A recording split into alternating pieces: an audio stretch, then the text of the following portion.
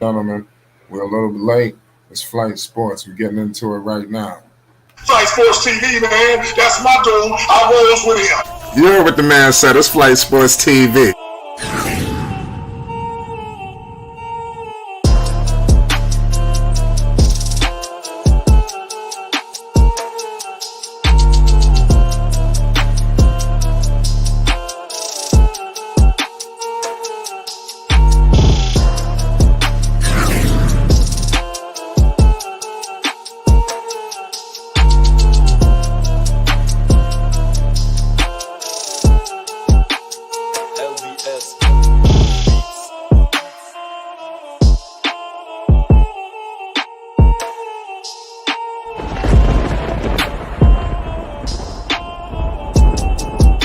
Like I said, Flight Sports TV. That's where it's at. Flight Sports TV.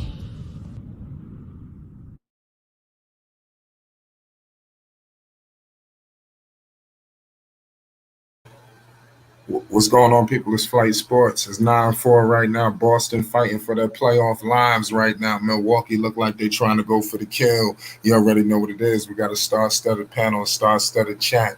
We're a few minutes late, but you already know what it is. It's very early. We ain't even get to double-digit points yet. It's Flight Sports. You already know what it is. Hope everybody having a good weekend. We just getting started on this Friday night, ladies and gentlemen. 8:53 to go in the first. Giannis at the line. 4 points already. Perfect. 4 for 4, ladies and gentlemen. Oh, man. Pardon me. I think that was his last game, if I'm not mistaken. I'm just checking out his numbers right now. He done went to the line already. We're a little late. We got Rave Kingdom in the building. What's good, Rave? Talk to the people. It's Flight Sports. Man.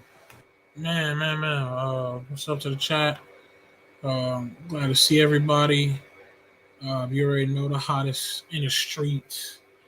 And don't worry, it's gonna be hottest in the street. That's all I gotta say, man. I can't say too much. But man, y'all already know what to do, man. Support the channel. Please support the channel. And yes, that means the Cash App, the Super Chat. But man, hit that like too, man. Hit that sub, man. I swear to God, comment. You know what I'm saying? Come on Fly Sports TV, man. Check out his past videos. You know what I'm saying? Everything counts, man. We want this to grow. We want this bigger than big. And trust me, like I said, every single dime is all towards this channel, bro. And it's gonna be bigger than big, man. I promise y'all, man. Like, I'm trying to tell y'all. Man, we got some things that's happened, man. We got the Bucks taking 12-6, on to be taking exact. on yeah, we got the Bucks taking on the Celtics. You know, Yeah. we're trying to get rid of this these playoff games, man. I Bucks need to hurry up and just get this over with. God damn it. Trying to extend this bullshit. Shout out Basil. Shout out Allen. Shout out Bruce. All the Appreciate guys in the everybody, chat. man. For real. We're just getting Most started, ladies and gentlemen. We ain't even get started. That is fact. 15-6. Boston looking nice. Oh 15-8 right man, now. I'm Milwaukee. gonna wait until more people come. But for No, people that is here, I'm gonna tell you. you got I told y'all better pay homage. I told y'all, don't y'all ever. Boston is winning the game too. It's 15-8. Boston up. Milwaukee just hit a 3. Oh, that's what's up. Tatum coming. No, pardon me. This is my man from the Spurs who they traded for. White. But now, chat. Derek White coming in the game. How Giannis do you pay that homage, already. He eating already. He got the full grill. You got Jason Tatum complaining about calls. The game ain't even get started yet. It's like sports. Hope everybody having a good night. We getting going. Let me know who y'all got tonight. Let me know who y'all got. Yeah, chat. Y'all gotta pay that homage though. Y'all tried to say James Harden and Embiid was Shaq and Kobe. That was very disrespectful. Y'all forgot about that, didn't y'all? Them boys and lost. And y'all try to call that Shaq and Kobe. Well, what the hell is wrong with them? Right, y'all didn't pay some homage, man. I'm waiting till most of the people that said it come in, but right. Boy, y'all didn't pay some homage. Y'all try to call that Shaq and Kobe. Oh man, that beautiful excuse of a duo, James Harden and Embiid. When I told y'all James Harden is a player that probably won't ever win a ring in this league because of his play style. Y'all thought just because he got Embiid, you know, it's over. Now I said I'm scared of Philly, but that's because of Embiid, not because of no damn James Harden. Oh man, we got Yeah, the that's right. Well, no panic was good. We lied. was What's Panic one up? of them? No, he wasn't. I don't think he said that dumb shit. It wasn't him. Nah, it wasn't him. I want those people who were saying that James Harden B was Shaq and Kobe. That bullshit. I want to know who was saying that. I remember it was like it was good up a couple people that said that. Oh man, that pathetic excuse of a duo. Oh man, I know y'all. I'm trying for y'all gotta pay homage on that. I don't know who's. I remember. I remember. As soon as there more people come, I remember who said that, John. Yeah, that's right. Oh, for sure, everybody, man. Al Horford, 0-2. Jalen Brown, 3-2. Marcus Smart, 6-1. Everybody else with 0. Game kind of just started. Brook Lopez with 2-1. Drew Holiday with all zeros. Wesley Matthews 0-1. Giannis Antetokounmpo 10-1-1, going crazy. Grayson Allen all zeros. Pat Connaughton with 2-1. Everybody else with zeros. And Giannis already hooping, man. He already got 10 already. Good God. And the Bucks have cut down the lead, y'all. So Giannis is on his. Giannis like, look, man, let's hurry up and get business done. That's what Giannis is on. Let's just get business over with. Yeah. No panic. Who you got tonight? I got the Bucks still maintaining and winning this game. I mean, let me get all the picks now. Drop it in the chat. I don't want to hear no misconfusion later. It's Flight Sports. Let me know who y'all got winning tonight. I don't want to hear no misconfusion later on tonight. Y'all know how y'all do. It's Flight Sports. Let me know now. I got the Bucks still winning. I don't give a damn. Yeah, I No got the boss, they gonna Bucks. fight. Yeah. Who you I got? said, yeah, I got the Bucks. I had the Bucks in 5. So shit, I ain't no need to change it. This one more game. I got them winning us. Okay. Y'all hit Who that you, sub, who hit you that got, like. Ray? I already know what to do. Okay, Rap Guy Reloaded said he got the Bucks. Everybody got the Bucks. We got a commercial break. Everybody let me know who y'all got right now winning this game. I don't want to hear nothing later. Everybody, Rave, you say you got the Celtics or the Bucks? No, I got the book. Okay. So what's Hey, going on Zay with pull up his how you see NBA the okay, so look, how you see the no panic, how you see this conference finals looking between the Milwaukee Bucks and the Miami Heat? Talk to me. And if Chris Middleton come back, gentleman sweep. Oh. Say what?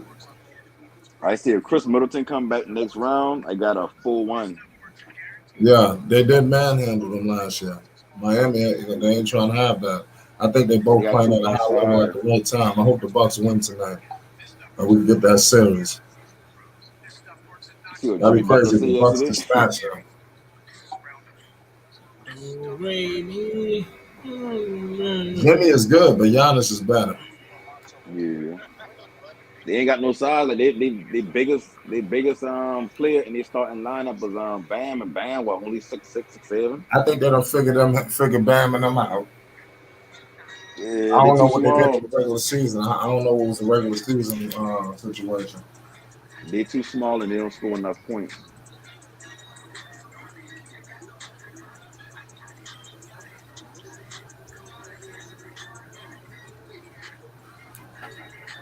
The real game gonna be Phoenix and Dallas. Yeah, that's tonight. No, I think that's Sunday. That's the Warriors. Belize, what's good? It's good, guys. It's good panel. It's good chat. Let's chime in with Uh, everybody real quick. How everybody doing today? so straight. Good. That's what's up. We sitting there watching this game right now. 17-14, the Bucks making the get back. Oh, Giannis just hit a three. Get out of here. 17 all. Shout Okay. out to Giannis for three. I'm Giannis got honestly, better. I'm not gonna lie, man, and I might sound real way out and all that, but the playoffs to me is not it, bro. Like, I don't know. Maybe it's because I had hopes that my boy LaMelo was gonna make the playoffs, the Bulls was gonna make a run, and they both kind of let me About down. time. Brooklyn not making it is to me, right? I'm waiting for the I knew finals, you was man. gonna say LaMelo. I knew you were gonna say You LaMelo. know it, Lamelo, bro. You know it, Lamelo bro. would have Because Lamelo the done reason bought I the said, series in LaMelo. the first the round. reason I said I knew you were gonna say LaMelo because when you said the playoffs wasn't good to you, and I just knew like because it's been actually the playoffs been really really good, but I Nah, just I knew you were mean, gonna all bring up right. Melo. I Let knew me it. let me I not knew, let me not nah let me I knew not you let were me. gonna bring up Melo. I But understand. hold I on. feel you. Let me I break feel it you. down though. Let me break No, it I'm down not. for me I feel you. I'm personally. not. I'm not bringing. I feel you. I ain't taking you Nah, there. I mean, yeah. I mean, I ain't tell you that. Yeah. for me personally, Boston is cool, right? But I'm a die Nick, bro. So I could never get behind anything Boston's doing, period. Like at Right. all. Like at Yeah, all. yeah. So it's like, and then they eliminated Brooklyn. So it was like, damn. So when I lost money on that bet already off the Right, right, gate. right. So coming into the series, it was already like, oh my God, serious, You bro. put money on the Nets, Yeah, I put money on the Nets, dude. like from the beginning of the season. Dude, I said it for the. I I lost said a it for lot of money with the Nets. I said it from the very beginning of the season, warned everybody about that team. I said, y'all gonna keep up with the hype, bro. You're gonna be bad, They man. got Basil said the playoffs You been could, great. I mean, Some you people can like say it. that, right? But I It could mean, have been I better. went to the game opener against Charlotte. It was Brooklyn versus Hornets. The game opener in Brooklyn, and watching the riot, they was really ready to riot because Kyrie couldn't play. Mhm. And I really believe, man, like if Kyrie was playing full season, there's no way we would have been in this situation right now. Like I feel like the whole situation with Brooklyn would have been different. The dynamic, everything with I Harden mean, probably would have still he stayed. played. He played last season, right? And they failed. Bro, we talking about COVID, bro. Like he literally couldn't play the whole season. He had to play All half the right. season because of COVID. You know what I mean? No, And no, then no, on no, top of no, that, they no. didn't they didn't they He didn't took. approve it. He sat out that season because he didn't want to take no shot.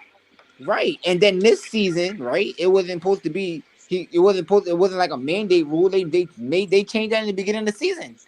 Going into the season, we thought we had a full roster. I'm not a Brooklyn No, fan, no, nothing. hold up. Last season, Kyrie ain't sit out because of COVID. Kyrie been hurt. He Yeah, get he he was get hurt playing. like he get hurt. He ain't sit out because of COVID last season. That happened this year. He had missed a lot That's of games this due to season. COVID. He was healthy going into it and everything. And right at the beginning, like right before the season started, they said, "Oh, if not vaccinated, they can't play," and all of that. Like, and then Andrew Wiggins wasn't vaccinated. It was a lot of other players that wasn't, but they just put that whole stamp on Kyrie. And I just felt like that kind of broke the team. Like even with Harden, him not being built like that to like, you know what I mean, weather the storm and just hold it down until Kyrie come back. Like him just kind of giving up on the team. And then look at him choked again. Like he choked at OKC. He choked everywhere he go. He choked in the playoffs when they need him, bro. Like, I'm Gosh, come on, bro. I mean, it is what it is, man. I you was see good what? for Jimmy Butler. Jimmy Butler got his ultra revenge on him last night. That was good to see, you know. But yeah, the season. I mean, the playoffs been fine, bro. I'm just, I'm just kind of biased, Yeah, like I I feel said. you, bro. I'm just biased. Dude, I'm not trying to, listen to me, man. dog them You out, don't but think this man. What's chat good, is Thunder? Shout out to listen, Thunder. you don't think this chat is filled with how we could have seen Alonzo and LaMelo in these playoffs, bro. You don't. I understand, bro. Nah, you Trust me, feel me, I bro? understand. Like especially this It year. hurts. Listen. Especially this year, because Man. especially this year is so powerful for us to finally see them in the postseason because of how it's expected. Lonzo's on a very good team that you just knew that they're going to the playoffs. LaMelo Ball, he's coming off a great season. You know what I'm saying? He's an all-star. We're getting ready for him to take the team to new heights and new levels. So So shout out trust to me, Chuck bro. I Moss with the $5 understand, bro. super chat. But I mean, when it comes to these playoffs, it's been very good. But like your case, it might be it's just okay. You chilling. I understand. It's Yeah, been bro. very I'm good, bro. chilling. I I'm understand. chilling. I'm Yeah, I kind of understand. I'm really antsy to see like next season how they put it together, man. Like I don't Yeah, know, honestly, bro. Like motivation, like again, mad random again, but like I go into the NBA store frequently. Like, I always pick something up random from them. I love NBA. Like, I'm basketball all the way. I'm so blessed to have an NBA store in New York. Like, I could just, man, it's like a dreamless Right. paradise Okay. there. But anyway, going in there today, man, like I seen this tourist guy, man, and he went, like, we literally walked in the store the same time. We actually went downstairs and we went by the kids section, and first jersey he picks up, bro, I cannot make it up, bro, is LaMelo Ball. Like, he picks the ball, like, jersey up. Oh, I gotta get this for my daughter. Then he picks up the next jersey, and of course, I'm gonna be real with you. I'm gonna be real, and I don't care. I'm gonna go on the panel again and say it. He picked up Julius Randle. I just had to let him know. Put that shit down. Pick up number 9. Pick up number 9. RJ Barrett. Randle is not it. Put that jersey down. Literally, I got it on video. But I'm just saying, like, it's real, bro. I'm dead. But I just, I don't know if you noticed, like, if you watch any high school basketball, like, all you see is the NBO ones, bro, everywhere, bro. Like, these kids, like, Jordan's is not it no more for sneakers. Like, yeah, you got your Kyries out there. Chill out. Say Nikes, not Jordans. Jordans is the one. Don't do that. No. I'm talking about. NBA ones is hot as fuck. No. You gotta hear what I'm saying. I'm talking about this younger generation when it comes to buying sneakers to play bowling. They're not looking for the Jordans, bro. This generation is not looking for the Jordans to play bowling. They're looking for the Jordans to get flying. They're looking for Jordans to get flying. They're not looking for Jordans to bowling. When you look, I'm talking about look at these high school teams. Like, everywhere you go, any high school gym you walk in, you're going to see somebody with the NBO ones on. Somebody. You're right, because Jordan's more about style and going out and swagging out. But that wasn't the case. That wasn't the case for our generation, bro. You know that. That wasn't. You know what I mean? So to see I'm younger than you, bro. I know what you're talking about. Yeah, that's what I'm saying. So to see this happening, it's like, yo, wait a minute. This is, it's like watching history and everything just unfolding, bro. It's a good time to be alive, man. And if you're not woke and paying attention to these details, you're gonna catch up so late. Like, I watched the interview with LeVar this morning too. I forgot what channel it was, but it was on some channel. He was just talking about his sons and everything, and going into next season. Man, they don't even know. Me, here's my thing. MB1s couldn't come out in a greater time. The reason I say that because, like you said, they're flowing with the younger kids, getting hoop shoes to get MB1s, because it kind of makes sense. Because if you really think about it, many people don't even have a good amount of hoop shoes. Because you don't really bend your shoes. Like, you don't have no creases or none of that shit. But your hooping shoes, more likely niggas got the same shit. Some Kobe's, or you know what I'm saying. You got some. Everybody got the same shit. Some OJs or something. Yeah. So putting a whole fresh brand of shoes, especially that's a guy that's fuck with everybody, especially the newer generation, and all the hype. All the I wouldn't go too much in the hype. I wouldn't say hype. I would watch. Hype, but I'll go like this. How about look at it from this angle, right? It's kind of like just watching it happen before your eyes. It's like, all right, we watched this kid at 14. You know what I mean? With no shoe deal, no. I mean, besides Big Baller Brand, right? I'm talking on the margin.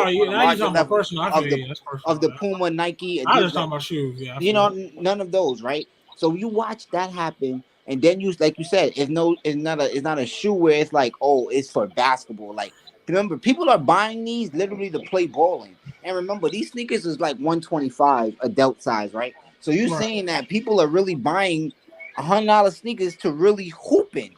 That's not a normal thing, bro. People used to buy the $70 sneakers, $80, maybe $100 sneaker to hooping, literally to say, yo, I'm gonna go play ball in these. I'm literally, you know what I mean, going to hoop in them. But that's why I said that. But that's why I said it came out at the right time, because it's a fresh new sight of shoes.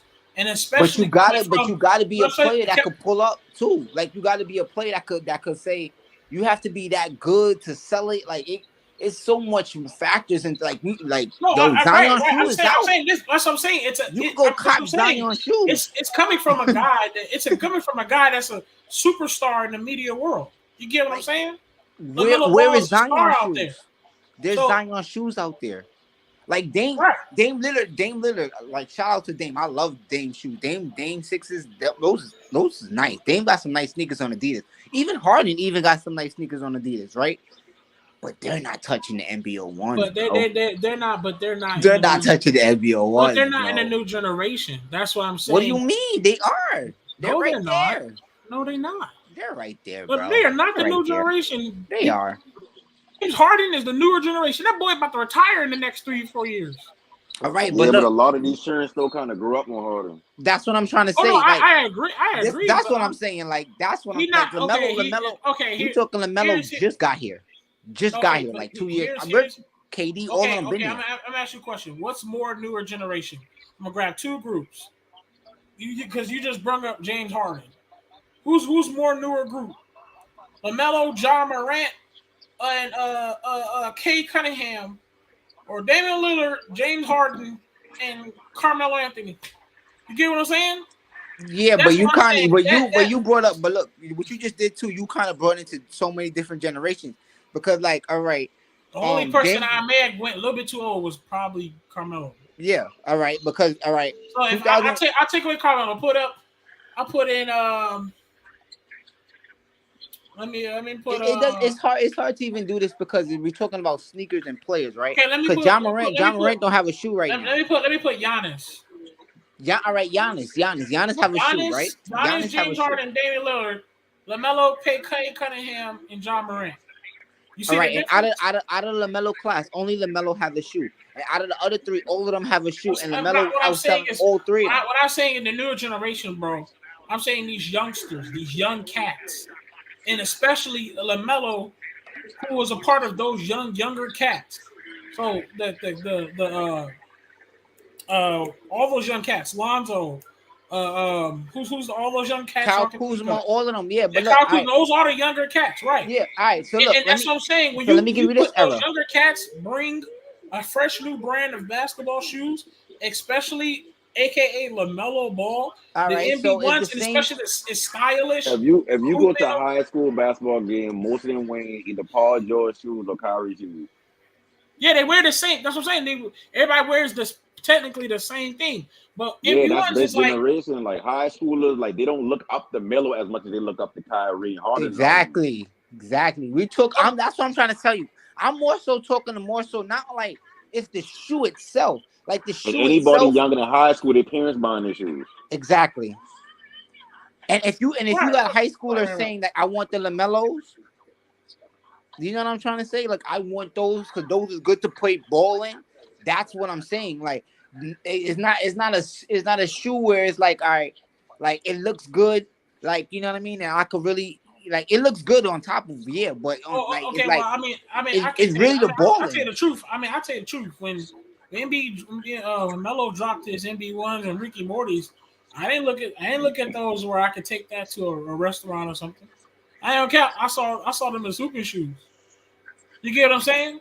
And that's because, and now I'm gonna say this right. That's because now the Ricky Morty's, you're not from New York. Now Ricky Morty's, you can pull it off. Something different. You got bro. You see how I wear those, bro. The way I put those Rick and Morty's together, bro. People look at me and be like, "Yo, bro, you what? Like fashion god, like, bro. Right, you gotta really you can pull right. You can do something. Yeah. You really gotta know what you're doing. But that's LaMelo for you too. LaMelo's like that. You know what I mean? And not to bring it back, we're Leos. Me and my guy LaMelo, we Leos. We L Club, like. Louis, like we here, bro. Like, you know what I mean? It's a different type of cockiness. Like even when you make your shoe all purple with the turquoise blue in it, like these are statement shoes, bro. Like they're not like your regular black and white sneakers, bro. These are those. Like these are those. I did not cop, and it's kind of my fault. I should have been copped it. I want those black ZO2s, bro. that shit gives me like a Kobe style feeling to me, bro. I'm about to Yes, really sir. I cash like out and get those. with I those. like those. I don't give a fuck. I'm really not into blue. I really don't do blue like that. But I really No, black. No, I know, I feel you, but I really don't do blue like that. But I think I'm gonna cop those G3s, those blue and black G3s. Think I might cash out on those. Oh man. Yeah, I think I need a pair of Jellos in my life. I ain't even gonna lie. I need a pair of Jellos in my I life. feel you, bro. I feel you. I really want to do a pair of Zoes, but not right now. Like Zoe, not right now. Like I'm not. His shoe, like no, his shoe is not all that to me, bro. Like the style though, like you know what I mean. It's not like the G3s to me. Those look dope. The other two I didn't like as much as well, but that black ones though, by ZO2s, the black ones, oh yeah, those are fire. I like their luxury shoes Those too, ZO2 bro. ones, Them I gotta luxury get shoes those. is nice. Those luxury shoes that I like gotta Jello get those. created, those is nice too. I gotta get Those are nice. Like the one that says I told you so on it, the all right ones. Oh man. Those look like some what you call it? Some McQueen, some Alexander McQueens. Mhm. You know what I mean? That's how they look to me. They a go ahead though. They definitely a go ahead. Luxury level, all that good stuff. You know, shout out to the big baller brand, man. Shout out to the Ball brothers. You know, for sure. you know that's Most just definitely. what it is.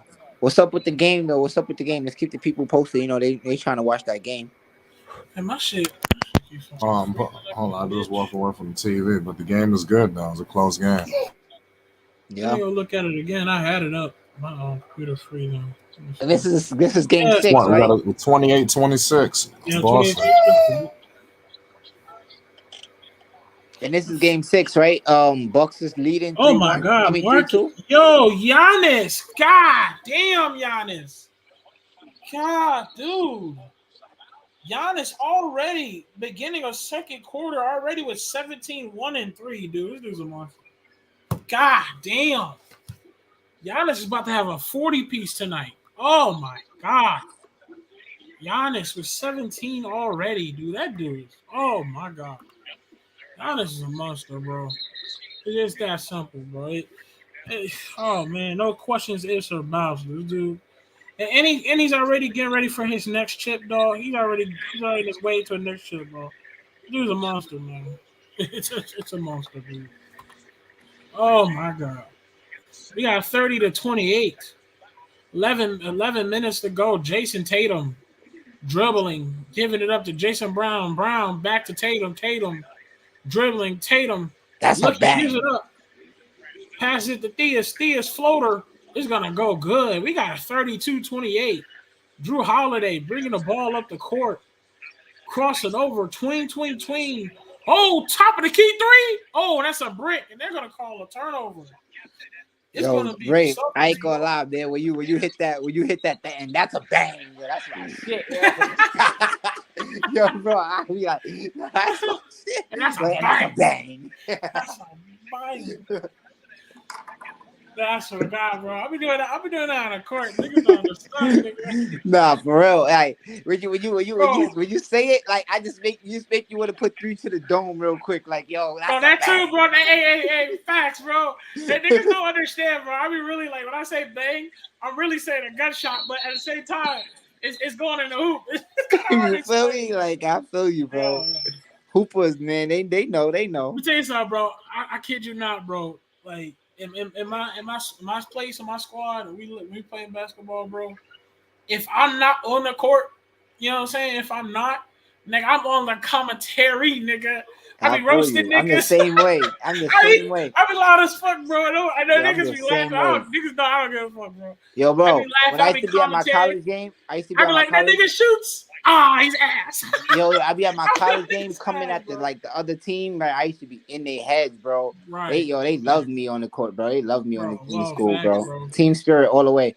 But yo, I wanted bro. to say, bro, I'm gonna get this on wax, man. Before anything, man, I know you're a coach, and you know I'm a little coach too, right? So before it's all said and done, man, you're gonna have to get your team together. You're gonna make this happen. We're gonna go to Belize and we're gonna ball out, man. Coach versus coach, bro. I'm challenging you, bro. Challenging your squad, bro. I don't care what you got going. We're gonna make it happen. Before we close our eyes, man, we're gonna make this happen. We're gonna make it happen, bro. I want me and you coach against you in Belize, bro. Facts. We're gonna make it God, happen. what? However, I'd have some to way. get a whole trip, nigga, tickets. Yeah, we're gonna bring the kids. We're gonna do Oh, it, man. shit. Flight Sports is gonna sponsor the thing. It's gonna happen. It's I'm not nothing dead. right now. We just gonna speak it into existence, and Man, I'm dead. we're gonna make it happen though. We'll see, One man. I time for mean, the one time. it's kind of hard because I'm on my simple shit, man. You know, I'm trying to get to where I have a team because Nah, that's I'm how just it coaching starts, bro. like Rex. You get what I'm saying? Let So me my tell team you, is up. bro. I'm in the same. I'm literally in the same position, bro. I'm not no ultimate big time coach. I just went to school for it. You know, I got my little paperwork behind it just so I can make my shit legit. You know, Word. but other than that, man, I don't got no team or nothing either. You know, I'm kind of just doing it off of like a So dream. You know, off the rip yeah, type off the shit. dream. Like right now, like my daughter loves basketball, so I'm kind of coaching her. So, you know, and when I be out there in the park, you know, I see other little kids and they be watching, like they be wanting it, you know what I mean? I be seeing the parents be like, yo, you know, like I be seeing it, but I'm not putting myself out there just as yet to like, because I want to master it with my daughter first. I want to make sure she's comfortable knowing the game and for me to take on other kids or, you know what I mean? Just those little stuff. So, but that's why I say one day in due time, and we're going to make it happen when coaches, Ray versus Louis, in Belize coaching up, man. We're gonna make it happen for the kids, though. It's all gonna be for They the kids. definitely got to put it in All for the existence. kids. All for the kids. Big fact. Yeah. All for the kids. Big fact, bro. You know what I'm saying? Because I'm sure there'll be some nice kids in your neighborhood that wouldn't mind going to Belize to go whoop some Belizeans' ass in basketball. And I know us Belizeans ain't ducking no smoke, so we want those competition to come through. You know. Oh man, And that's why to do. That's why to do this one time. I had last year, my last season, I had to take these kids to my court so they could see what it's like to like dudes who's not even in organization ball. Just like I told them, like listen how other people communicate. yep. Even though like this ain't organized. Like right now outside, they ain't organized basketball, right? But Mm-hmm. niggas is outside like yo, I'm here. Screen. Like we're talking out loud. Now Yep. don't get it twisted. You know, we can get wild with our mouths, but at the same time, I want them to see how it feels like to trust one another. You get what I'm saying? Amen. You're gonna mess up, but at the same time, go out there And and not shoot only with that, confidence. You know what what I'm you also saying? showing And get them. after. And what you're also showing them by taking them to those type of courts too is showing them different type of styles, different type of players. And that's kind of like, you know, not to bring it back, but you know, everything come back in a circle. That's kind of like what LeVar was doing with his kids. That's why you should take them down to South Central and let them play against other, you know, other type of players, not just the preppy kids that's in organized basketball. It was like, you know, you need some of them raw, them people who don't got nothing to lose, who just play for fun too and just really go hard. You know what I mean? Like Right. you need to play against those sites because Right, bro. that's gonna make you go harder and gonna help your creativity get up there, you know, and Big that's facts. old school basketball. Big facts. Most definitely. Yo. And I be showing them, man. I be like, and I remember one of my players. He watched the dude snag that rebound right out of the air in front of his face. I say, hey man, it's gonna happen to you every single time if you don't go up there and get it. If you get it, you go get your rebound. He ain't gonna snatch it. If you ain't gonna go after it, he gonna get it. You get what I'm saying? That's what I want them to see. You know, I want them to see like either you gonna grab that rebound or not, or you're gonna set that screen good. If you don't set that screen good, you know what you doing. You know what I'm saying? Hey, I want them to see it. So I feel like it was really good. I'm probably gonna do it for the team I get this year. So I ain't gotta worry about a team until September. August or September, that's when it starts. Oh, Giannis! Come on, man. You gotta hit that mid range, dog. Gotta hit that. He's wide open right there. Jason Tatum with the drive. Ooh, Jason Tatum with contested fillet. 40-30, everybody. Giannis dribbling. Giannis thinking about it. Giannis at the mid range gives up to Lopez for a three. Oh, Lopez scants the rim. Jason Tatum dribbling, throws it up to Theus. Theus thinking about it, not going to work. Swings it out. Jaylen Brown gives it to Tatum. Tatum on top of the key, contested. Brick. And that's a bang. Giannis No. dribbling, foul by Theus. And Jason Tatum is confused as hell on how he did not get a call.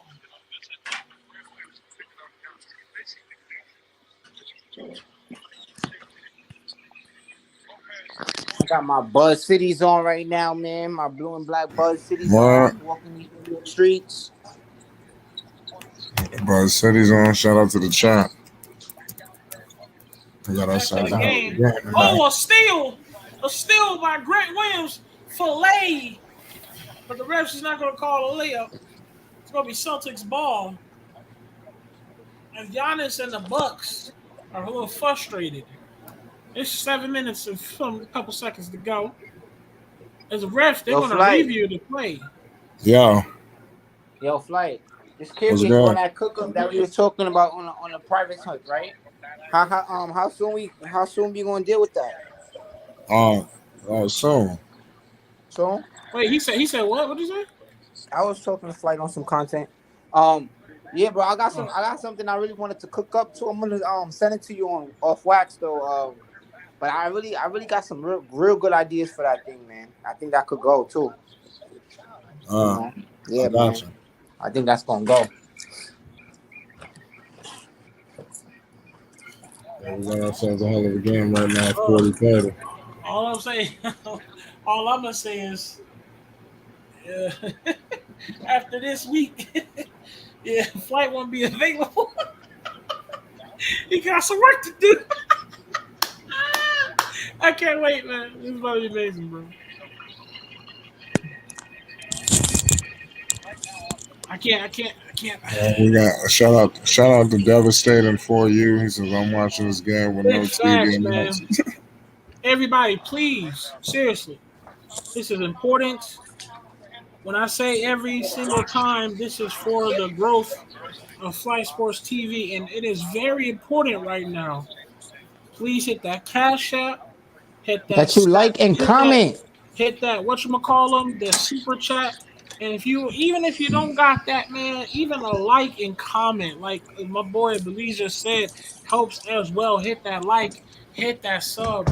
Trust me, it is the growth of Flight Sports TV, and it's also for something very upcoming that I'm not allowed to say. So please give what you give. So much going and the on. hottest in the streets. Flight Sports TV. Man, Flight, can I ask you a question? What? What's good? I want to ask you a question, right? I always was wondering this, and I always just, feel like I wanted to ask. I was gonna ask off wax because but I feel like I should ask here just for content purposes, right? How did you, if you didn't speak on it already, like how did you even pull off the interview with LeVar? Like how did that go, bro? Like what was you thinking? Like what was that conversation like? Like how when he said like I usually that one alone. I mean, you don't gotta say how you got it done or nothing. I just want to know like the experience, like how it, like like how he's how that went for you, bro. Like, cause I could only imagine, bro. Like just me thinking personally, like if he was to call me up and be like, "Yo, I want to have a talk with you," man, bro, my heart would jump like 1,000, bro. Like I wouldn't even know how to respond to that. Like I would be so geeked, like respectfully, like because it's like I don't know, man. I don't know. Like I tell my pops how much of an influence he is, and my pops be looking at me like, oh, he bugged out, oh, that type of that. I'm like, oh, Dad, you should have been like that. You were so busy trying to be a doctor and shit. Shout outs to my dad, but I'm like, damn, yo, you know what I mean? If you was trying to make me a doctor, like like the way you was trying to be, I don't know how. LeVar, man, he's the GOAT, bro. So I was just always curious how that how that conversation went. I'm pretty sure he was a fan of the channel and everything like that. But that's all I gotta speak on. Yeah, I mean, it was cool, man. Like I said, it was a good experience, man. Like I said, of course, it was like wow, but I mean, I'm just happy that it happened. It was definitely an accomplishment. Happy, emotional. It was a good moment. How the phone call happened, like, it was wild. We're gonna save some of that. We're gonna save some of that for your channel when we do the interview. Yeah, man, I can't wait, bro. Yeah, I can't wait. Yeah, whenever you do the interview, I give you some stuff. Yeah, definitely. Because I'll like I give you was some telling, things that people might want to hear. man, I can't wait. I can't wait. I'm gonna hold you to that one. I got some questions for you, Flight, like on some content building, all types of stuff. I feel like the interview will be dope, and it'll be a good way for me to like, start my way up. Off coming off of like it's like I'm a child of flight sports. I'm like one of the babies. So you gotta bless me into this world. You know what I mean? Cause you got me feeling like I could do this thing. I ain't gonna lie. I told you that off wax too, man. You Zen, shout out to boy Zen, shout out to my boy Quez, even Rave too, bro. Rave, you make this thing fun for me, bro. Like, and I cannot not mention him. Him is like the biggest motivation to this whole thing, bro. For real. Yeah, I shout out mean, hungry home. she believes, man, that there's a lot of guys that's grown here on Five Sports TV, but they forget the birth. You get what I'm saying? Oh nah, I can't forget that. I can't forget that. Hey, bro. Hey, man. Let me tell you something, bro. I'm a proud to say Flight Sports is my poppy on this channel. Nah, On the nah, YouTube you world, ain't in the got it. YouTube world, like you know what I Nah, mean, you the ain't got YouTube it. world. Yeah. Yeah, Flight Sports is the poppy. That's how it works. And That's how it works. I've seen so much. Never said never, bro. That's all I'm saying. I ain't gonna lie though, my uncle channel, my uncles on this YouTube platform know it. Shout out to Ball Facts and AB the Hero. Those are my uncles on this YouTube platform. I swear, bro, only come on this. I swear, only come on YouTube I'm for y'all dead. 3 channels. Like I I'm dead. promise you, everything else is just like a plus. Like faithfully. Hey, man. Look, man. Look. Not to hit any channels that's trying to be big like that, but we talking about Who Jargon, AB the Hero, Ball Facts, Five Sports TV, man. Man, Can't go wrong. that's Yeah, man. That's the game. You know what that's I'm the saying? gang, and That's the game, man. that's gang right there, man. That's the squad. I seen another channel that was kind of whoopty whoop, but I Now don't want to. everybody else be capping. I just leave that alone. Everybody else be capping. Yeah, this YouTube thing be funny though. I ain't gonna lie, bro. Everybody I else don't be know if y'all capping. noticed, but I'm top 5. Run up in your comments, bro. Speak my mind. Say how you feel. Like, man. But I be seeing people be capping on this thing, man. I be like, yo, bro, what's up with y'all, bro? Y'all watching the same thing I'm watching or what? Because how you get that? Like, where you get that from? How did that? Did it just come out your ass or something? Like, what the fuck? Respectfully. But you know what? Five Sports TV, we're all as welcome. All as well. Even the guy that's kind of a little bit south. You know what I'm saying? A little west. What's up, King? What up, bro? Yeah, everything Yo, good? what's good? What's up, man? Devastating. What's good? Can you hear me? Yeah, where you calling from? Shit, right outside of Milwaukee, Yo. Kenosha. Okay. All right. Nice to hear from you, man. How you feeling? Shit, I forgot they was playing. I would have went on down to the stadium arena and shit. Why's my shit freezing? I drive trucks. I'm picking up some at Amazon. I would have went to the game and then had enough time to pick up my stuff at Amazon. Oh yeah. Yeah.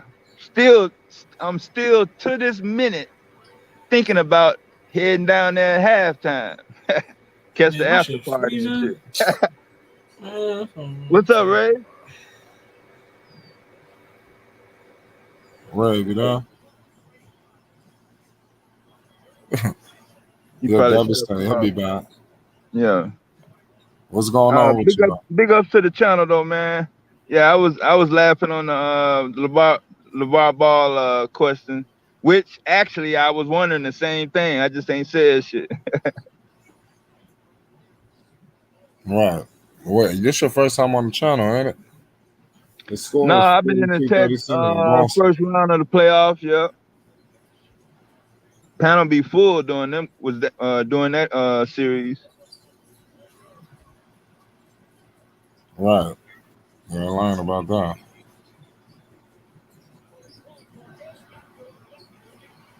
Shit, I'm up here watching. This game is crazy. 42-39, 5:13 to go.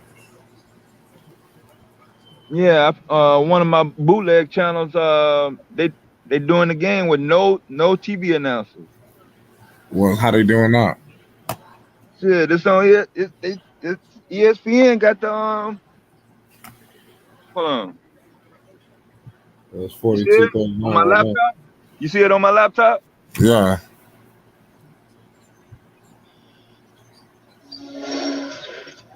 You hear the shoes? Yeah. You ain't got it. I'm watching the game. Yeah.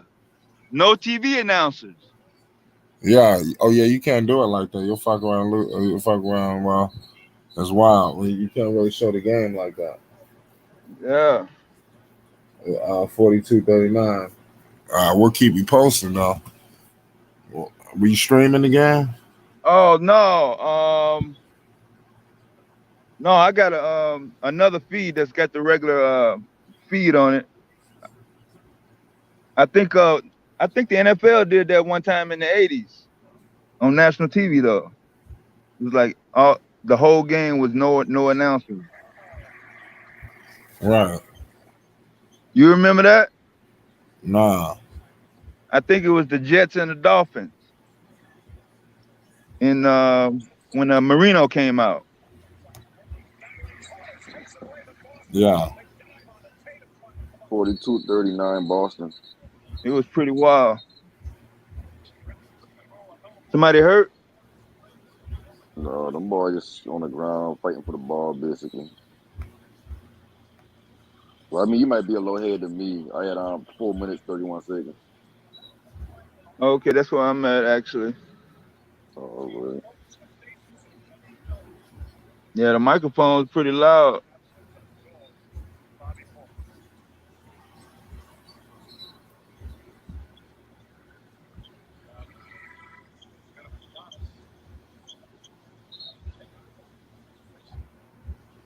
You still gonna be on doing the Grizzlies game, the next game? I mean, yeah. If it's a good game, if the shit start looking sorry, then I cut the shit off. But it's 42-39 right now. I thought this one was gonna be the better game. You know, that's why I figured I'll go with the early one. Elimination game? So what? This elimination game, man. Yeah. Isn't the next one the next one's elimination game too? Yeah, double elimination Friday. Damn, man. I think this both a hot night. should seal.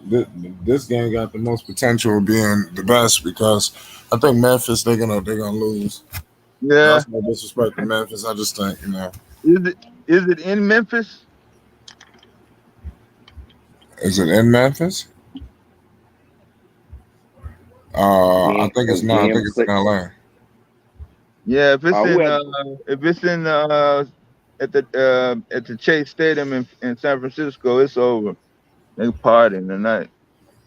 Yeah, I think damn Grizzlies had a high seed than Warriors. Yeah, they was balling. So I think he in Golden State today, game 6. Cause they get blowout last game in Memphis.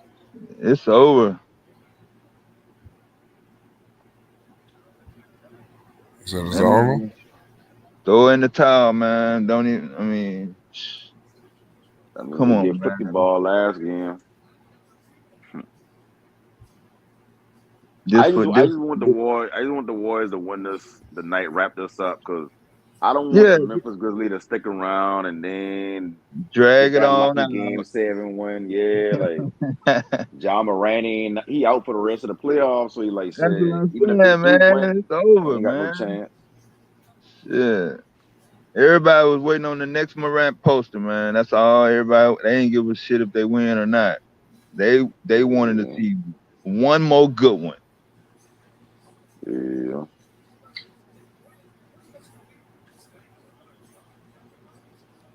But shit, them boys seem to play a little better without Durant on the court.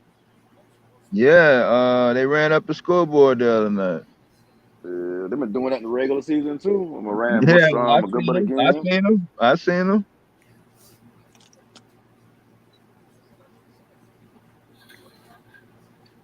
But I mean, it's shit. They're gonna give him a rent that max that extension soon. It Yeah. ain't a thing. You see how them boys trying to do Kyrie? Like he talking about they about to drop him or something like that after his contract up. Yeah, it's becoming a liability. I don't see how like shit. He got the most popular shoes. Like that shit crazy. Man, the public relations, all that front office, all that extra stuff, it's cutting into the bottom line, man. Yeah, At this time rate, going. they'll still have tickets available to walk in at the door, at the rate they're going now. Yeah, Who shit. you got? Time sent. Who you got Go ahead. winning this game? Devastator. To my right here, Giannis against Tatum them. Yeah, Man, in Milwaukee, right down the street. Damn. of course you got I'm Milwaukee. gonna have to ride with the Bucks, man, at home. The upset. In the upset.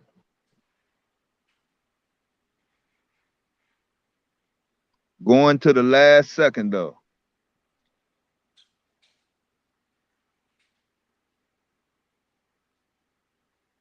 Cause if it does go back to Boston, man, ain't no way they can come up out of there with that one.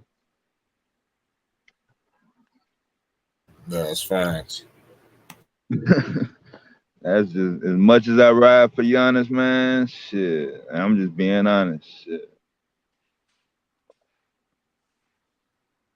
Shit, that's these the type of game right here where he the best player in the world. You got to prove it. Like you can't go to no game 7. Yeah, motherfucking no. Cause game 7 in Boston. I don't care how good you is, that home crowd get behind you. Matter of fact, long as I've been watching basketball, I ain't never known that. No matter what the roster said, Game 7 in Boston, that's usually always a loss for the road team. Uh-huh. From the '70s to now, 50-year span. Actually, it go Yeah, back longer than that.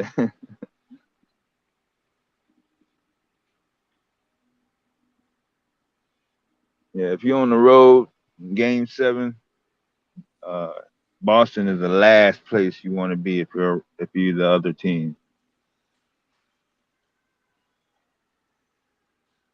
Yeah, man. The Boston definitely elevated their game. It's crazy what happened. So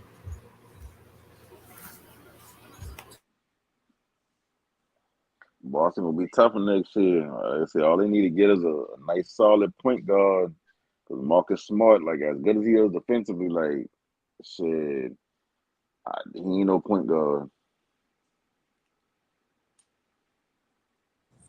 Hey, sorry, chat, bro. I just want to tell y'all a random funny joke. I'm outside right now. I'm outside. But yo, these dudes is there arguing on the corner right now about Magic Johnson, Jordan, and Larry Bird, right? So here I come out of nowhere. Yo, bro, the best point guard ever is LaMelo Ball. I don't know what y'all even talking about. Here they go. Oh, here go the young boys. Here come the young boys. It was just mad funny. Just had to just throw that in there. Yeah, well, I don't like it when you bring out the ball, brother. Nah, man, I be really walking. Like I said, I got my NBO ones on outside, so they be calling me little young mellow out here, man. I be really wilding. I be trying to put everybody on with the culture. I be having, bro. Man, I love Harlem. Harlem, man. They gets it. They gets it. They gets it. They getting it. They getting it. They getting it. Cause this is a basketball city. You know what I mean? So to see stuff like Yeah, that is motivation. To be honest.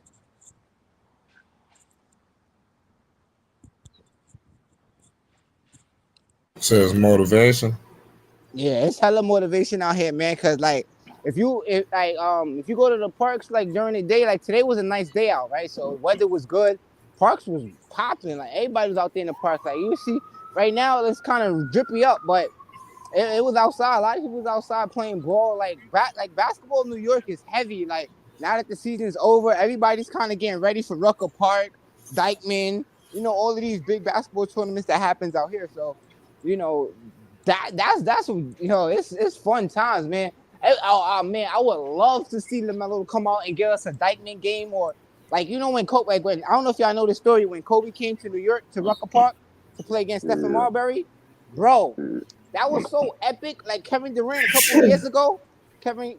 couple years ago at Dykeman, he scored 66 points against Michael Beasley. Like, these things is like real, and they're like, you know what I mean? Yo, bro, if LaMelo was to come out here and get crafty, and the perfect person to me personally, I don't know how to make this happen, but Cole Anthony, bro. Somebody needs to call Cole Anthony, tell Cole Anthony to challenge LaMelo to come to New York and play against him in the street ball one time for the culture. Because Cole Anthony's from New York. He's a New Yorker. And man, they go back and forth all the time.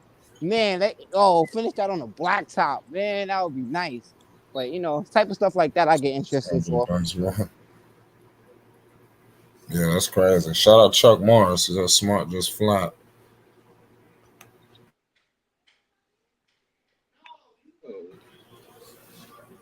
We almost at halftime. Boston fighting for their life. Let's see if Milwaukee can come back and close. Man, if the game is tight in the fourth quarter, I'm gonna put it on. If not, man, I'm putting it on the Bucks. If the game close, I got the Bucks in the fourth. Oh, that was Rave that was making that noise earlier. I think so.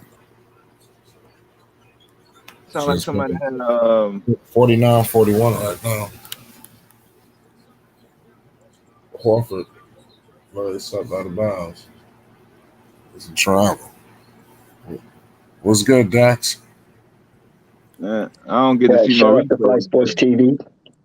Shout out to the panel. Shout out to the chat. And shout out to everybody that's rocking with us tonight. Right. Shout out Dex. Yes, sir. I'm gonna cut the game on right now. I just stepped into the crib. I'm gonna see what I done missed. Because it sounds pretty quiet here on the panel. Yeah, like I said, it's 49-43. It's headed to halftime right now. 51-43. Giannis cross half court, a charge. It's definitely an offensive foul. Man, shout out to that rice and beans, cabbage, and jerk chicken that I'm about to eat, man. Not the jerk chicken. Be holding it down, bro. That should sound like heaven. Not the jerk chicken and the rice and peas. You at a Jamaican spot. That's Jamaican food. I had to go to the Jamaican spot. I had to, man. It's not like I'm in LA like you, where you can go to the Belizean restaurants. We don't got no Belizean restaurants out here. Man. They got those? Nah, we don't got no Belizean restaurants in New York. Only in California, man. I've been telling my grandmother for years, open up a Belizean restaurant, man. You have a large Belizean population out here in LA. Yeah, it's heavy out there. It's heavy. I know. I be jealous every time. Every time I go out there, I'll go get me some Belize food. They had some which chain? It was off Crenshaw. The one I used to go to was off Crenshaw and Hawthorne. I be in the hood when I be in LA. LA? Yeah. Hawthorne and Crenshaw. Yeah, that's Hawthorne and Crenshaw. That's El Segundo. I don't know. See, I see that all that technicality stuff. I don't really know, but I know that still could be city of Hawthorne. It could be Hawthorne. It's on the borderline. Hawthorne, El Segundo. Yeah. No, yeah, my uncle stay like over there, and there's a Belizean restaurant close by over there. I used to always go to. Oh yeah, they got the bomb spots for sure. Yeah.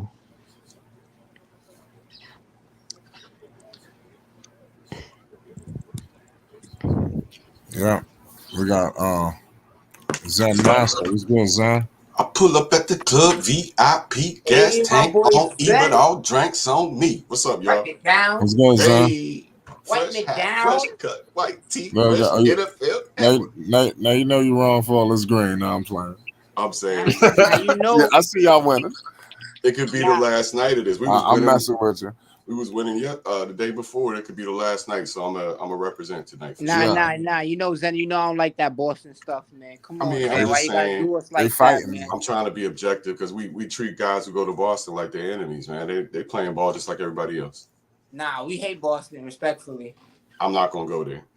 Like I said, this whole The country teams, racist. New York wise. New York wise, I get it. I get that. Penguins, Celtics, Red Yep. Sox, all of them, they gotta go, man. They I just gotta completely go. understand that. I That's completely all it understand is. that. Yeah, but they doing well so far, but they was doing well last night, man.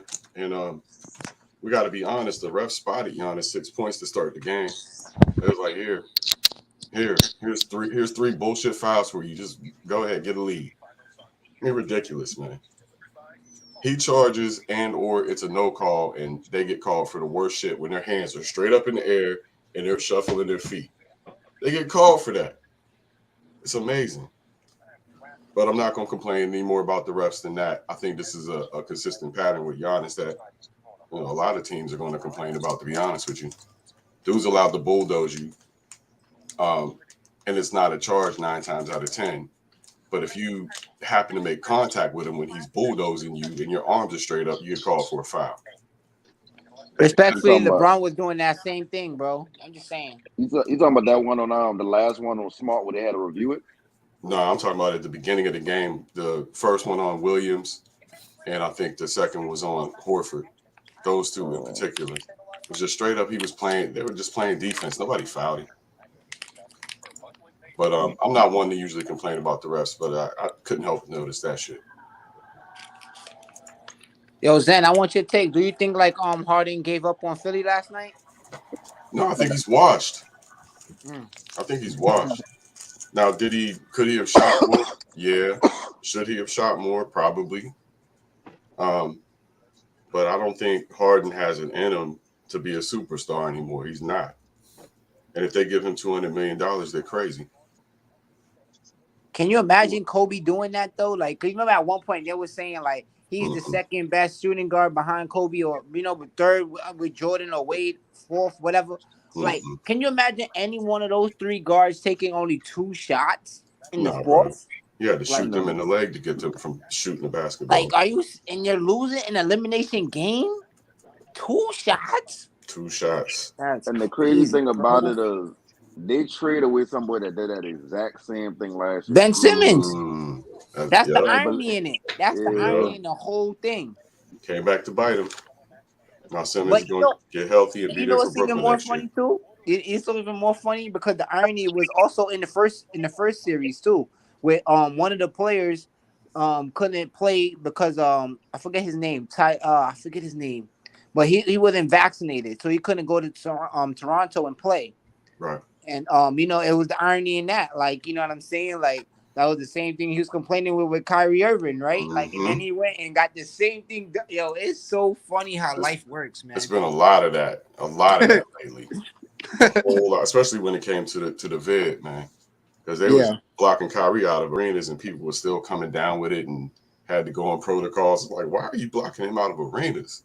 And then it was even more crazy where it was like, oh, if he played as like the recent rule they made when they changed it, when they said like visitors players could play with it or whatever, but he couldn't, and it was like, wait a minute. So wait, if he was on the other team, like if he played for the Knicks and came into it was any other, like if he played for any other team and came in Brooklyn, he could play on the team. Like if he went to Philly instead of Harden, he would be able to play against Brooklyn, but couldn't play as that was crazy. I was that's why he had to go to that Knicks game, Quiz. He had to go to that Knicks game. Was that Belize or Quiz? I'm sorry. That's Louis. It's Louis. It's Belize. Oh, see, I always mix you and Quiz up, man. Yeah, I like that. Y'all sound alike. That's my guy. For sure. But Flight, I'm gonna calm down for a minute so I can light my Lucky Charm. Right. I'm setting up the Lucky Charm too, man. Shout out to Big Flat. It is National Leprechauns Day, by the way. All right. Wow. Wait, is that a Colin Kaepernick I see up there? Dex gonna make me break out my 7. Dex, is that a Colin Kaepernick? Sure is. Yeah. Cap. Yeah. All I got one hanging up in the closet, bro. Red though. I like the Oh, white. you got That's the red? fresh. Yeah, that white is It's fresh though. funny. I want the black one so bad. I know it's crazy, but I want the black Ooh. one, man. Yeah, that black Yeah, one that is black one is nice. tight. Yeah, I want that But black one. I'm not a I football want person, but I stand for Kaepernick though. Well, right, kneel for Kaepernick. right. There we go, right there. That bright red 7. You know what I'm saying? I mean, I agree with Antonio This Brown though. He took the money, so you can't complain after you take the money. Oh yeah, and now he going. Now that's what you see how he going through what he going through. Funny stuff. Why don't he go to the CFL and ball out? I mean, I know it might sound rough, might sound beneath him, but just go put up numbers in the CFL. It'll be all right. And you know what's crazy? I always feel like that too. Like I don't see why people don't take the Stephen Marbury approach. Right. Like Stephen Marbury did really well. Like people will say what they say, but he went to China and changed the game forever. Sure did. Spark China up. Spark China the fuck up. Forever, bro. He got statues, museums. Like yo, like why not go that route? Like, oh man, you seen them? They offered. I went to China in 2015, and the first name they offered I heard, Kobe $100 million. The first American name I heard when I got to Shanghai was Stephon Marbury. Facts. The very first American name when I got there. I believe it. Because they wanted to identify with me, so they were like, "You like basketball?" I'm like, "Yeah." They're like, Stephon Marbury? Yeah, absolutely.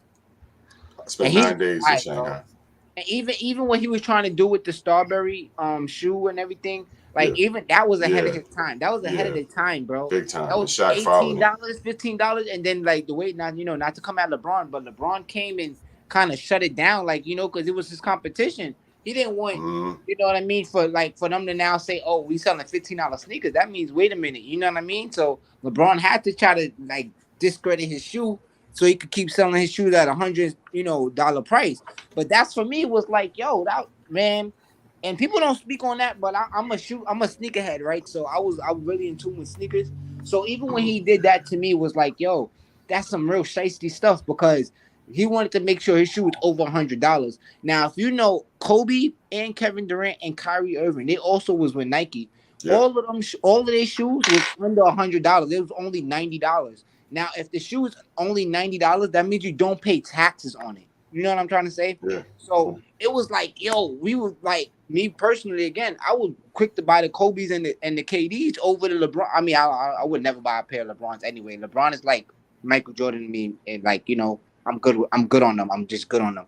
But it's like, hey, you know what I mean? It was like, yo, bro, why did you made it where your shoe had to be over $200? Like, it was just crazy. Let me break it down for even further. You got Ennis Canner Freedom today coming out complaining, saying that he wants Elon Musk to buy the NBA as if that's possible, so that he can be put back in the league because he feels like he's being blackballed from the league because of his political stance against LeBron. At the same time, Brittany Griner has been in the Russian jail since February for cartridges of weed. Yes. And just yesterday, they announced an extension on her case for of at least another month. Yep. Right.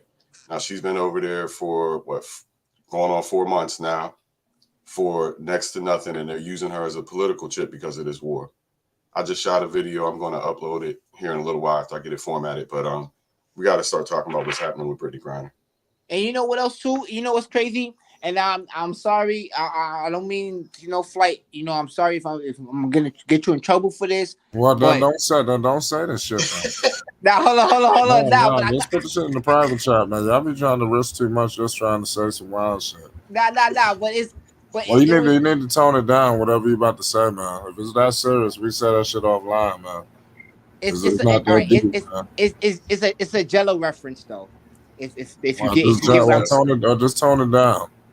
Jessica and Ray in the chat. It's a Jello reference, but I'm just saying, with 53-43 at halftime. I feel like the President Trump would have held it down, bro. He would have held it down for Griner in this situation, and that's just where I wanted to go with it, bro. I watching that situation with Jello happen, and the president being at who he was at the time, and him making sure our people was home and not in the mix of all of the BS that was going on.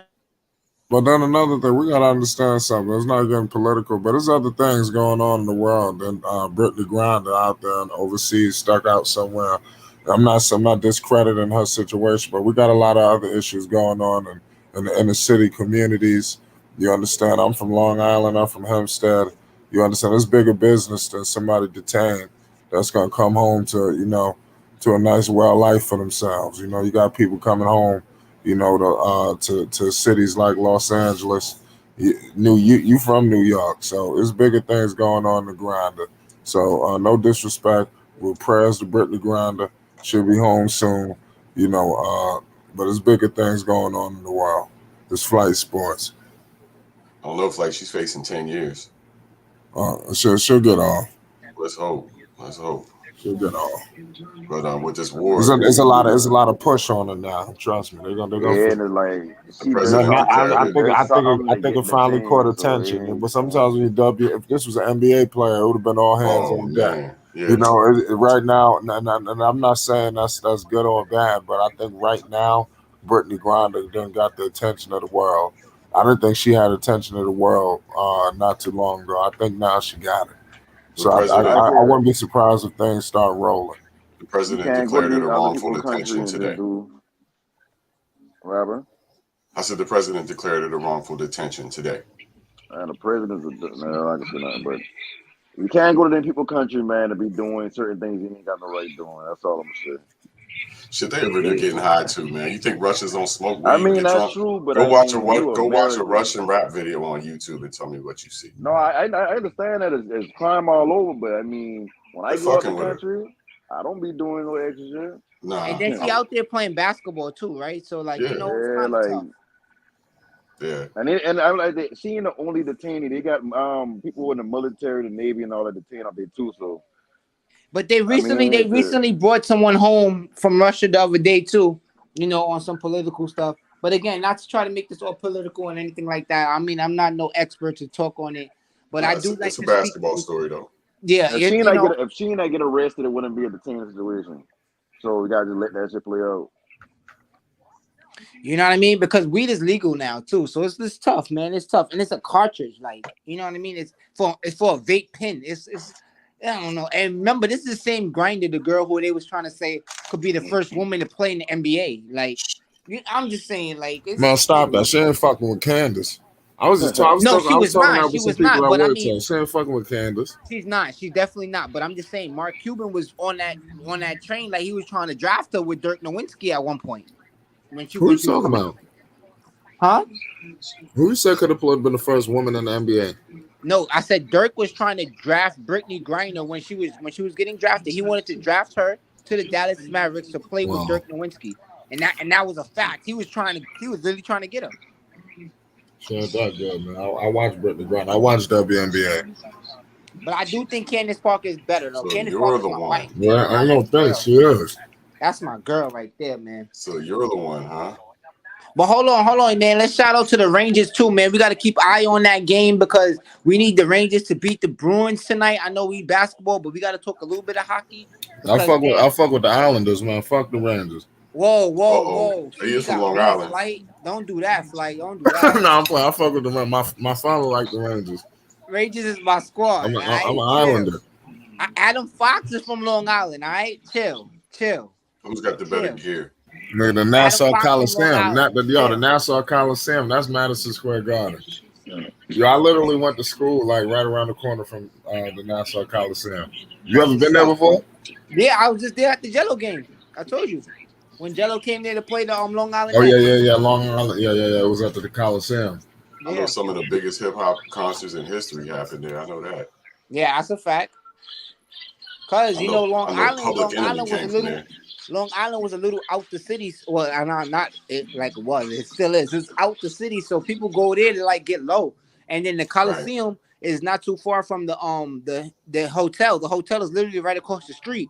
So for a concert, that's like a dreams person. That's like that's their dream. They just right there. I ain't been in New York in years. I gotta get out there. Come see me, man. Next time y'all out here, man, for real. Well, not this summer. I'm being Belize this summer, but I'll be back in August.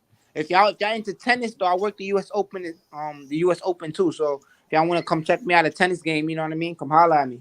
What's up? Yeah. Is Serena gonna be running around in cat suit this year? Or did she retire? Yo, bro, I ain't gonna lie. I got some Serena stories for you too, bro. Man, Serena, she's a bad one, bro. She's a bad one. She's a spicy woman. But I ain't gonna lie, man. My girl right now in the tennis world is Coco, bro. Respectfully, bro. Yeah, Coco Coco's the shit. story, yo, Coco, man. I watched her really, bro. I watched her when she beat Venus that first game. I got to meet Kobe, Kaepernick, CC Sabathia. They was all at the game when she played played against Naomi, and Naomi beat her or whatever. But they were all at that game. YB and Corday was there as well. That was a dope time, man. This was Yeah, that's 2019. This is his right before girlfriend Kobe died. Naomi. His This is girlfriend right before. Naomi. Yeah, he was there with his girl Naomi. Yep. And this is right before Kobe died too. So that's why I was kind of in touch because I got to meet him right before he died. Like I met him that September. He died that January the following year. You know, it was kind of crazy. I mean, I met Kobe prior to that, you know what I mean? But I got to see him there, and he was cheering on Naomi tennis, and it was a good, and he was a Colin Kaepernick, CC Sabathia. It was just dope. It was an epic time, man. It was dope. We're back in action in Milwaukee. Grayson Allen with a dirty foul on Grant Williams, doing what he do. But yo, I gotta say, man, Grayson Allen is nice. Yeah.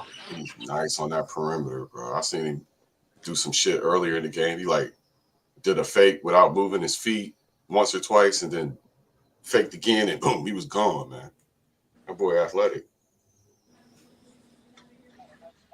Becoming one of my favorite players. I will say that. I like Grayson Allen's game. He's a little dirty, but he plays hard. So he a little dirty. He's a little dirty. Yeah, Well, you always need those kind of players, though, respectfully. He looks like the paper boy, though. So he can get away with some dirty play on occasion. Yeah. He looks like a mini Lambert, and that's how he plays. He looks just like if you took Bill Was Lambert. that Quiz who just jumped in? Yes, sir. That dude looked like the dude who delivered my newspapers. Boy, Quiz. We're shaking Fresh Prince. I heard you up on here. Now. I'm gonna really be confused with y'all voices now. What's going on, Quiz? I'm chilling, man. I just hopped on for a second. I'm probably gonna hop off in a minute, but I just hopped on for a second. I'm gonna watch the rest of this game and then hop back up on here. But yeah, man, this is the Celtics actually are playing a lot better than I expected them to be playing this game so far. Yeah, but no lead is safe as we've seen. Yeah, for sure. It looks like they're tightening up on Giannis, or at least maybe they adjusted their strategy on Giannis at halftime because so far he's hitting the floor and not doing very well. But we're off to the races. I'm not getting excited because I was excited the day before yesterday and they broke my fucking heart. I do want to ask Quiz though before he get out of here. I just want to ask Quiz on his take on that James Harden because I know he was big on that Harden too. So I kind of want to. Oh yeah, I mean I wouldn't say I was big on Harden, but I was definitely I was not on the let's shit on Harden train. I wasn't on a Harden pylon. I will say that. I was literally just talking to my brother about the whole James Harden situation, man. And I don't know, man. The NBA right now is weird, man. There's a lot of niggas out here who's getting money, man. There's a lot of niggas out here who's robbing the bank. Grayson Allen with the and one. Grayson Allen with the and one. He got game, that nigga James Harden is definitely robbing the bank, homie. Wow. Nah, yeah, bro. Him and Ben Simmons, they kind of ended out the same way, right? Okay. How was that a foul? How was that a foul? Please tell me that's a foul. He got a lot of body on him. Matter of fact, if you look at his chest, you can see the coloration of Grant's skin on Grayson Allen's skin. No more than Giannis contacts everybody on every play. No more. Yeah, I mean, they're just not letting him play. This is ridiculous, man. Let him play. No, I mean, I've been watching the game. I'll be real with you. I think that they've definitely let a lot of stuff go in this one. It's a physical one for sure. If Milwaukee don't like that, come on, man. If Milwaukee don't make it out tonight, they're not beating Boston in Game 7. Yeah, I don't think Milwaukee wants to go to Boston at all. Yeah, but Boston is playing different than. Boston showed up to shoot tonight. That's the thing that's different to me. Like Boston is actually really shooting well tonight. Nice spin move by Jason Tatum. Did you see that dumb shit Marcus Smart tried? Yeah, Mark is dumb. Mark is dumb. When it comes to offense, he's stupid as fuck. Tatum with the defense, and it's a turnover. That looks like a jump ball, Dex. I think that's gonna be a jump ball with Matthews and Horton. Listen, old man Al is playing. Listen. He's playing with a lot of spry tonight. I'm telling So you, we're going to see if that can continue. he giving it his all. This motherfucker look like Jim Neighbors. Well, I was telling you, Dexter, in that last series, because a lot of people was talking about Al Horford only shoots. Remember, Al Horford was part of. He is a grandfathered member of the Celtics. So them bringing him back is just like, he already knows his role and what to do over there, and he is playing good. Y'all should see his wife. Just win the tip. Jaylen Brown, yes. Gorgeous. Well, Jaylen Brown, Brown, Horford is Dominican. Them Dominicans don't play. Celtics up by 15. Right. You're right. They got some bad chicks. DDP. Timeout, Milwaukee. Yes, sir. And B's with a Colombian. Well, yeah, I mean, No, she's Brazilian. She's Brazilian.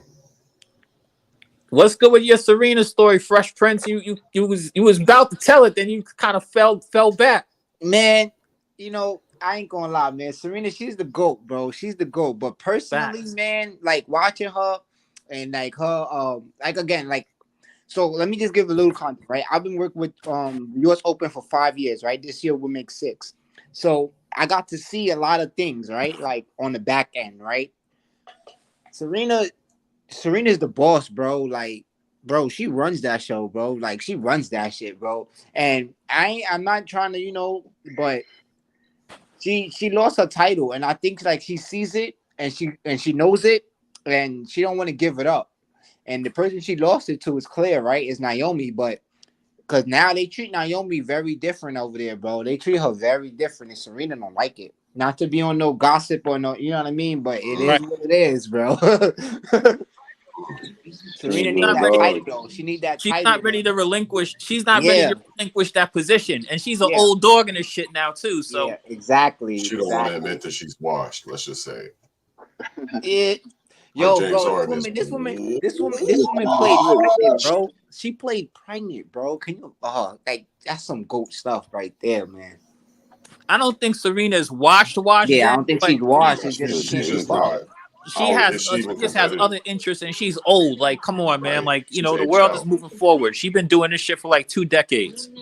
Yeah, but see, that's the thing about being washed. Like, y'all keep saying somebody old, but like, I mean, you can still be washed. That's still like, it don't matter if you injured or you older. Like, you still can be washed. Like, Serena is washed. Like, ain't nothing wrong with saying that.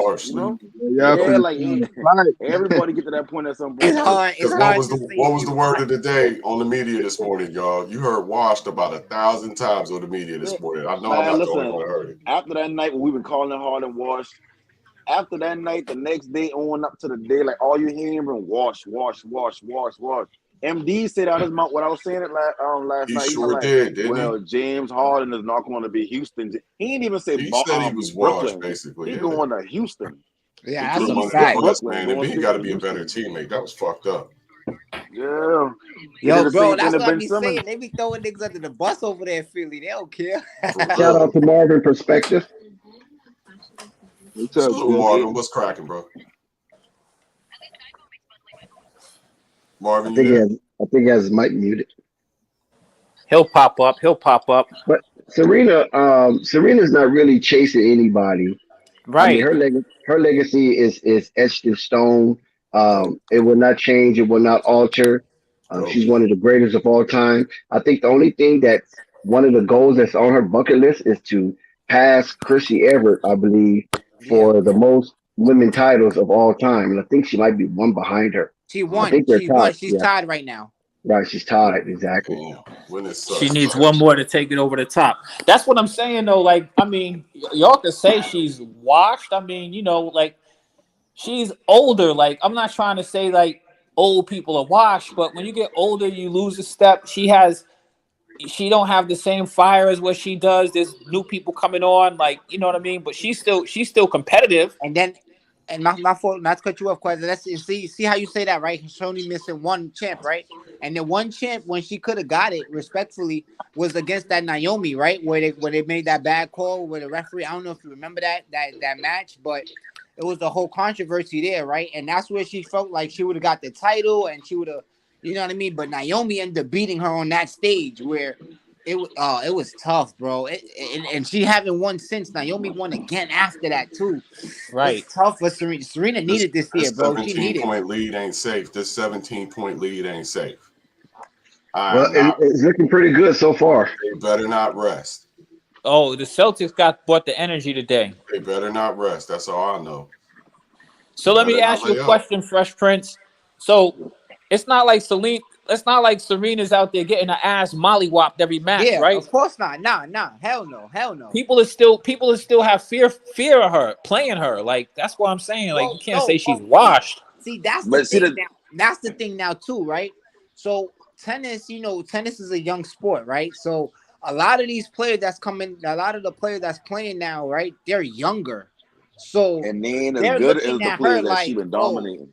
They're looking at her like, oh, nah, you old. We want to beat you because if we beat you, Jaylen Brown with the 3. You know what I mean? 18-point lead. She got to come out 30 times harder, in my opinion.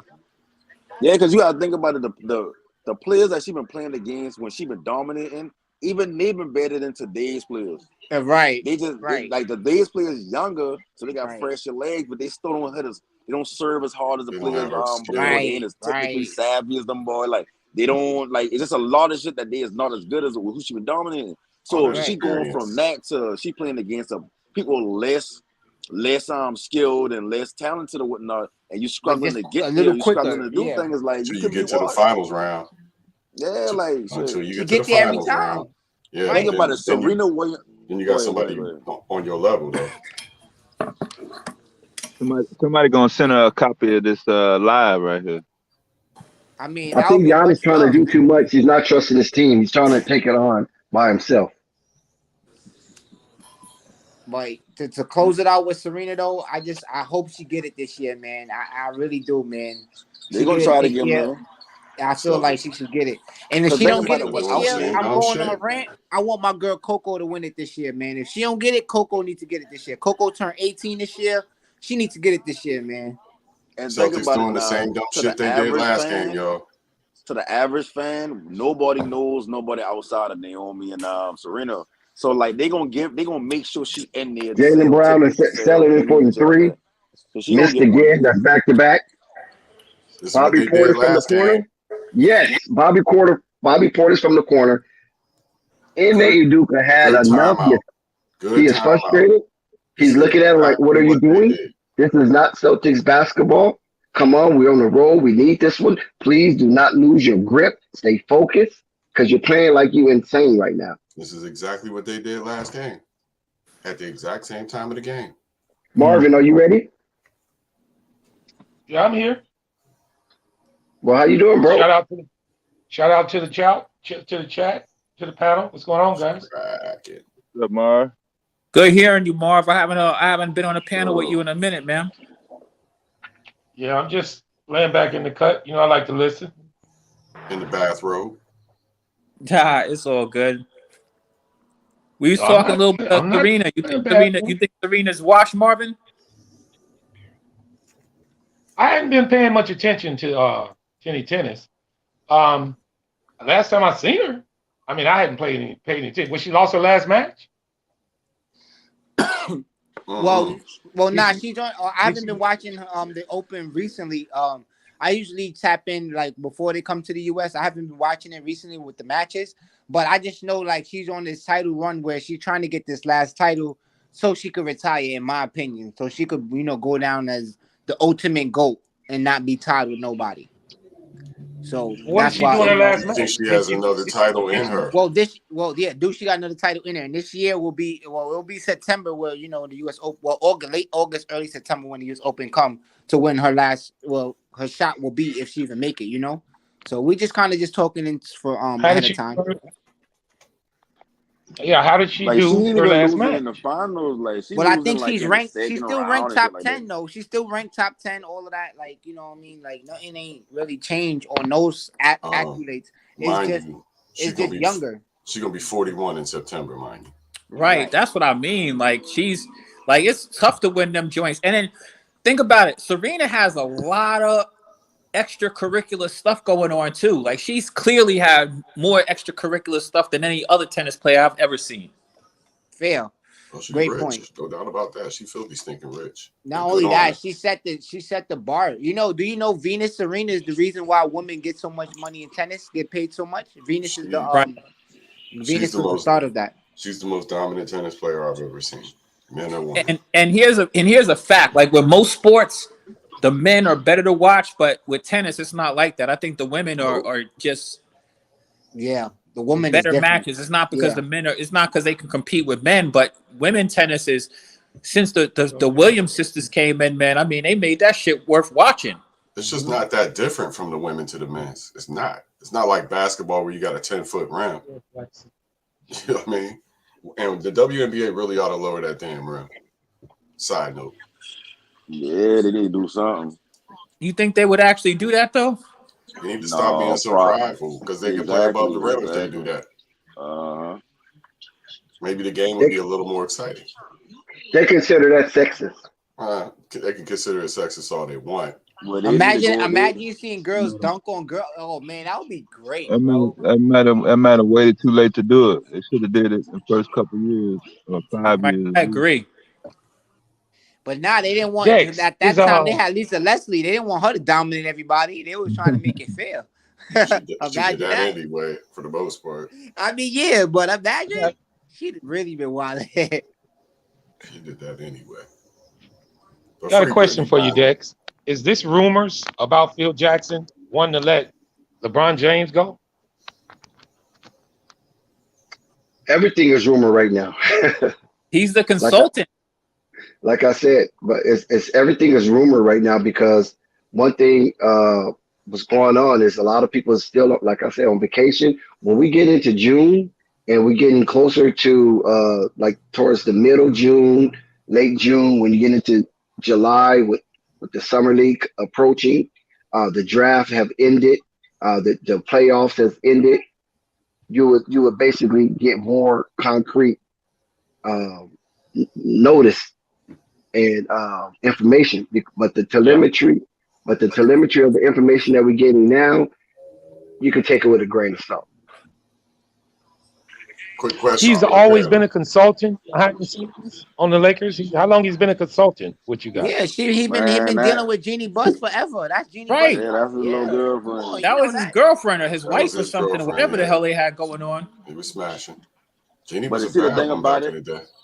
The Go thing look up about Jeannie's that- Playboy's pictures if y'all think I'm lying. Nah, Look there up- actually was a thing because Go look up Jeannie's Playboy she wanted pictures. she She's wanted bad. to make. I took your advice, Zach. I seen She him. wanted to make Phil Jackson. She wanted to make Phil Jackson the general manager of basketball operation for the Lakers, but the brother wasn't with it. That's why he went to the Knicks. Dex over there Googling the pictures right now. Look at it. Yeah, Zach, no. maybe want to go watch. I've been seeing that. No, I've been seeing that's old. That's old. That Jenny Buss thing is old. Well, listen, Marvin, like I told you, Here come Grayson Allen in the Bucks. Your popcorn ready for the They're down LA. by 11. Make sure you have your popcorn ready because it's about to be fun. Yeah. For what? I'm nervous. You don't know it? You're about to see, man. It's about to be fun. Trust me. This fourth quarter. What's going on? Talk to me. Derek White with a brick. Well, I mean, we're gonna see what's gonna happen, but I knew when the Lakers lost, they didn't make the play-in and stuff like that. Like they have a lot of interesting. There you go, Al. So, you mean Lakers? Al can get it done. Al can get it done. Here we go, Bobby Portis with the pull-up. Oh yeah, nice pump. Nope. Why do when I see Bobby Portis, I get Horace Grant vibes? Yeah, but Horace is way better than him. That. Big eyes. His eyes are bigger though. I like that comparison though, Horace Grant. But yeah, Horace Grant was definitely a better skill player than him, a more better skill player than him. So Bobby has the longer range though over Horace. Yeah, but Giannis got an and one. It seemed like the foul would be on Jaylen Brown. The Milwaukee Bucks have cut this to a single-digit lead. They was down 18. Right now, they're down 9 and could be down 8 when this is over with. That lead was not comfortable. But he got to leave the court sooner or later, and that's a charge, actually. That's a charge. Yeah, I'm repping the Chicago area That's flight. a charge. They need to bring that back. Hey, what's up? No, that's not a charge because he was already fouled while from White. They called it on White or Brown? No, I think they might have called that one on White. Because Brown beat him to the spot. Yeah. So that's a void. Was he had contact before he even got to Brown? Right. Yeah. I don't know who they called it on. 25 and 13. The Greek freak. The Greek freak produces, regardless of what. Have you guys discussed the Philadelphia issue? Are they doing some type of magic, some type of witchcraft with the Greek freak? You see the fans with their hands? Oh, yeah, I see him. I see him now, Dex. Wow, that's fun. He's trying to put the color purple joint on him. Dex, he's trying to put the color purple on him. Yeah, they cast his spells. Come on, oh, Marcus Smart in and out, and it went in. Wow. The Thieves needed that shot bad. That was definitely the luck of the Irish. Wow, Giannis is just acting a fool right now. He's becoming an unstoppable force. He is. Imagine the Celtics bringing it to 7. That would be crazy. Man. That's what I'm hoping for. Did Al just try? Oh, Jason Tatum called for offensive foul. Pushed off underneath. He was wide open. Old man Al seen him, but the referee waved off any further action on that play with a Jason Tatum offensive unnecessary foul. Here we go with the shenanigans. But yeah, he did. Fresh Prince, I hit you with my contact over in private chat. How many is that? Hill was on him. All right, got you. Hill was on him. How do you not? You got to challenge that. How many is that on Tatum? Oh, look at us wide open and Brook Lopez missed the bunny. What a break for Boston. Yeah, this arena would have exploded if it was. Silky smooth, bro. Giannis don't got no. You got a lot of noise. Somebody.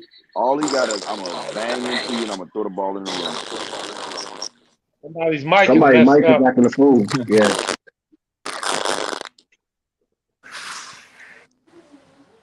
Somebody doing something? Who's doing something? Who's behind their microphone? Not mine.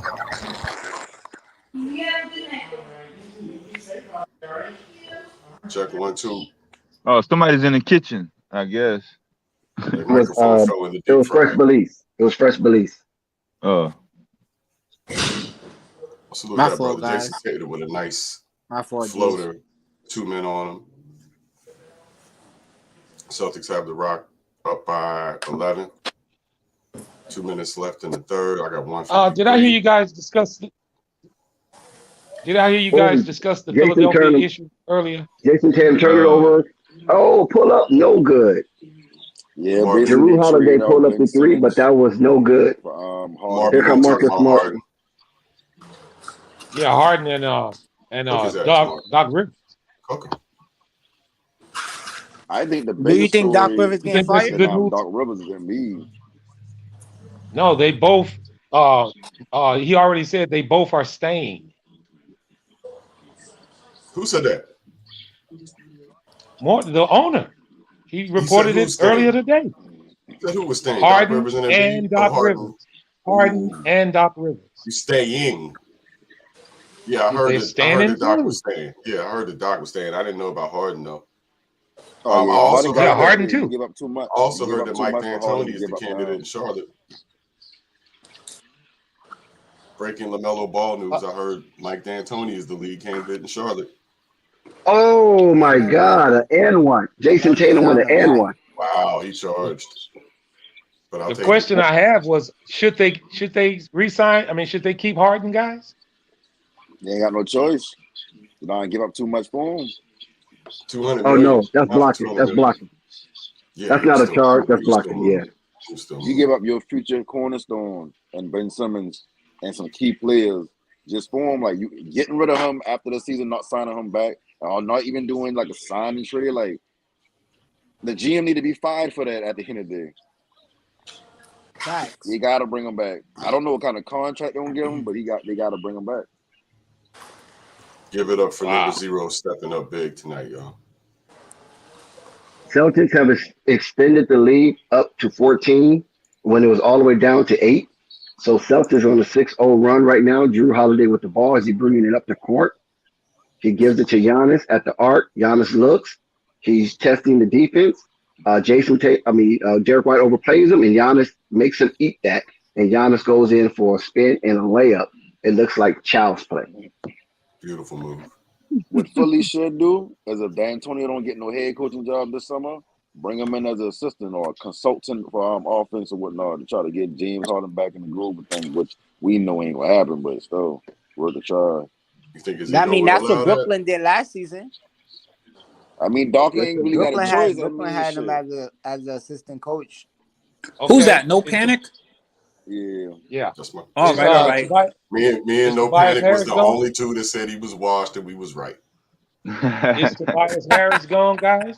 What about Tobias Harris? Is he staying or going? He's gone. He gotta go. You gotta trade him for some. Jason Tatum with the pull up and Bobby's Porter's face, and he smashes that all draws. Here come Giannis. Giannis been a little aggressive. And he gets the call. No party. Every year, Tobias Harris is a no-show. Like every year, without fail, a no-show. Without fail. Tatum came to play today, y'all, for real. I like what I'm seeing from Jason Tatum tonight. He did, but give it up for this man, Giannis, carrying his team by his damn self. Oh, yeah. This is not what I expected to happen. His supporting cast is not anywhere to be found tonight. He has 30, 13 rebounds, 5 assists, 2 blocks, 1 steal. And we ain't even get the fourth yet. Yeah, every night. I don't know if Jordan gave you 30 every playoff game. Every playoff game, he gave you at least 30. Yeah. Every one. Yep. He averaged 33.5 every playoff game. Yeah, let him know, man. Y'all, no panic. You ain't see Jordan? What happened? You ain't never see Jordan play? He averaged. I mean, not live and nothing like that, but I mean, I know a little something about Jordan. Hold on. Yeah, there's no panic. I'm going to be honest with you. Jordan's just different, bro. You can't even talk about him with these other dudes. He's just totally different. He's a different dude. Oh, no, they haven't me. That was somebody else talking about him. Boston's up by 13. It ain't even fair to talk about. It off with 2 free throws. The boy was flawless. That's all it is. He was flawless. Yeah, yesterday somebody bring up a Luka stat. End of the fourth. Behind Jordan. 83-70. Yeah, no, Luka actually has one of the hot. He has I think his average second highest in NBA history behind Jordan. Right, exactly. Jordan 33 in the but Luka still has a long way to go playing basketball. Yeah, he's got a long way to go as far as longevity. Yeah. Yeah, like Jordan's done. Luka's impressive where he's at right now, though. Yeah, I don't know if Luka 33 in the playoffs. I don't know if Luka's going to keep that up for years and years. Neither do I. In fact, Marvin, shout out to you. You were the one who brought that up. To be honest, I remember you was the first person to brought it up. That had me go and check that. Yeah, and he's still keeping it up. He's averaging 32 this year. Well, he was averaging 33.5. He was number 1 before his last 2 games. His average had to go down because he dropped to 26. You know what I mean? But he's still up there. I looked at those averages, man, and he's in great company. To be real with you, Jokic just making But in fairness, this is his first time going to the second round. You know what I mean? The games he did play wasn't as much games exactly to all of those. He doesn't have as big a body of work to, you know what I mean, to say. It's early. I respect where it's at though. You know what That's why I've been saying last night, the 2 point, like I didn't even bring up that point last night about the amount of games, the sample size that he had. But like I say, like the offense is just different nowadays. Like it's catered to people scoring 33 a game in the playoffs. So Luka 33 ain't the same as Jordan 33. But it was kind of the same for Jordan too, respectfully, because it was catered for Jordan to drop. No, the rules are different than Jordan days now. Like they definitely are. I'm not saying it was easy for him to do it. Free flow basketball that they got now. It was set up for Jordan to definitely drop as much as he wanted. Like not really. It wasn't set up. He had to earn that shit, please. They was killing the game. right, that's what I meant. They was That's what I killing mean. Jordan back in the But day, boss. Luca, like said, but Luca, Luca the is still game earning changer. his Like, too, though. Like, No, you know what I'm Luca's trying to earning say? his, but yeah, he earn it, but you can't hand check. Like the defense right. that they play Of nowadays, course, like it's of more course, free to get to of the course. lane. Like the Fresh 3 ball Prince. more prevalent now. Fresh What's up? Prince. What's up? Just take a look at the difference in the average score of a game in the NBA now versus Oh yeah. back All then. of that too. Like All of Like they, that. they Jordan had 33 of like 90 points that game. Luca like 33 of like 120. And then on top of that, Jordan was efficient too. So he wasn't taking that bad shots. Oh, I get all of that too. So I get all of that. Like, not only that, he was every And he was year doing that he on was the on he mid was a range, scoring champ every year also. He yeah. led the tapping league in mid scoring range and for 10 inside the fucking basket years. shot. Every year he won a championship, he was also the scoring champ. That's crazy. Think about that. Yeah. Luca hasn't got a scoring title yet, but I don't think that there's not a point that he may actually do that at some point. Nah, he could definitely probably get one out of them. What statue Yeah, over there showing Dex? You trying to show your age over there? Yeah, I'm showing you my library. All right, nice. That's a big library too, bro. Listen, this is a really good book right here. So if you ever get an opportunity and you like Tony reading, Robbins. this is a really, really good book. It gives you a good perspective on how to move things around. Tony Robbins, fire. Rave, you need this, Rave. You see that, Rave? Rave needs this title right here. You got 48 Laws of Power over there, Dex? I think it's at my other crib. I don't know if it's on this library. It might be at my other crib. What about Art of Seduction? You know what? Art of Seduction. Do I have that one, or did I? I don't know if I have that one or if I borrowed it from somebody and read it a long time ago, like a long time ago. And the Art of War. Just keeping the context on the Robert Greene. Yeah, Art of War. Yeah, Robert Greene. Yeah. Don't forget 50 Laws of Power. Giannis just passed the ball to Derek White and gave the Celtics a new 24. Yeah, literally. It looked like a handoff, actually. He thought it was his guy. He passed it to him. That's crazy. Shout out to readers, man. You know, tapped in with reading. That's definitely important. You know what I mean? Shout out to you for that, man. Oh, shit. Giannis got met at the rim by Al Horford. Readers are leaders. Pat Connaughton went flying into the side. Yeah, he's good. He's all right. Everybody's getting up, giving each other dap. It's a little physicality getting out there, but it's definitely under control. That's my guy. Nice defense, old man Al. I wish we still had Connaughton here in Portland, but he went. Damn, I ain't even gonna lie, man. Just sitting here talking with y'all got me want to go get a chopped cheese, bro. I don't even realize Dame Lillard been out the whole year. Ooh, where was Al on that one? Like 30 games. Ooh. Hey, Zen, where was Al on that one? hey, I told y'all to watch out for Peyton Pritchard. There he is on the floor. That was a statement dunk, right? Like, oh, you blocked that one, block this one. Well, I mean, Al wasn't there. Grant Williams took it. Grant Williams took it bad, but Peyton Pritchard really took it. Did he get an and one? I believe so. What? Yep. No panic. There was a whistle on that. I mean, he got touched after the dunk, but I don't know. This will cut it to 11. This will cut it to 11. Just to give you another stat from Mike. All right, fourth quarter, 10 minutes and 54, 53, 52 of this so far heavyweight championship fight. Just to give you another stat on Mike, no panic. He's the only player to have eight 50-point games in the playoffs and 38 40-point games in the playoffs. Jalen just missed. Now the Bucks could cut it down to 9 or even 8, depending on what shot they take and what shot they make. He was a beast in the playoffs, guys. Jordan. Yeah, man. I mean, we all know he never went to Game 7, so you know that. Ooh, offensive foul. Offensive foul on Giannis. He's asking his coach to review. Not in the finals. Sorry. Yeah. And Budenholzer will review that. And did you guys know that the Bulls never lost 3 games in a row in 9 straight years?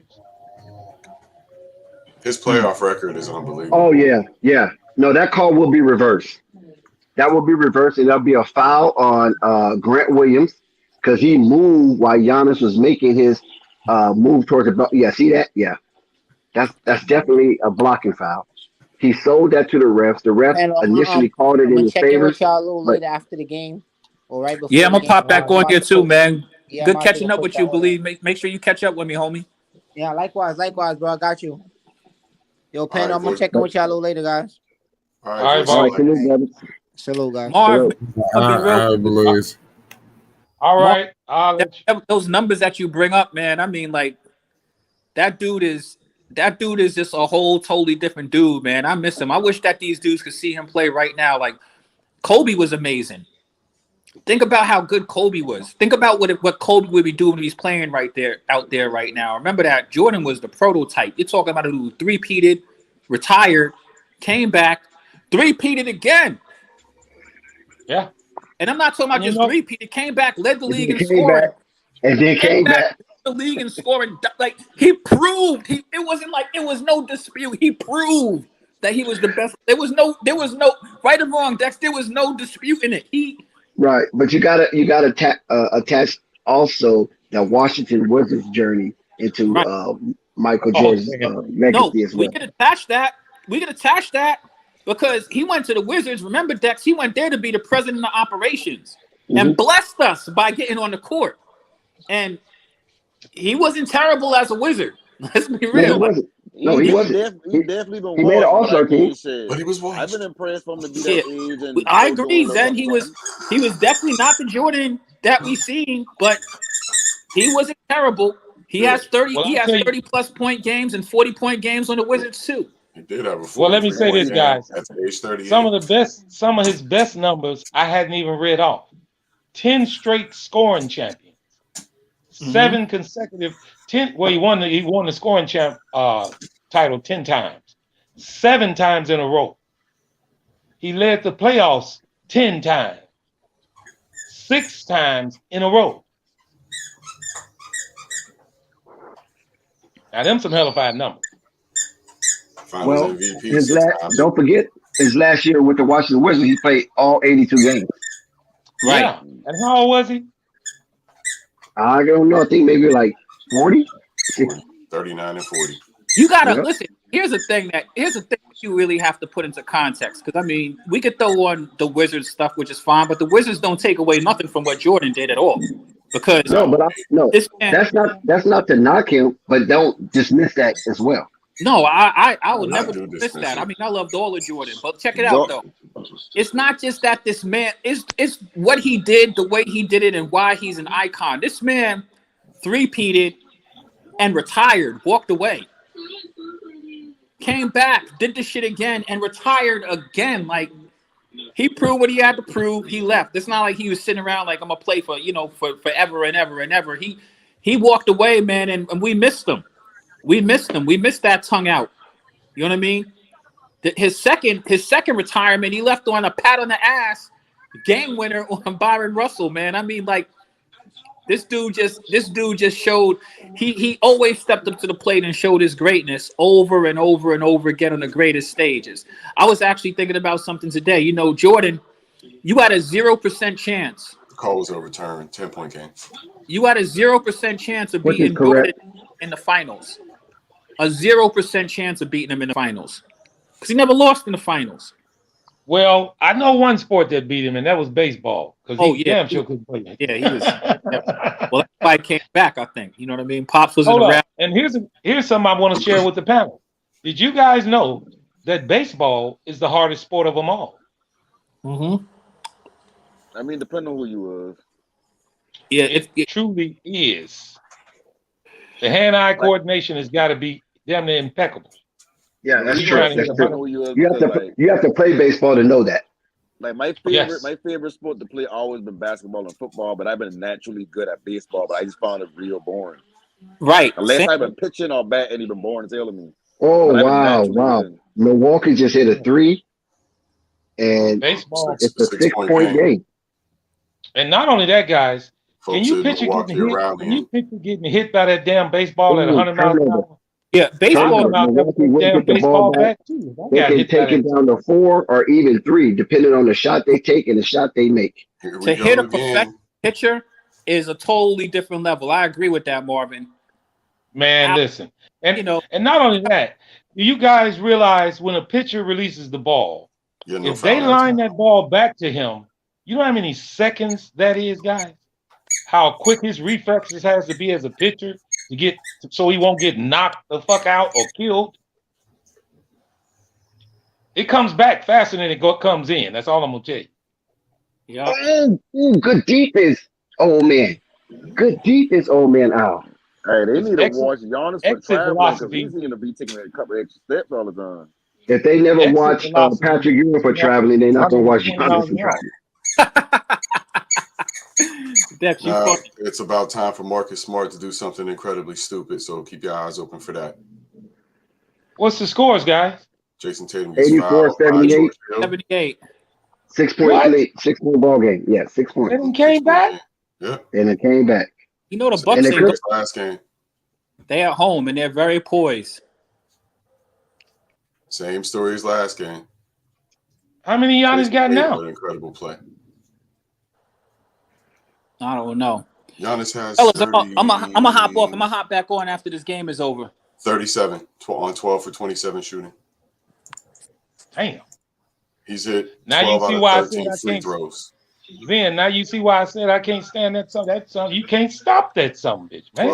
12 out of 13 free throws tonight. You cannot So stop that dude, man. when the pressure is on, he gets better. That's what you can say about him. He absolutely gets better when the pressure's on. Is he tired? Do he ever get tired? He shouldn't. Not at this point in his life. No. Well, everybody Prime of else his get life. tired. Shit. Perfect condition. Ooh, He just traveled. Giannis for 3. Travel. Oh, my God. Oh, A brand new ball game. 4 points. They just 4 let him points. travel. Isn't that exactly 4 what happened points. last game? He hit a 3 like that. Yep. They let Did he him just hit a travel. 3? Yeah. That's Yes. 40 if he hit a 3. And they let him take 2 steps to do it. Oh, Jason Tatum turned the ball over. Oh, my God. Same as last game, yo. Zen, didn't you say they was just up by 18? They was up by like 16 or something like that. This is so disappointing. But if you're going to go out to this guy. I mean, is the clock running out? How much time's left? No, we got 8:19, so this game's far from Oh over. man. But that gives Milwaukee. That was a 24-second violation. Was it a 24-second violation or a foul? Because the referee was in conference. It must have been a foul. A loose ball foul on the floor. Oh, okay. Jason Tatum. Oh, 1.9 seconds. Yeah, that was nice. JT nice. is in the house, baby. Whoo, it's intense, y'all. New Milwaukee wasn't going away easy. Come on now. But Giannis, man. Backing down Jay Brown, getting bothered. Celtics getting back to that old swarm defense. Ooh, Covington. Connaughton up and under. Connaughton. Oh, my God. Yeah, I guess it's time to call Milwaukee the fucking honey badgers, huh? Never die. 4-point game. Marcus Smart bringing the ball up. It looks like Derek White is going to check in the game. Yeah, likely for Marcus Smart. That's a good thing. He makes better decisions on offense than Smart. Tatum! Dagger. Oh, God darn it. Jason Tatum refuses to go home, y'all, with an empty hand. Giannis turns the ball over. Yep. And George Hill fouls. Marcus Smart. So Jason Tatum is out here acting a fool, you guys. The man is legit, yo. 36 points on 14 for 27. He's 6 for 13 from 3. 8 rebounds, 4 assists, 4 turnovers, 2 personal fouls. What is Jaylen Brown doing? Very little. 6 for 15, 19 watching. points. He's watching just like we watching. Yeah. He Shout out to Jessica. But I would say watch out for JB here in just a second. Watch out for him. He likes to close. And if the Celtics are going to win, they're going to need him to fire him. You can't just be Tatum. And you can't rely on the Tell them that they about to seal this motherfucker. Tatum again. He just won't stop. He scored the last 7 points for. Jason Tatum now has 38 points. You are watching two elite teams and two elite basketball players in this series. Oh, what was that? What was that, Marcus Smart? That was a flop. Yeah, that was a flop. See what I mean? He knows it. He shook his head too. He knows it. Get Derek White in the game, man. Call timeout, Ime. Call timeout right now. Call timeout right now, Ime. Derek White said, get his ass out. Boston up by 7. Get him out. Oh, Tatum missed a bunny. Tatum just missed a bunny. Here come the B. Here come the B. Wesley Matthews. Nope, that won't count. It won't count. It won't count. Yes. Ball foul? Before the shot. Yes. Okay. That's before the shot. All right, y'all. Don't lose your composure again. JT did everything he could tonight. Don't let him down.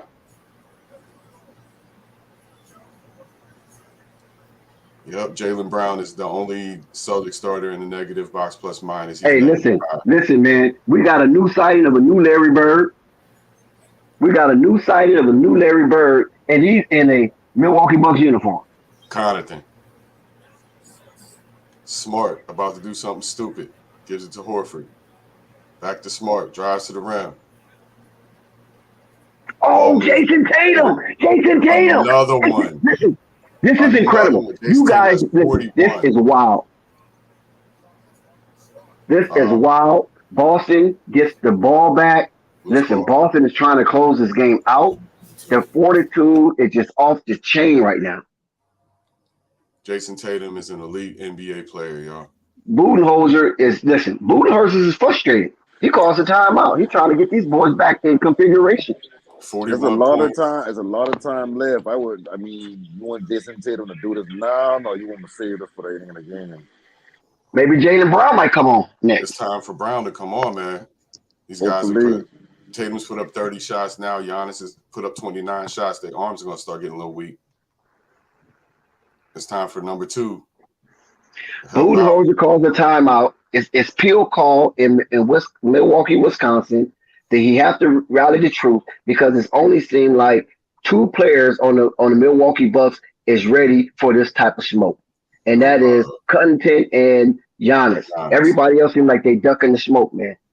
That peel is too hot in their hand. You follow what I'm saying, Zane? In no panic. That peel is too hot in their hand. Connaughton is 6 for 7 from the floor, 2 for 3 from 3 for 14 points. He has 3 rebounds and 2 assists. To your point. And Holiday, not bad, 6 for 15, 14 points. But Holiday, he's a defensive stud, and we can't knock or forget what he did in the last game. So, I look at him as a all-around player, but Connaughton's coming up big tonight. I will say that. Definitely. And he's coming up where they need him. So these buckets that even though he don't have no monster numbers, tonight, but it's coming up where they need it the most. And he's keeping them within striking distance because without his performance and impact, this game could be over already. Of note, Marcus Smart 5 for 8 from 3 tonight. That's big. Tatum 7 for 14 for 3. Brown 3 for 6 from 3. The Celtics shooting 39.5% from 3. Only 43% from the floor, which means that their 2-point shooting is dragging down their average. By quite a bit. they should be better than 50% if they're shooting up 40% from 3. But the Bucks are doing a good job shutting down the mid-range for them. The Bucks, on the other hand, their field goal percentage is 43%, and they're only shooting 6 for 23 from 3. So they're 27% from 3, but 13 to 14 for free throws, where the Celtics have missed 4. So Giannis at the free throw has been money. The only other Buck to take a free throw tonight was Grayson Allen. He took 1. So credit Giannis improved free throw shooting to this if they manage to pull it off. And Zen, that needs to change. They need to have more variety of players at the line. If Milwaukee wants to keep this game intact and strike in distance, because what Boston is doing right now, I don't know if they're going to cool off. We have to see how they respond to this timeout, because this timeout is basically a psyche check for the Boston Celtics. Yeah, Ime needs to make sure that they stay under control, especially Marcus Smart. I know I'm harsh on him, but you can't give up on a guy like that. If he's not ready this year, he'll be ready next year. But he needs to try to get in his head right now and keep him under control on the floor, because he's been giving away games. This should be, I believe somebody on TNT before the game said this should have been over 4-1 already. And that's the truth. And 2 of those games that we lost, or that the Celtics lost, I'll say, was because of Marcus Smart doing dumb shit at the end. Well, here come Marcus Smart, the guy you're talking about, with the green hair. And you can't entirely blame him for an L, but he definitely made critical mistakes in clutch in 2 games that cost. Listen, we just called Jaylen Brown number, and right out of the timeout, Ime Udoka, he heard us, and Jaylen Brown hits the 3-point. JB. This is looking so they're listening to us. This is looking like a 7-game series. They're plugged into Flight Sports TV. Yeah. If the Celtics can hold these boys off for 5 more minutes, this is a 7-game series. And I can breathe a sigh of relief. Giannis goes down. Good defense by old man Adam. Yo, like I said, Al did some extra shit in the offseason. He look grabbing his back like an old man right now, though. Yeah, but Giannis tried to push off, and old man Al didn't budge. Nope. Elbowed him in the gut. And the result is a jump ball. Could have even been called a travel. Which Giannis will win, clearly. That man's 35 years old. We talking about he old.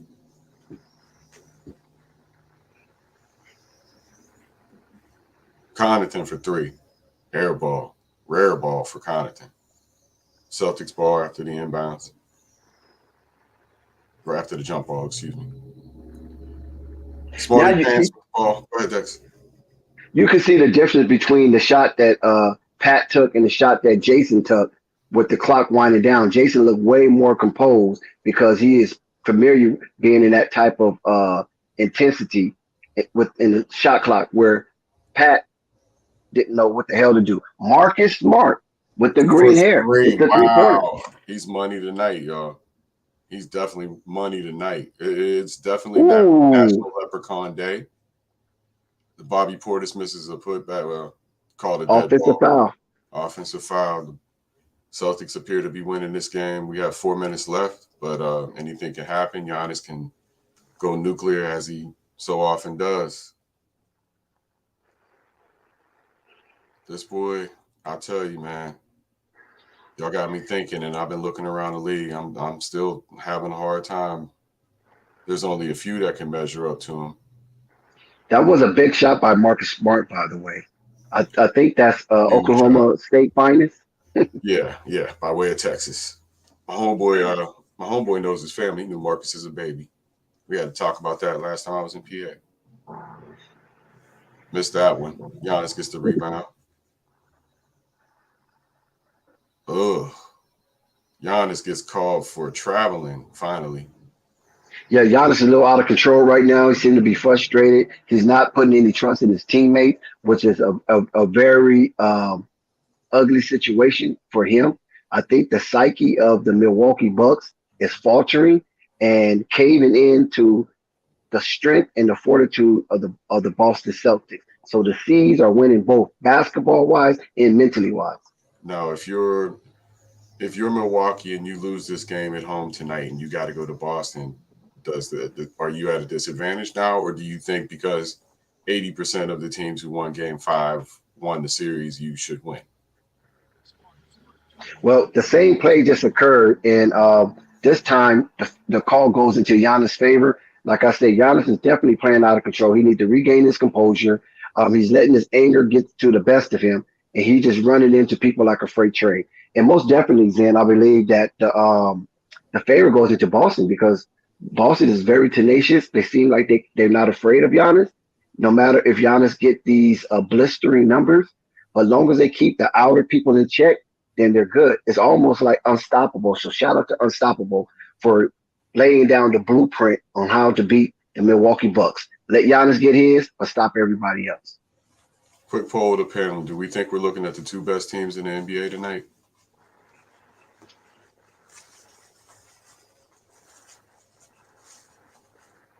Dex? Say that again? Do you think we're looking at the two best teams in the NBA? No, I don't think we're looking at the two best teams in the NBA. I think Miami have something to say about that. When the way that Miami eliminated the 76ers with the combination of the behemoth and James Harden and Tyrese Maxey, and to some extent, what's his name, Tobias Harris. The way they eliminate them. They got spotted 2 games though. Yeah, but the way they got eliminated, because they beat them 2 straight, lost 2, then come back and beat them 2 straight again. So definitely Miami was the most dominant team. So right now I'm looking at Miami, and one of these teams could be the 2 best teams in the NBA. And whoever loses this game, that is the team that I'm saying that's not. I mean the series. Excuse me, the series, not this game, the series, because they do have one more game left. I say these are the 2 best teams in the NBA, and you can flip a coin on any given day, and one's going to beat the other. And that's what we've seen. During the regular season, they were 2-2. Maybe if Middleton was fully healthy. Maybe if Williams was fully healthy. We missing that too. We missing a big chunk of the wall right now. Or at least the Celtics. I'm going to stop speaking in we terms. The Celtics are missing a big part of that wall right now, Dex. Did we lose Dex? No, he's there. Just calm down. We lost Dex audio there. No, I'm here. Okay. We're going back into game action right now. Most points facing elimination. Jason Tatum tied Paul Pierce tonight for 3rd in NBA history. That's some elite company, Dex. Tell me about it, 504. Ask me no doubt. How many teams do I got? The Trailblazers are my only true team. But since they had no chance, I realistically rode with Brooklyn, looking at them as the possible winners. And then, I love KD and Kyrie. Those are 2 of my favorite players in the league, so I love them. And then I just felt like they couldn't bring their unit together, so I decided, looking at how things were going before the All-Star season and after All-Star, and the Celtics just were killing people. So I had my eye on them, and we talked about that at All-Star break. Who we gonna keep our eye on after All-Star break? And I said the Celtics, and I was the only one who said the Celtics. And lo and behold, they just continued mollywopping everybody. So about a month maybe you and teamwork. I think teamwork went in the Celtics. Yeah, about a month or so before the playoffs, I declared the Nets dead. So they didn't bring their team together. They're not going to do shit. I'm going with the C's, not knowing what the seeding was going to be. Celtics came in and steamrolled them. So I'm just an NBA fan. Catch me on any given day. You know what I'm saying? I roll with the Dubs because my kid lives in the Bay Area, so I want to have things in common with her. When I go Bay Area, baby. Bay Area, baby. Yeah, I spent a lot of time there. I used to live in Northern California. I definitely wasn't adopting the Kings, so I took the Warriors as an adopted team as well. But that's really the only teams that I have any real loyalty to. I don't really have any real loyalty to the Celtics, but Jason Tatum is one of my favorite players. I'll say that. I am a Jason Tatum fan. You see what they're trying to do with Kyrie trying to take the Nike deal? What's cracking? You see what they're doing to Kyrie? Nike talking about they ain't know if they're gonna renew his deal, signature shoe. That's a mistake. He sells too many. That boy go to Puma and Melo over there. Adidas. Nike in trouble in the next 5 to 10 years. Yeah, he can go get his line next to Kobe's at Adidas too. Well, Kobe's old line anyway. Who else is big at Adidas right now? Harden, but he washed. I thought Harden was with Nike. Nah, he's with Adidas. You're right. His shoes are washed too, and he don't sell none. And Kyrie's though. Kyrie's a top selling shoe. Yeah, absolutely, and deservedly so. I love the 1s and the 7s. Yeah. The shark tooth. Like he For been the holiday. first one before Melo was doing like the colorways and stuff like that. Jason Doing Tatum the refusing cartoon tonight, y'all. thing. Jason Tatum refusing to let it happen tonight, y'all. Refusing it. Sorry, man. I'm sorry to cut you off, bro. What was that? Oh no, you was saying Kyrie been the first one to do like the colorways, like the theme colorways or whatever. Yeah. Before Melo did them. Kyrie was the first one? Yeah, remember he had the SpongeBob, he had Snap.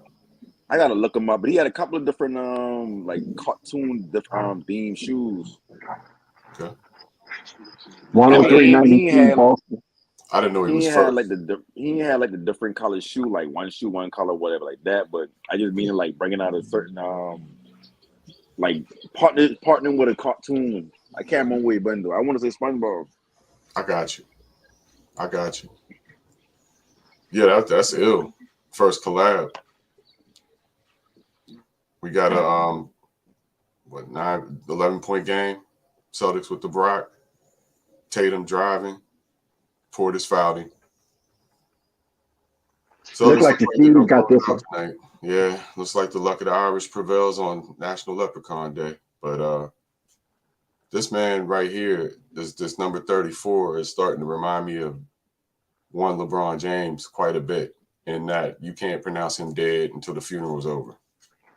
Yeah, he got 44 and 20. It's the first time this happened in the playoff game since Shaquille O'Neal in 2001, where the Lakers took on the Philadelphia 76ers. And that game, Shaquille lost, by the way. And the same here, this game that Giannis lost. It's looked to be losing. He ain't lost yet, but it looks like he'll lose this one as well. So nobody has scored 40 points and 20 rebounds has won a playoff game. I think we can safely call this the Jason Tatum game. 46 points at this point on 17 for 32 shooting. This is the Jason Tatum game. Now, mind you, he blew this team up for 54 back in March, so this ain't nothing new. Right. But he had a 50-point game against the Brooklyn Nets, I believe, in the playoff game. I'm not sure if he had a 50 ball. I know he had at least a 40-something, but I won't argue with you. That's for sure. Yeah, I think he had a 50 ball in the playoff game. Jaylen Brown going to the stripe. This is pretty much a wrap. So my Celtics survive another night. Shout out to teamwork. Now, said this was going to be a 7-game series. Said this was going to be a 7-game series. I can't believe Boston came back and won. They're probably going to fuck around and beat that. Now, here's the thing, Flight. Nobody's won 2 games in a row. So if that continues, Flight, guess who wins Game 7? Game 7. Man, come on, you good. Because nobody can wins 2 games Giannis in a row. In Game 7. You don't? You don't, Flight? What's that? You said you don't trust Giannis in the Game 7? No, I said I do. Oh, okay. So yeah, if the trend continues, Milwaukee wins Game 7. But you know where my flag is going to be planted. So we'll find out. Well, I tell you guys this: Miami's licking their chops. Them guys are beating the shit out of each other. Yeah, they are. But that could also play against you. That could also play against you, though, Marvin. You get too much rest, like we saw with the Celtics coming off of 6 days rest. If they'd have won that first game out the gate, this would be a different series. Yeah. But when them guys they're playing, Miami probably don't mind, man. They beating each other up, brother. Yeah, but you're looking at the best. Well, Miami has a great defense too, but these guys are longer, and I don't think Miami has the offensive firepower to beat either of these teams at their fullest. You put Chris Middleton on that squad against Miami, and he's all you need along Giannis to beat them. I'm pretty sure that. I mean, they beat them last year, if I recall correctly. Although, like you said, PJ Tucker is there now.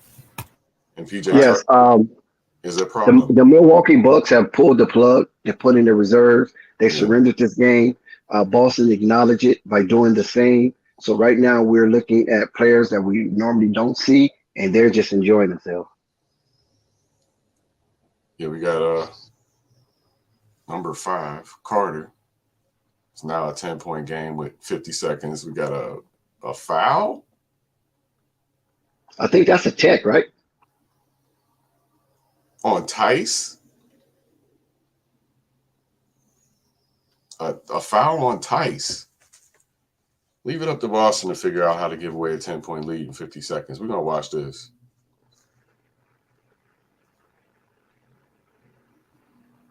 Oh, yeah. Yeah, what are you doing, Tice? Oh no, that was on no. Denasis. Yeah. Yeah. Thanos. Because you cannot foul the person that's taking the ball out. That's an automatic tech, especially if you reach over that line. And so this fool goes and misses a free throw. Still Celtics ball. They're just going to foul him anyway or run out the clock. Look, it looked like 1950 Celtics out there right now. Look, it's all light-skinned. It looked like Bob Cousy era. That's funny. We got 1.5 Negroes out there. That's enough. That's enough, Bob. So Game 7 will be Sunday at 3:30 Eastern on ABC. So y'all come back. We will be streaming that game.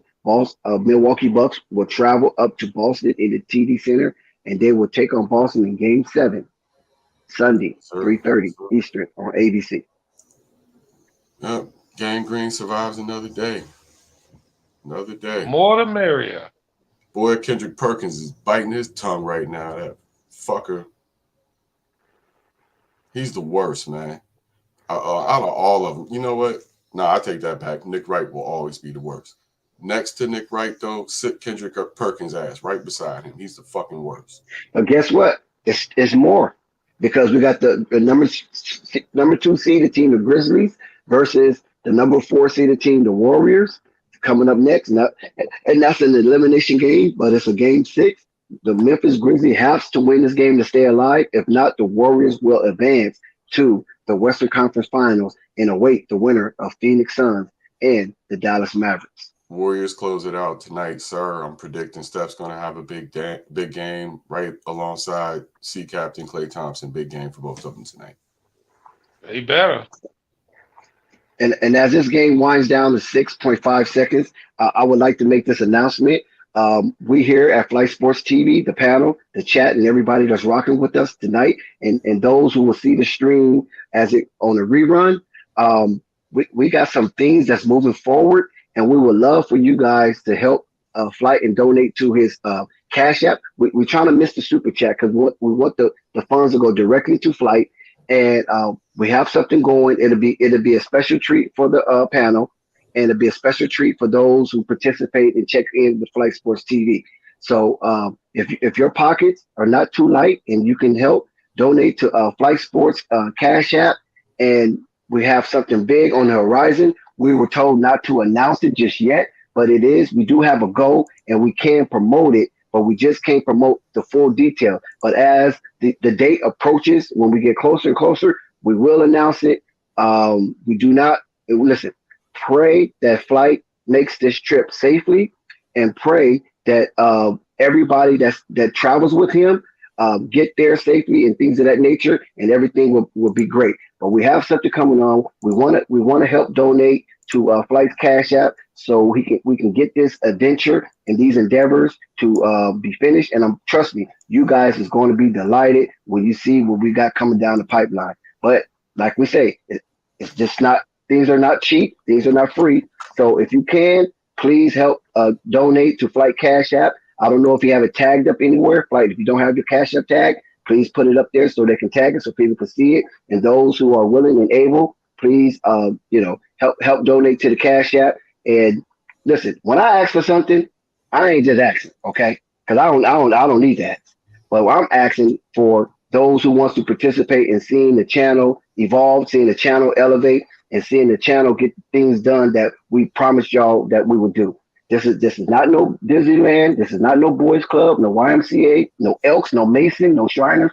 We're none of that. We just a couple of brothers that's out here trying to make things happen and give you some good content outside of just talking our own voice. You feel me?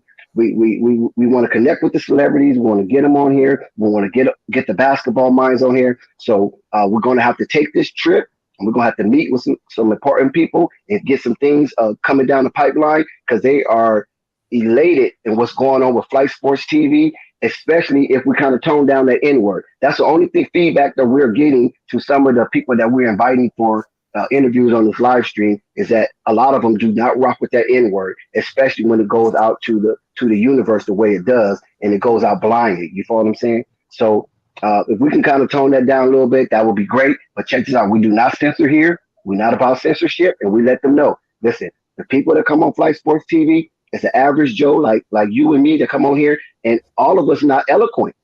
All of us not eloquent. So we understand that, but we're all brothers though. We don't have to be all eloquent, but we got to be brothers. You follow what I'm saying? We just brothers of another mother. So please, if you can, if you're willing, donate to Flight Sports Cash App. We're trying to raise at least about $2,500. That's what we're trying to raise. That's what the goal is. If we can get that goal within a 33 days, I think that's where he has to take off on his flight in about a 33-day period. We're just going to raise it from there to about 2 or 3 days before that date. And then once that day comes, we will close out the donations for that particular trip, and to be amongst and meet with these particular people that's going to enhance Flight Sports TV to the utmost. So this is something that Flight been wanting to do for the longest. He asked me to help him complete this goal, and I'm here. I'm down with him to help him complete the goal, because he has given so much to me, and now I would like to help give more back to Flight Sports TV. So shout out to Flight and everything that he's doing. We like I said, we're trying to get this channel going into the right direction. And if you can help, and if your pockets don't be light, it will be a due diligence from all of us. So we're trying to raise at least $2,500. If we don't meet the mark, so be it. All praises to the Most High. But if we do, it'll be a goal worth setting. And you guys are going to be very, very happy and elated when you see what's come down the pipeline. So shout out to Flight. Salute.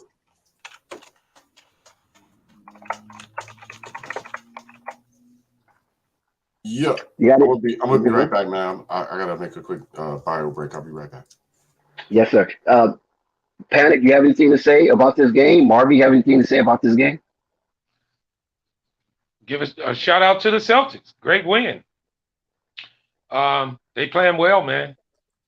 Anytime you can win a game 6 on the road on a closeout game and bring it back home, hey, you should have confidence. But I mean, this series been a crash, bang, smash them up all day, every damn game, man.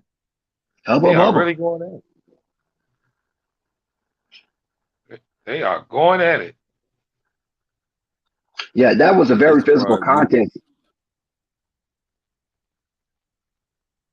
That was a very physical contest on that one right there. Yes, it was. But the Boston Celtics, the C's, they held up against the B's, and it's a very difficult thing to even beat the B's in Wisconsin. You know what I mean? That right there was a turn of events. Now it's a game 7, and fortunately for Boston, they had the mental fortitude to come up against the unstoppable force in Giannis Antetokounmpo, and prevented him from being the first player in NBA history with a 40-plus point and 20 rebound game to win a playoff game and eventually win a series. So Boston hangs on. There will be a game 7, and salute to Ime for bringing his troops in, digging their foxholes, going to war, and winning that battle. But the war is not over. No, it isn't. I got a call coming in, Dex. I'll be right back. Mm-hmm. And also, as at Best I talked about, the Boston Celtics do have the home court. They pulled that home court advantage back from Milwaukee. So Boston is definitely in the driver's seat. All they got to do is hold serve and play the type of game they can play. Hopefully, they didn't exert too much of their energy and their focus on this game, that they will have some left in the tank for game 7. Because we have seen in years past that teams play so hard to escape elimination, but then get to that game 7 and lay an egg because they have exerted too much energy and too much force to maintain their presence in the playoffs. So maybe Boston can and will overcome being mentally exacerbated and being physically exhausted. So what a timetable for Chris Middleton to come back? Well, I don't know yet. It doesn't seem like they're rushing him back. So maybe if they win the series and close out Boston Sunday, he might come back in the finals. But I think definitely he will be available for the championship, the Eastern Conference Championship. But I think definitely he'll be available for the finals if they move on. Yeah, they're gonna need him after YC tonight. They're gonna need him. And the Golden State and the Memphis Grizzlies is underway. There's no score in the ball game so far. Neither team wants to take the lead, it seems like. But back on that. Okay, just as I spoke, maybe I misspoke because it looked like Desmond Bain hit a 2-pointer. So Memphis is on the board first, and it might be here come Curry. He puts it up. Nope, Curry missed. But nevertheless, when we look at the Boston and we see the coaching, do you know that we're basically nice shot by Desmond Bain. When we see that coaching exposition between Budenholzer and Ime, we're actually looking at fruits that fell from the tree of Popovich. So big up to Popovich for putting his disciples in situations where they can, be very, very competitive and not look so domicile when they're on the road and they're looking real, like they really know what they're doing. So shout out to Pop for that, man. I guess Hornets get the bad end of the stick on that one, eh? I know that's I was trying to leave JB out of it, you know what I'm saying? But yeah. But see, JB stuck himself. You know what I mean? You remember that? You remember the Mac where Pretty Tony told old boy to stick himself? That's what JB did. He stuck himself. I mean, he had the primordial suit for success. Young, greedy players with a couple of up budding rising superstars, and he just failed to really move the needle with that type of talent because he wanted to do the Ultra MK thing. He wanted to do what Pop did with foreign players, and these are not foreign players; these are American-born players, and you just can't play those type of mind games with them. Mm-hmm.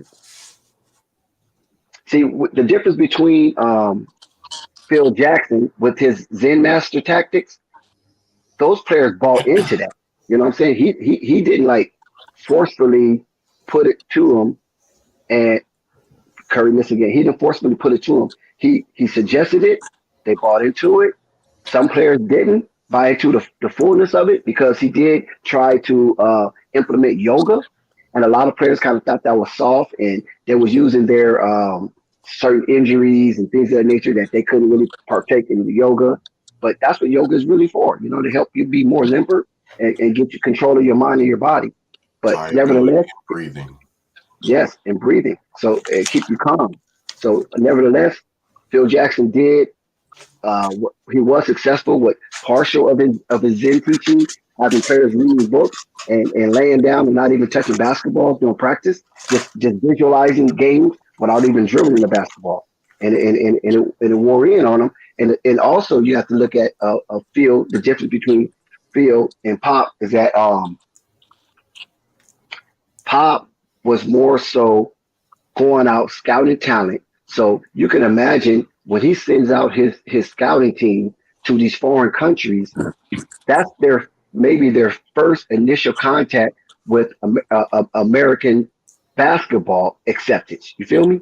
And so they're a little more appreciative. So whatever you bring that type of player to you, he's more appreciative and he's more like, oh my God, you basically saved my life, because most of the countries some of these players come from are war-torn countries, or they're somewhat impoverished, and it's a different mindset than American-born players, even though they're born in the hood. It's a different mindset. Their poverty in America is way different from poverty overseas in some of these war-torn countries. Because one thing about the United States, it's never been war-torn since the advent of sports in the way that we know sports.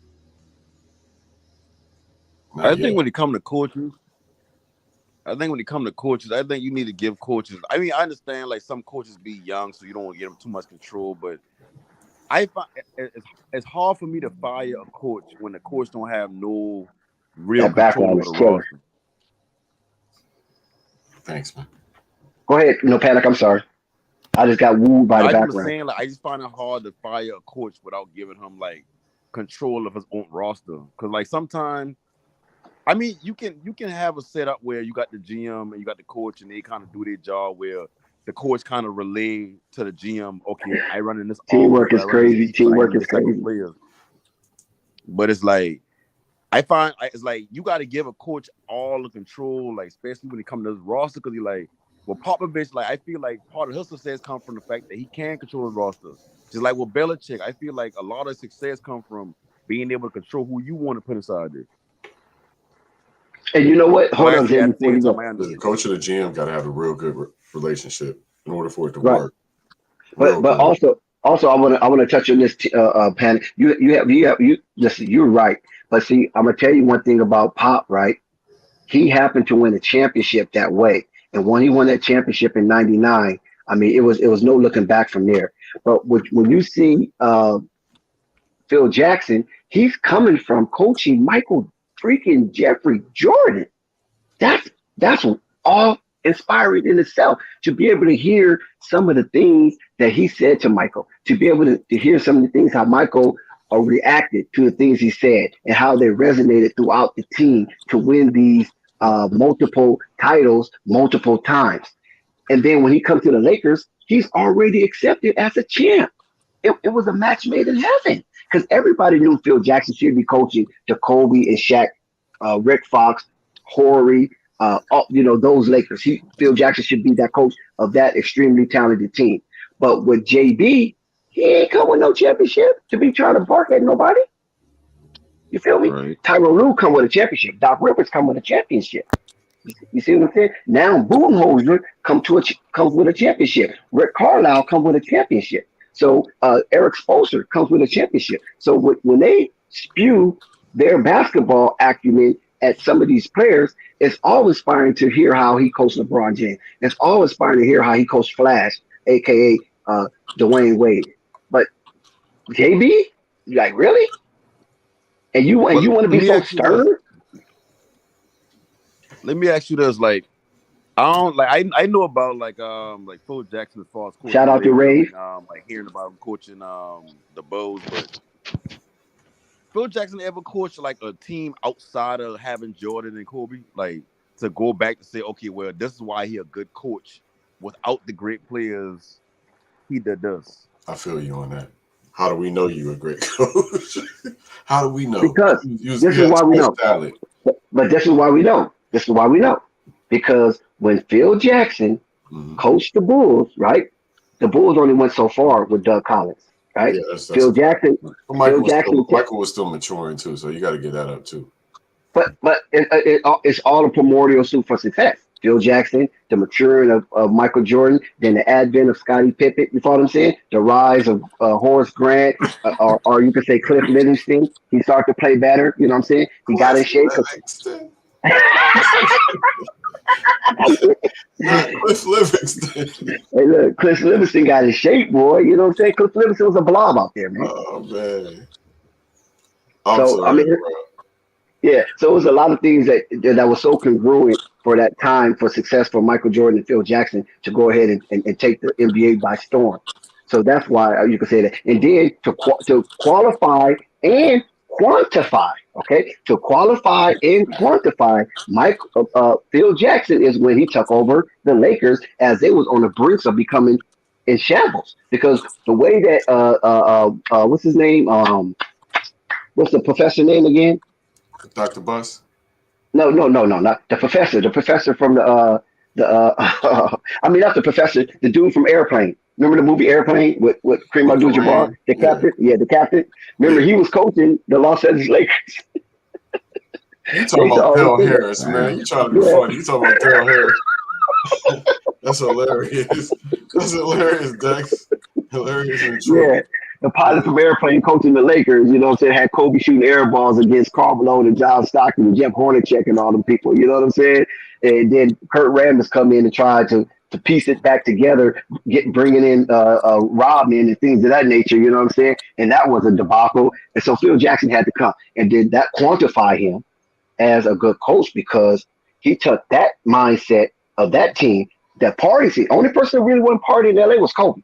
Everybody on that team was partying, even Sean Rooks. So he took that. Good. Murgot, shout to Murgot. He brought them together and they won. Not one, not two, but three. He retires. He leaves. Rudy Tomjanovich come in. That was a mistake because we already know what happened there. Then he comes back. Phil comes back, and what happened? They missed that one, but then they win one and they win two again. That's how we know Phil Jackson is a great coach. Okay. Because at least Red Auerbach only coached one team. Yeah. Remember that. That's a fact. Popovich only coached one team. That's a fact. But when you're blessed with so much talent, it kind of just makes you. But it's also how you coach and how to use that talent. I mean, there's plenty of coaches that had great talent, but just didn't know how to put it all together. And some coaches just know how to put it all together to get over that hump. I mean, they were talking about that with Budenholzer from the Bucks, but he was able to figure it out and allowed the team to get over the hump. The same way Phil Jackson, Doug Collins, and all them, they couldn't figure it out. So Phil Jackson came and he put it all together. And then when Jordan retired, he still kept that team afloat with Scottie Pippen. Yep. Yeah. Matter of fact, Brandon Katz just said, Jackson coached in '94 Chicago to 57 wins without Jordan. So that's what I'm saying. He know how to work with primordial soup that will generate the taste of success. Yeah, I was just interested in the answer. Yeah, good take, Murgot. Ray, what's up with you, bro? The reasons. Oh shit. Uh-oh. Hey, all I know is, man, put some respect on that bro Tatum. Man, talk about it. What you think? Wait, hold on before you go, Murgot. Ray, what you think of the game today? Well, what I actually expected, when I saw Giannis drop 17 in the first quarter, goddammit. He scored 2 points in second, but in other words, he dropped around 17 points near the first and ended up with 44 points and 20 damn rebounds. I knew what was about to happen. Now, shout out to the Celtics because they did their motherfucking thing. Jason Tatum just went off. It showed that the Celtics most definitely won't bow down because everyone expected the Celtics to kind of just be like, you know what? It was a good run. We did good. We had an outstanding regular season. I think our team is getting better. But this Bucks is very powerful. Giannis, he won't quit.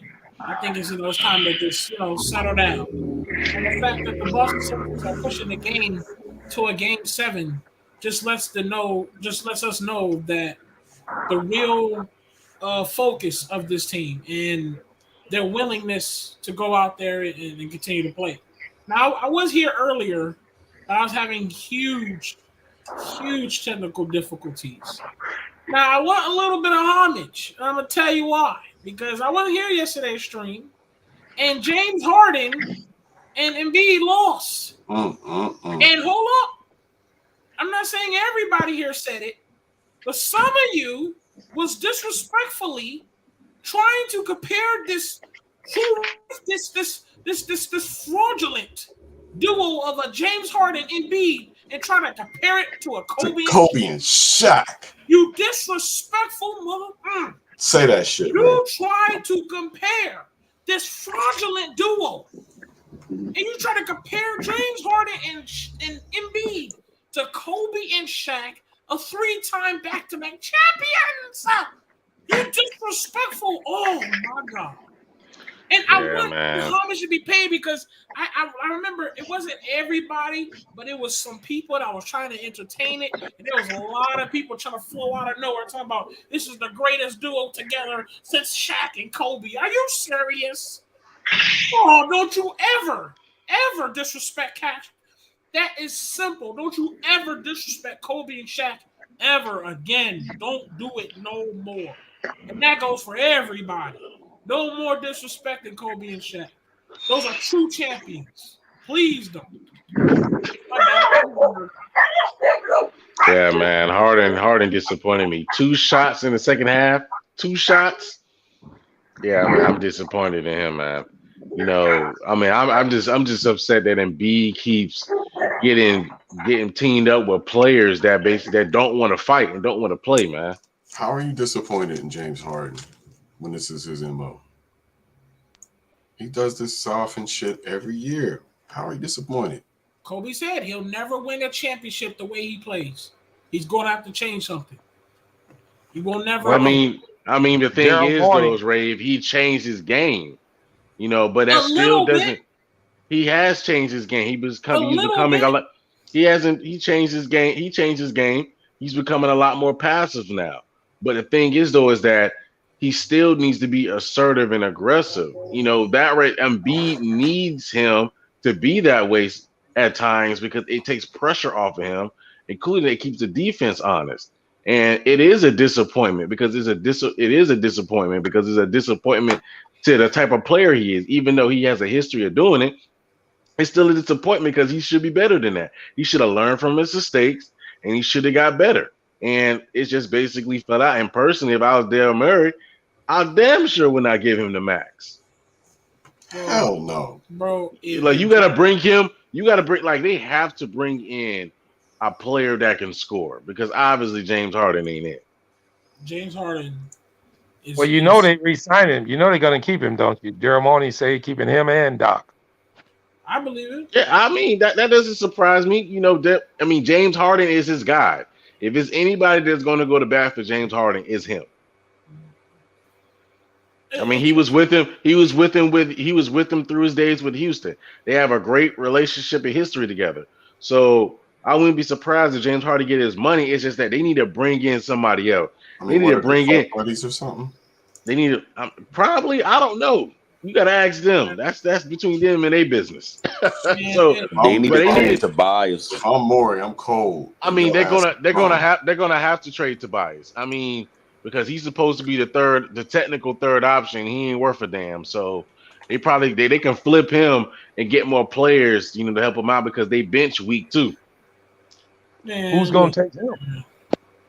Somebody will take him on the cheaper deal. I mean, he's at the end of his contract, so somebody will take him. Y'all can say because you got to remember, Tobias Harris going to be an expiring contract this year, so somebody will take him on an expiring contract. James Harden looked like Spencer Haywood in winning time. That's what I'm saying. I'm keeping. Oh my goodness. Y'all can talk about benches and moves and additions. I've seen James Harden on the OKC. I've seen James Harden on Houston. I've seen James Harden on Brooklyn. I've seen James Harden on Philly. I hate to break this down to you, my guy. This man looks like he is headed towards a direction of the rest of his career. He might not win a championship. It's that simple. Hey, we can add on. That's the case. That's the case. That motherfucker just looks like he just won't make it, bro. I'm sorry. I think it's all about the nine. I mean, if that's the case, that's the case. There's a lot of them that ain't got none. Well, I got a question. I got a question. We had a discussion last night on the panel. Is Harden is he not dedicated to the game anymore, guys? He's not, because clearly, I'm honest with you. It doesn't seem like it. Not. Because he should have been shredded. He should have been shredded that little pudge in that offseason. You should have been did that. His blood type is barbecue sauce. Right. Yeah, and all these rumors about going to the bars and all that shit, that ain't dedication, guys. He's not. These ain't rumors. They retired his jersey in Houston from the strip clubs. They had a damn ceremony. Not dedicated. Yeah, they had a ceremony, bro. And retired his jersey. And then he go out and play like this. He ought to be shaming his damn self. Hey, man. I think he just likes being rich and famous and the hell winning championships. For real, no, honestly, I think in the beginning he might have been motivated to win a championship. But after 5 years with Russell, that social media got to his head, money got to his head, and all that. So 5 years with Russell. Let me tell you something. OKC Thunder Harden. That boy was motivated. Let me tell you something. That Harden OKC never had a number two. They give Harden everything he wanted in Houston. They give him Chris Paul, Dwight Howard, Russell Westbrook. They give him everything he wanted, and he couldn't do it. Clint Capella, Joel Embiid, Aaron Gordon. I mean, who else? What else? Who else? It's just safe to say that during those times, he's just. I mean, it's just safe to say that. Durant. Yep. It's just. That's right. I'm just sorry, man, but it's just safe to say, man, that he's just not a number one option. He's a number two, a good number two on a really good team. And I don't even think he's number two. He might be a number three now. And I mean 3 now, but when he was on top of his game, he was a number 2, posing as a number 1, and folks were treating him as that. But he's technically, he was at his height of his game, he was a number 2 option. And if he would have played with, let's say, an Embiid early in his career, he probably would have got there because that would have took pressure off him to expand his game more. But right now, man, he's just falling to the wayside, man. It's out of shape. His mentality ain't there. All that, man. What Harden needs, guys? All Harden needs is a hard-nosed player. I bet you if Marcus Smart was on that team, he could get him to play right. He needs a player like Jordan used to be. He needs somebody to get on his ass. He needs somebody to get on his ass. If you put Pause. It's a shot for the moon. Reality, dog. Man, he needs somebody to get on his ass, man. And ain't nobody doing it. Once again, pause. Man, leave Marvin alone, man. Y'all stupid. Y'all leave Marvin alone, man. Y'all stupid. Hey, listen, I want everybody. Marvin old school. Marvin don't know nothing about that pause, man. Listen, I need everybody to do me a huge favor. Hit that Cash App. Hit that Super Chat. If you can't do any of those, hit the likes. Hit that like. Hit that subscribe. Hit that comment. It is very, very important.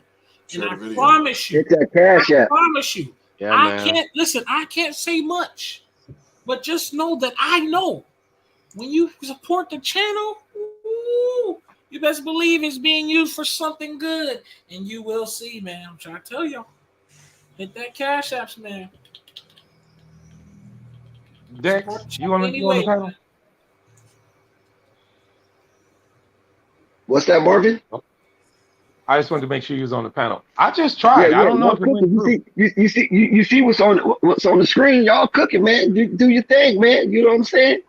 It's hibachi, baby. It's hibachi. It was 28, no, 23. I didn't know if because I ain't never really did that Cash App. I just tried to do it. I don't know if it went through. Is there a way you can check it? Flight will tell you, or usually he'll tell you. Oh, okay. Like put the Cash App in the chat so we can pin it and people can see, because there's people that really out here that really want to see this channel rise to the occasion that they wanted to rise to. So go ahead and drop that Cash App, Flight, and we can pin it up there and let everybody get a glimpse at it and we can see what it do. It's saying on my end it went through. I just want to make sure I send it to the right damn person. 30 to 26 now. Golden State over Memphis and San Francisco at the end of the first. Oh, and that's a question I want to ask you guys. Did Golden State try to coast that last game they played, guys? Was that disrespectful, or did they just quit? I didn't watch it, so I can't say. I mean, it was a mixture of both. They were losing by 50.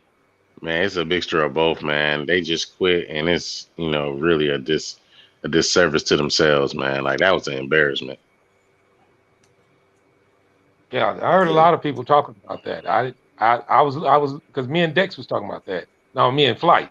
I was like, are they really losing by 40 Shout out to Nico. points?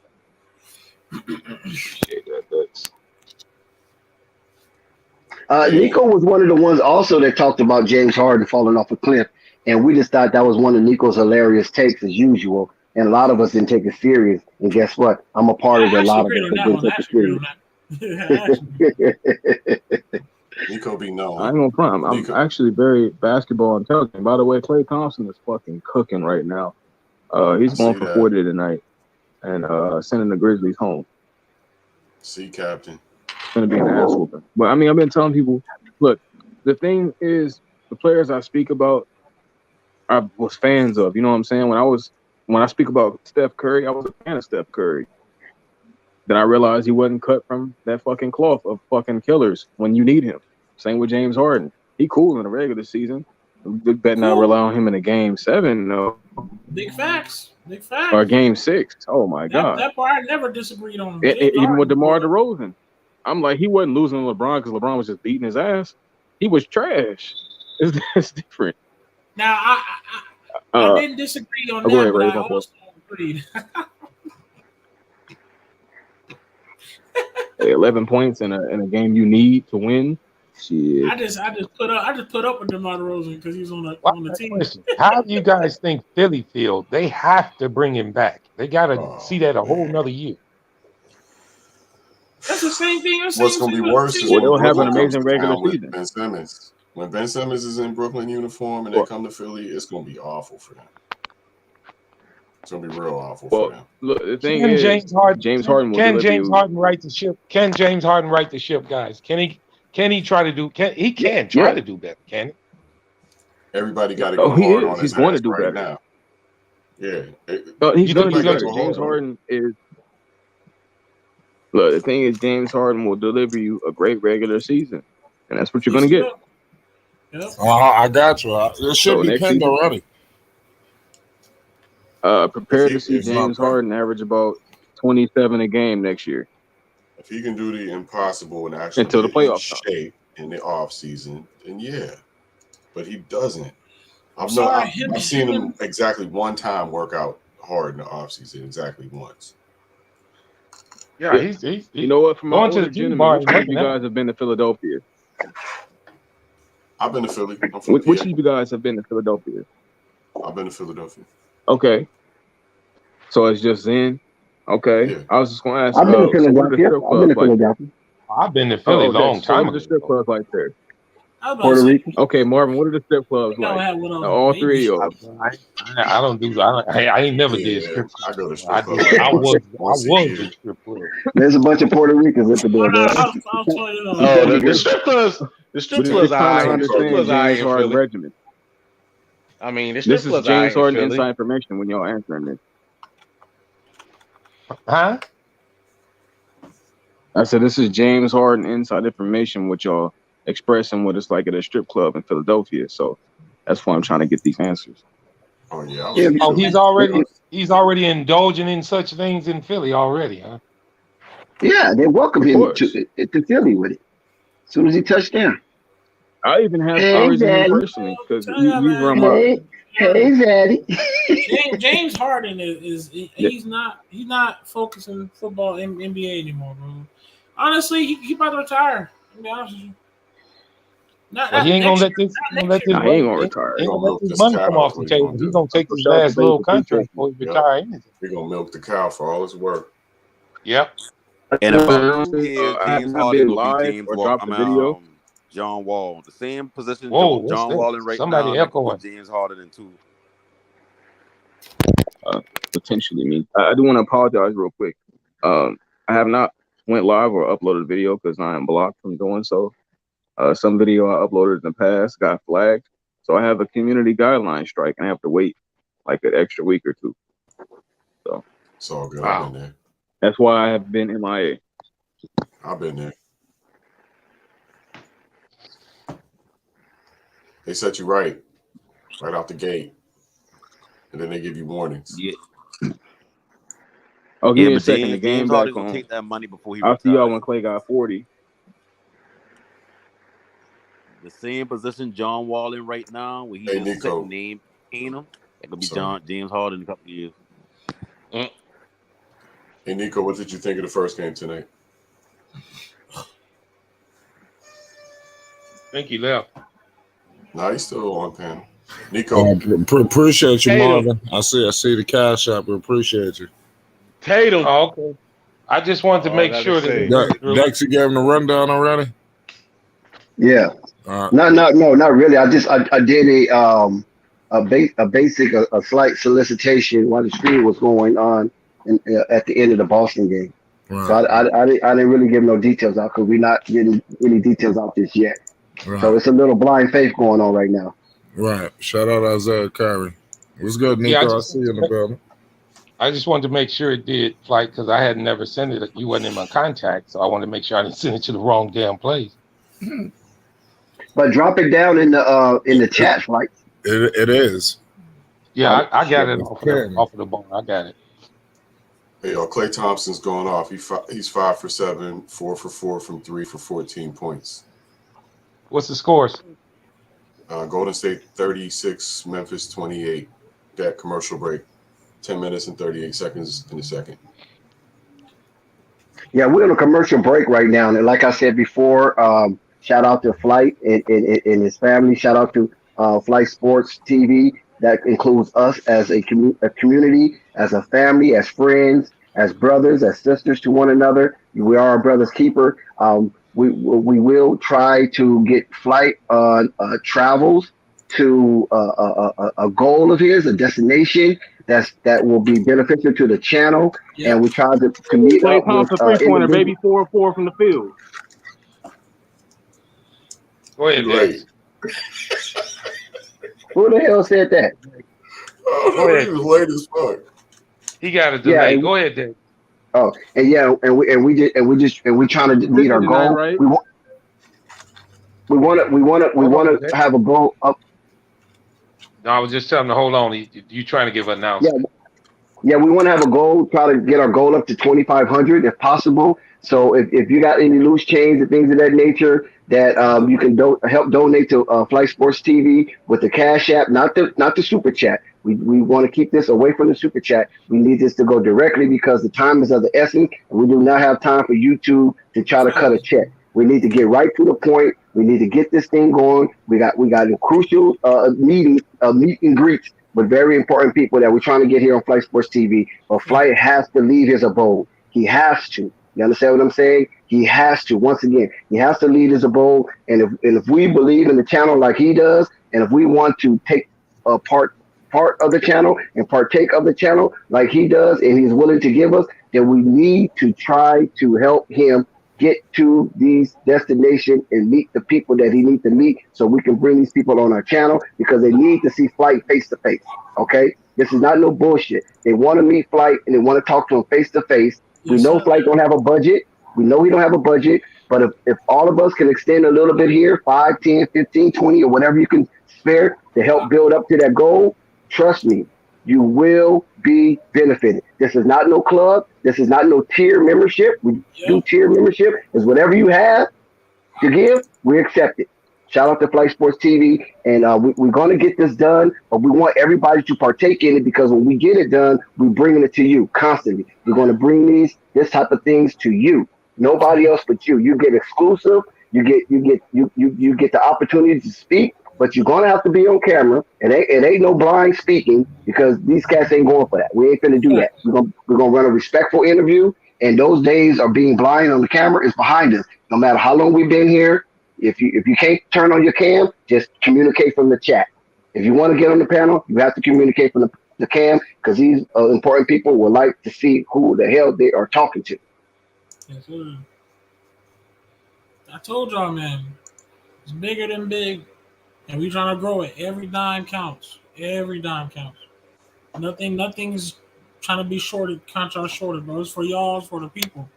There's no cap to it. I also told y'all that hating shit. I'm telling y'all, that hating shit ain't gonna take you nowhere. You better hop on this gravy train while it's ready to roll, dog. Y'all don't understand. Yeah, we're trying to bring some nice exclusive content for the summer because we know basketball is coming to an end, and we need to get our content in congruent with all genre of sports because this is Flight Sports TV, not just Flight Basketball TV. Flight Sports TV. So we're trying to move this thing in a direction where it needs to be moved. We're cool with what we're doing, but there's nothing wrong with room for improvement, and you just never know what happens from here. Because when we get these illustrious people on this panel for interview, trust me, eyes gonna be on us. People in production, people in the music, people behind the scenes, and things of that nature. And if you got any type of thing going on, it'll be a beautiful time to advertise. It'll be a beautiful time to showcase whatever you got going on for outside eyes to hear. Because when these individuals come on, we're going to have maybe in the 50s of thousands of views. So it's important that we make sure we make these connections and talk to the people that we need to talk to. And when we do, we will be streaming. You got to remember, Flight do not take a day off, so he's not going to be He's not going to be like meeting with people and you don't know about it. We're going to be streaming while we meeting. You follow what I'm saying? So you might not see the actual people because might not have their permission to put them on just yet, but you will know when we're there. And that goes for y'all, chat. I'm serious. Especially my moderators, dog. You better have some important people, man. We need y'all on your A game. No cap. That's right. Hey, that was one of the most honest comments I typed in a while.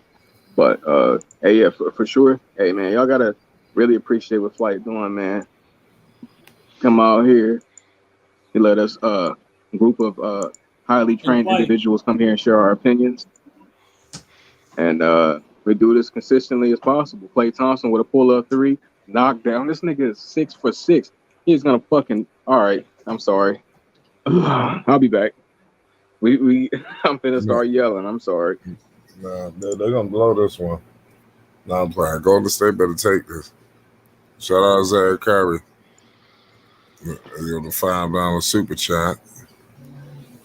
Wait. Isaiah, we appreciate the super chat, but we trying to get it into the Cash App.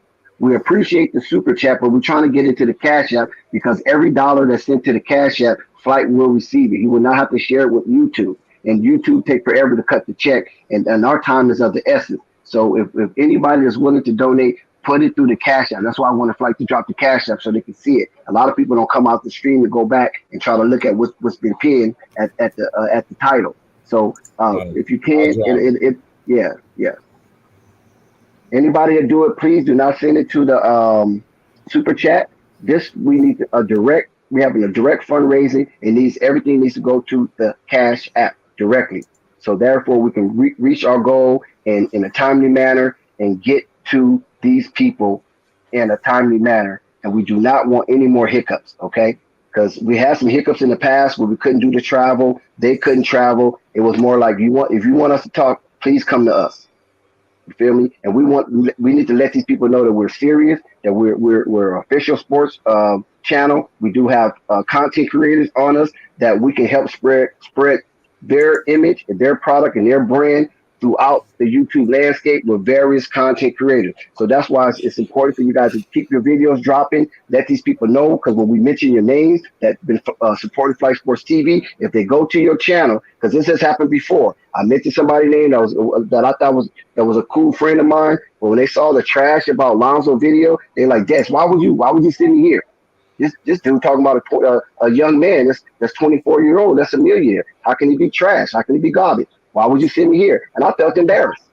And I went back and talked to that guy. I said, dude, I thought this was water under the bridge. And then no more. You follow what I'm saying? Can't send nobody to you no more. I see you're not really serious because I'm trying to open up a door for you, and they see that it's a lot of bad vibes going on with your videos. You follow what I'm saying? And like I said, a lot of people, they don't want that. They want people to be celebrated. That's why we said the year 2022 is a year of celebration. That wasn't because we just trying to push Flight. We want to celebrate everybody that comes on here. We want to celebrate the ball fact. We want to celebrate the hoop jargons. We want to celebrate the AB the Heroes. We want to celebrate the K&Ts. We want to celebrate the Raves. We want to celebrate Raw Truth Media, Murdoch. You understand? Yeah, Raw Truth Media. You know what I'm saying? We want to celebrate everybody that helps support FYF, of course, FYF, SB Talks. Anybody that supported Flight Sports TV, especially in the time of need, you will never be forgotten, brother. If you would support us in the time of need when our channel was being under attack by ferocious liars and baiters and con men, you are forever in our debt to that certain extent. So you don't ever feel that you're being slighted or you ever being forgotten. You understand what I'm saying? The Uncle Burns of the world, all these people that helped the channel when the channel was being under attack by ferocious liars. You feel me? And comment. So everybody that supports us, we're going to support you. But like I said, things are not free. Keep in mind, things are not free. And you hearing it first from a guy who's a capitalist. I'm damn sure a capitalist. You feel me? I'm about my bread. So I know things ain't free. And I'm not out here panhandling. I'm not out here soliciting. And I'm definitely not begging. You feel me? I just want you guys to be a part of it. Because we're going to try to make this happen regardless. But it's best to have some skin in the game so you can say, you know what? I was a part of that. When that took off the way it took off, I was a part of that. And then when people start to get shared amongst the community, you'll be a part of that as well. Oh, we do have international fans. So, yeah, if you don't got no Cash App, and it is what it is, hit that string, hit that, what's called? Hit that super chat thing, and that's fine. You know, but if you're in the US, I'm not saying you just gotta have it, but it's pretty easy to have Cash App. You download it for free, and then not only it's free, you're not no additional charges. It's pretty much safe. If you can check, it's certified. So last time I checked, when it comes down to Cash App, the reviews on it is good. I have Cash App. A lot of people have Cash App.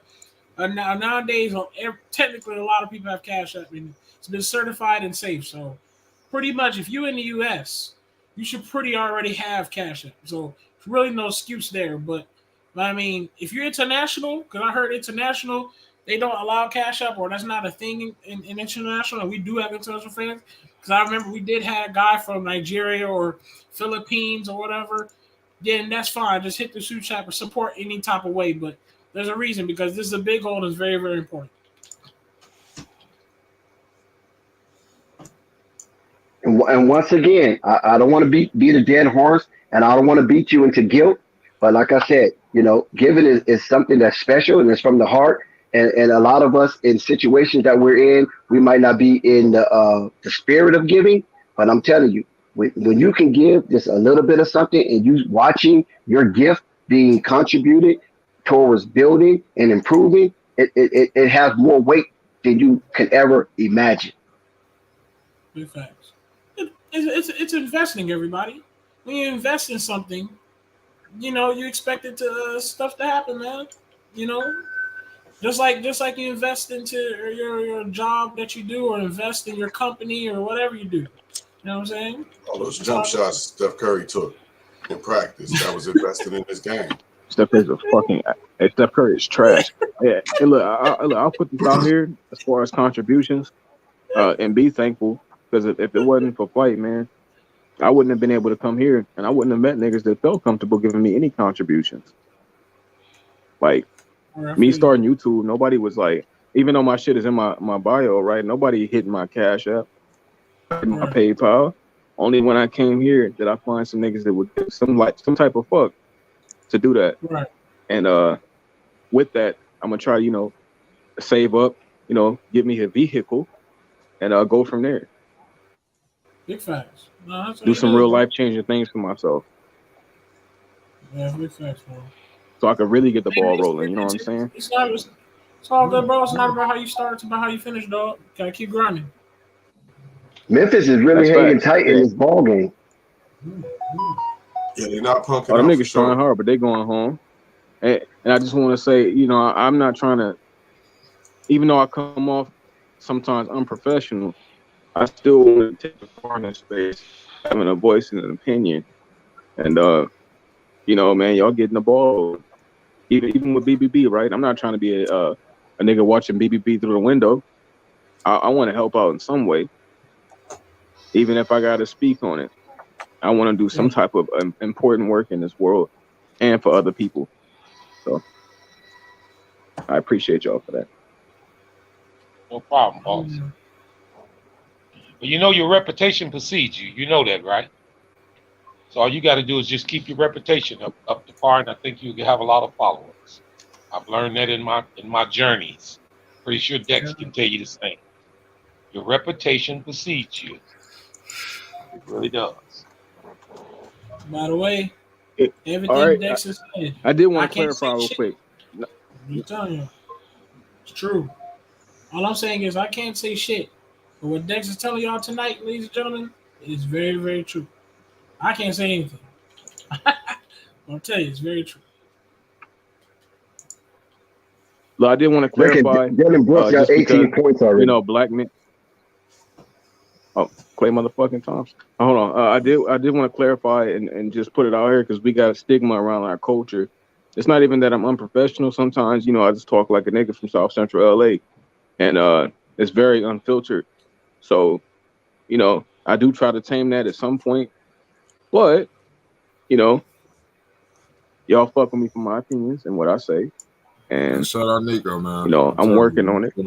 I'm working on it. It's not easy. On the tube. You know what I'm saying? And like I said, listen, what makes Flight Sports TV special, you guys already know it. We don't have to repeat it on and off, in and out, up and down, north or south, left or right. You guys know it. Flight Sports TV is no big eyes. There's no little U's. We're all equal in the sight of basketball content. Now, of course, if you say something a little off kilter and someone notice it and they correct you, I can't tell them how to correct you, but the spirit of correction is there. And maybe it might be a little harsh or maybe it might be a little uncouth, but nevertheless, the spirit of correction is there and it's all in the frame of brotherhood. Yes. Quick question for Nico, especially, but for the whole panel. Did you listen to Kendrick's new album? And if so, what do you think about it? I haven't heard it yet. I heard a couple songs. Hadn't got into it fully. I'm gonna be honest. I don't even listen to music injury. like that. Adams is injured. Oh man. Today is Kendrick Day. I just want to say a couple songs I did hear was solid.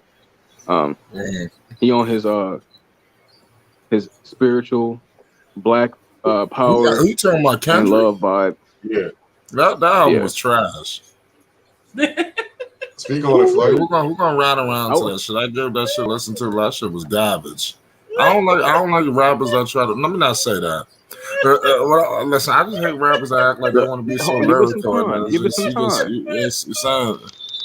Look, I don't know. I'm gonna say this, even as a Drake fan, right? Family. I tried. I mean, Flight, it's just not just. I mean, Flight, it's just not just. It's just not. I like the first album. I like Mad. I like the other. Damn, pardon me. I like that album. Damn was the one. Damn was hot. I do want to say this, right? Saying this is another to as a hardcore Drake fan, right? You know what I'm saying? Hey, if this guy hit me up and told me to go do some things last night when it dropped, I would do some things. But when I just want to say, even with Drake, right? I have to listen a couple times. Like I just heard some of his features on Future's album. I'm thinking to myself like that shit trash. But I took a moment, I listened to it again in my off time. It take me a minute. When I hear things the first time, it be trash. Like I just heard Drake on that Jack Harlow shit, right? I'm like, man, that was mid. I heard that shit today with the speakers and by myself in a moment. And I dropped a tear out my eye. I'm like, this nigga Drake be spitting. But I'm just saying that to say, even with this Kendrick album, just give it a couple listens. You know what I'm saying? And if it's trash on the fifth time you heard it, then I guess it's trash. Man, Drake been getting washed on. I did that with Certified Lover Boy too. You know what? If an album's good, you know it the first time. I'm sorry, you shouldn't have to beat it into your head. Damn was damn. Nah, if you really look, then you notice if you really with this music shit, sometimes shit hits you at different times and different meanings. Like when you hear a certain song and a certain something happen, it hits you differently. Yeah, but a whole album. It takes that. If you really about this music shit, it take that sometimes. Like some things go over my head the first couple listens. Guys, I got a question for you guys. Is there message in this music that you guys are talking about? Yeah. Yeah, it's a lot of messages in his music, bro. And his messages Wait. And what kind of positive messages are they sending? He's serious, bro. He's the real thing. I'm just asking. Pro-black. I mean, put it that way. He's pro-black, talk about black love, all that shit in his music. Okay. I mean, I'm not getting on him. I'm just because I don't, I still listen to. Basically, I don't listen to any rap. So If you I mean, I don't don't. listen to one, I'm just saying. I was It's gonna say it's not like good messages like in Earth, Wind, and Fire and the Floaters and shit. It's different now. You know what I'm saying? no, but Marvin, if you're not going to listen to one rapper, How that's they do it? How they do it, Nico? How I they do it, feel Nico? you. Float on. No, I ain't talking about that. I'm But I'm just talking saying. about with all of the bitches and hoes. Just And all How they that. came through? How they came? Bitches How my bitching and man? How hoeing. bro came through? How bro came through? My name is Larry. I'm Aquarius. That's that. Look, it's a I'm different surprised time, you know that much about and the song. Kendrick got a little more soul to it. If you gonna listen to anybody modern and bitches and hoes type shit, I would go with Kendrick because he limits that and he speaks about some shit that actually has some type of power behind it. Kodak Black, the greatest rapper of all time. Oh, stop. Man, stop it, Okay, man. calm down. Whoa, calm down. Whoa. I mean, Drake is better than that nigga by far, but I would just say, Drake not better than man, Kendrick. hey, some Drake rapidy rap songs, that niggas be spitting about some real shit. And ain't bitches and hoes with him. Are Also, you that's what I talking love. about? Are you talking? If you talking about lyrically, Drake ain't seeing Kendrick. Not even close. Listen to Drake on that Churchill, whatever the fuck it's called with Jack Harlow. I don't know. Drake, when he's actually trying, nigga, he was pretty fine. Drake is There you go. washed. Hold Like, on. Let Drake Ray is spit real washed at shit. this point. Hold on. Let him spit that real shit. I mean, look. See, this is where Marvin talks about reputation. You know, guys like Lil Wayne and Drake, they don't try anymore, and you know, everybody's like, you know, they see him in a different light. But when they was going off, when they was really in that grind mode trying to eat, oh my God, it was No, deadly. it's not even. It's not Bars and even the that they ain't rhythm was trying no on more. Their point. music ain't connecting. When you've been hearing Drake like that. When you've been in your early 20s, Drake and the shit like that. Now he got Kitty. Like he got a different perspective on life. You don't want to hear Drake talk about the certain shit he been talking about. You got a kid now, bro. Hip hop's a young man's game. Yeah, right. That's what I'm saying. Reputation. Fans grow. They grow up at some point. Yep. The only way hip hop stays alive is if it stays a young man's game. Period. Exactly.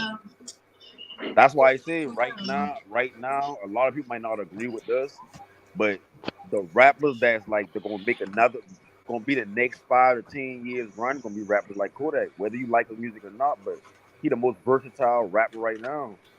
And I ain't saying it like I trying to big him up, but at the same time, it's like he making good music. People just don't pay attention to it like how they pay attention to like Kendrick and Drake because of the antics that he do outside of music. Yeah. So he's really making good music. But it's gonna be hard. It's gonna be hard for a rapper to really have a long run now because so many new rappers come out like like daily, and the deck is constantly being shuffled. It's not like how when it was was like artists was pushed out doing a roll call, things of that nature in a certain cycle. You'll wait on them. You know what I mean? But now rappers just come out. Listen, there's so many different rappers out now that might have a nice song that people playing in their car, and they don't even have a video to it. But they playing in their car all day long. Rappers is coming out of TikTok now. It ain't even just rappers coming out of it now. It's rappers. Yeah, they making music specifically for TikTok to blow up on TikTok first. Most of the best song, not best song, but most of the song that's popular now comes from TikTok. I'll be back in You hear like a loop on top of a video, and it's like, oh, what song is that? Then you hear the full song is like the song trash except for this one part. Right. Nowadays, as long as it sound good, you're good. Are the Warriors losing this game, guys? Yes, they are down. They're down by 5.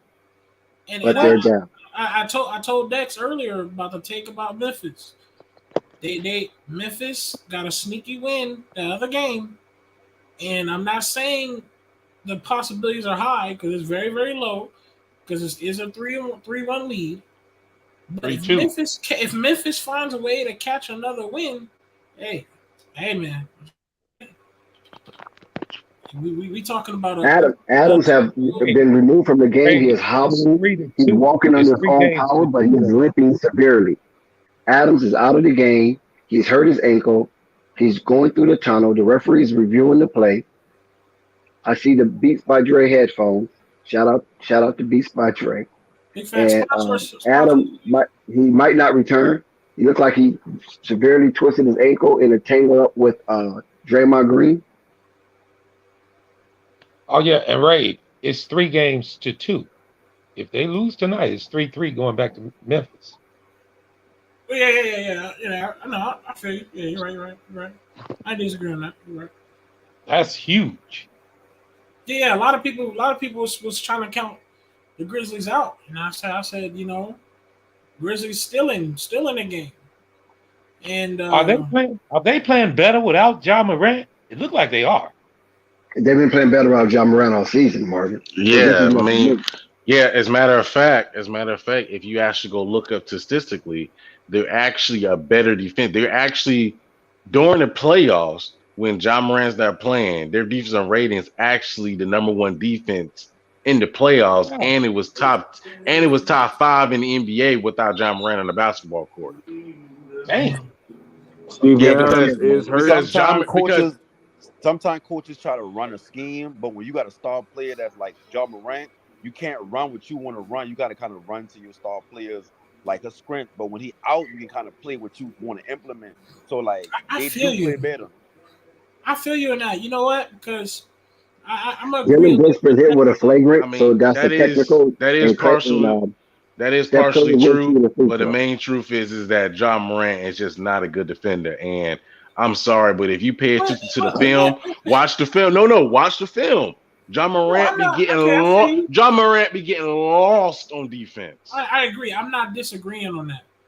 But look at him smiling. You see Ja Morant over there smiling underneath the basket like Steph Curry shoots the free throw.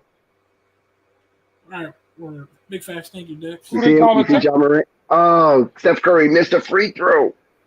No, all I'm saying is I coach. I was coaching my team. I ain't gonna cap this. Ja Morant is in his Jordans. What Jordans are those? Are those the 9s? Look at Ja Morant Jordans.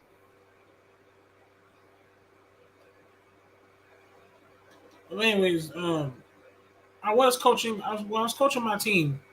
My star player was late. I ain't gonna cap. My starting point guard, he's a starting point guard. So my guys ain't that great at dribbling, but because of my starting point guard not being there, and we was facing a team off, we was dropping them 17-4, and that was because my guys kept passing it to each other, had to trust each other, and they were just moving the ball and creating opportunities for each other to score. And that was without my starting point guard being the ball handler, the guy that's going to rotate the ball, pass the ball, or whatever, right? And be that passer. So they had no choice but to trust each other and play a certain way because they had to rely on trust. And that's the same thing. I had to like when I was coaching, I had to literally coach them to rely of trusting rather than because I don't got my point guard. Oh, Clay, come on, Clay, you got to grab that. So what Panic had to say, it kind of made a lot of sense because now that I think about it. I got a question to the panel. Do Golden State shoot too many damn threes, man? Yeah. Oh yeah. Are you still on a call or something? I mean, damn, that's all they do is shoot threes. Man, if it wasn't for Draymond taking his less amount of threes, man, they have the national legendary record for everybody just pops threes. What if Draymond's on that team? I'm on Draymond had a backpack jumper. Remember, about 2-3 years ago, Draymond had no problem trying to take a three now. Hey, listen, and when that game 7 was when them boy played Cleveland that year, Draymond carried game 7, even though they lose, but he kind of carried that 2016 finals round of people. Yeah, Draymond was yeah, that's what I'm saying. That's my entire point when I was telling you how the Warriors was back before, man. You had a younger Draymond that was at that point a defensive player of the year. He was going crazy, kicking niggas in the ball sack. You had Klay Thompson just shooting his lights out. I think he made that those years. I think he made that little night video where he closes it's dark and he shoots like unlimited threes or some shit, 90 threes or something in a row in the dark. And Stephen Curry, he just line it up, changing the game from a different atmosphere. That's what I'm saying. That they was just at that moment, there was a 79 in whatever losses because that's what it was. When KD joined that team, I was like, damn. That's just at that moment. They ain't like that no more, but man, they was like that at that point. So is anybody picking Golden State to win it all? Nah, I think Memphis is gonna make a comeback.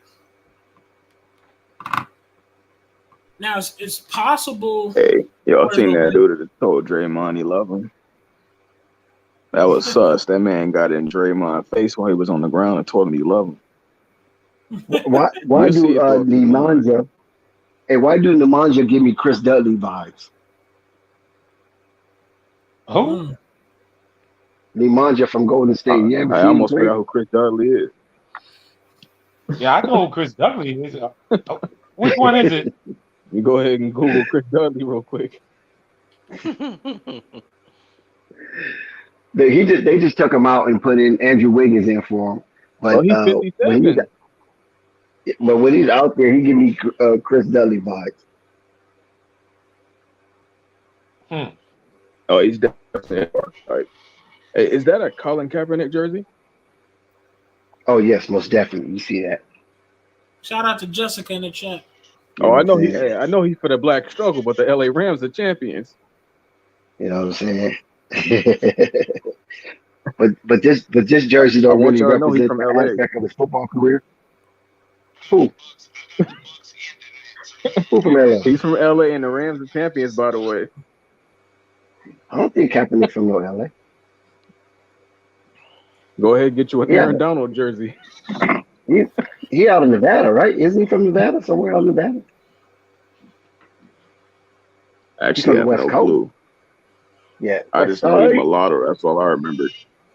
West Side. There's a whole lot of mulattoes in LA. Hey, not where I live. Hey, we appreciate everybody He's from for Milwaukee. coming. He's born in Milwaukee, Wisconsin. Hey, we appreciate everybody for coming tonight. Yeah, hit that like, hit that sub, man. You know what I'm saying? Fight Sports TV, the hottest in the streets. Man, we appreciate y'all, for real. Yes. And we got to give a special shout out to Wardell Curry, his ass. I'm tired of watching him play basketball. He on the court to stink it up every night, shooting fucking deep bombs that miss. He missed every time except for one. I'm sorry, bro. Steph Curry is like 4 for 12 every night, and nobody's talking about Steph washed. That nigga been washed all season. He can't even knock down free throws consistently anymore. Something's wrong. Father time. But he's still moving around to perfection. He just ass. Look, I think what I think it is that they said his eyesight is messed up. Now that's the part of the father time I'll give credit. I think he need to go get the little elastic eye surgery, whatever the fuck it is, and fix his sight. He's been playing with bad sight for so long, but it's different as you continue to get older. And Klay Thompson, of course, is playing a great brand of basketball. He's been the better splash brother for a long time. He just takes less shots, little to beat one up. He's always been more efficient. He's always been more of a killer. Not to change the last time I seen Steph Curry being a killer. Go ahead. Oh, you good? Go ahead. Go ahead. I was just going to ask Dex, because this is a different subject. So go ahead and do your take. Go ahead. I had to wait real quick. Steph Curry just missed a layup to go into halftime. I just want to know why he's so trash. If I could dive into the psychology of it, I would feel better. So you can ain't trash, man. I thought. Listen. It's not that he's trash. I'm gonna be honest with you. Curry has been really working on that swing at that golf place. He's been locking in that inner retirement games. He's learning how to be on the big screen. He's learning how to play putt or something, man. So I'll be honest with you, bro. Be honest with you, bro. That Curry ready to retire too, bro. Yeah, man. I'm trying to tell y'all, man. It's time to push the younger generation, man. These dudes starting to get ready to retire, bro. They're getting older, bro. That's all, man. Keep it down with y'all, bro. I know Curry's not that old. Curry. He's not that old. No, it's not. It's not. I mean, you ain't got to be old to realize it's time to hang it up. I'm watching Curry in the offseason practice his golf swings more and more. I mean, you got Curry doing a golf tournament. Curry out here hosting golf tournament. What is it called? It's actually on TV. I think he got a TV series going on. He's actually hosting a TV show called something with golfing. I'm not. I mean, yeah, he might have that little young. Wait, I gotta ask you something. It sounds like you're saying something. Are you saying Steph Curry is a better father and businessman than basketball player? No, I ain't saying that. Come on now, let's not do that. All right, I mean, I'm just trying to get an understanding. He did have that show with his wife. What was it about last night? Look, I'm not violating the guy. All I'm saying is this: Curry was dynamic. I think Curry could still drop 30-something points, still splash some unbelievable threes. But you can sometimes pay attention to people's tendencies. Curry in the offseason, when Curry was really balling, you can see in the offseason he's in the gym working, hitting threes. He's in the gym. I'm watching Curry play around with the basketball and practice his layups and joke around. That's dedicated to his craft. Now he doing golf swings, playing around with baseball, hanging around with families, going to restaurants, doing TV commercials. I hate to break this down to you. People pay attention to tendencies. Hey man, LeBron James, he's smoking more cigars. He's starting, he's doing movies, man. Them father time hits you, bro. It's time to retire. James Harden, we watching your tendencies, bro. You don't want to remove your belly fat. You turn up at the club. You know what I'm saying? I ain't trying to disrespect because he's big. That don't mean I'm not calling him big, but you play professional, so you play professional sport. You're saying you're not me. I'm not playing a professional sport, so I have a reason to be big. But you, James Harden, you're playing a professional sport. Where you get paid millions to play. Curry's 34 years. He's 34 years old. That boy ain't no youngster no more. That's what I'm saying. I'm paying attention to tendencies. He's going a lot. I mean, so James Harden like 31, 32. He's going out more. Curry's 34. A lot more rappers. I'm just saying you can look at people's tendencies. Oh, that nigga Steph Curry, old ass nigga. Yeah, he's 34, man. I didn't know he was that old. Yeah, he just got that young face, and y'all be thinking he young. He's 34. That's old. For me, even if let me say something, man. Even if a guy is 26.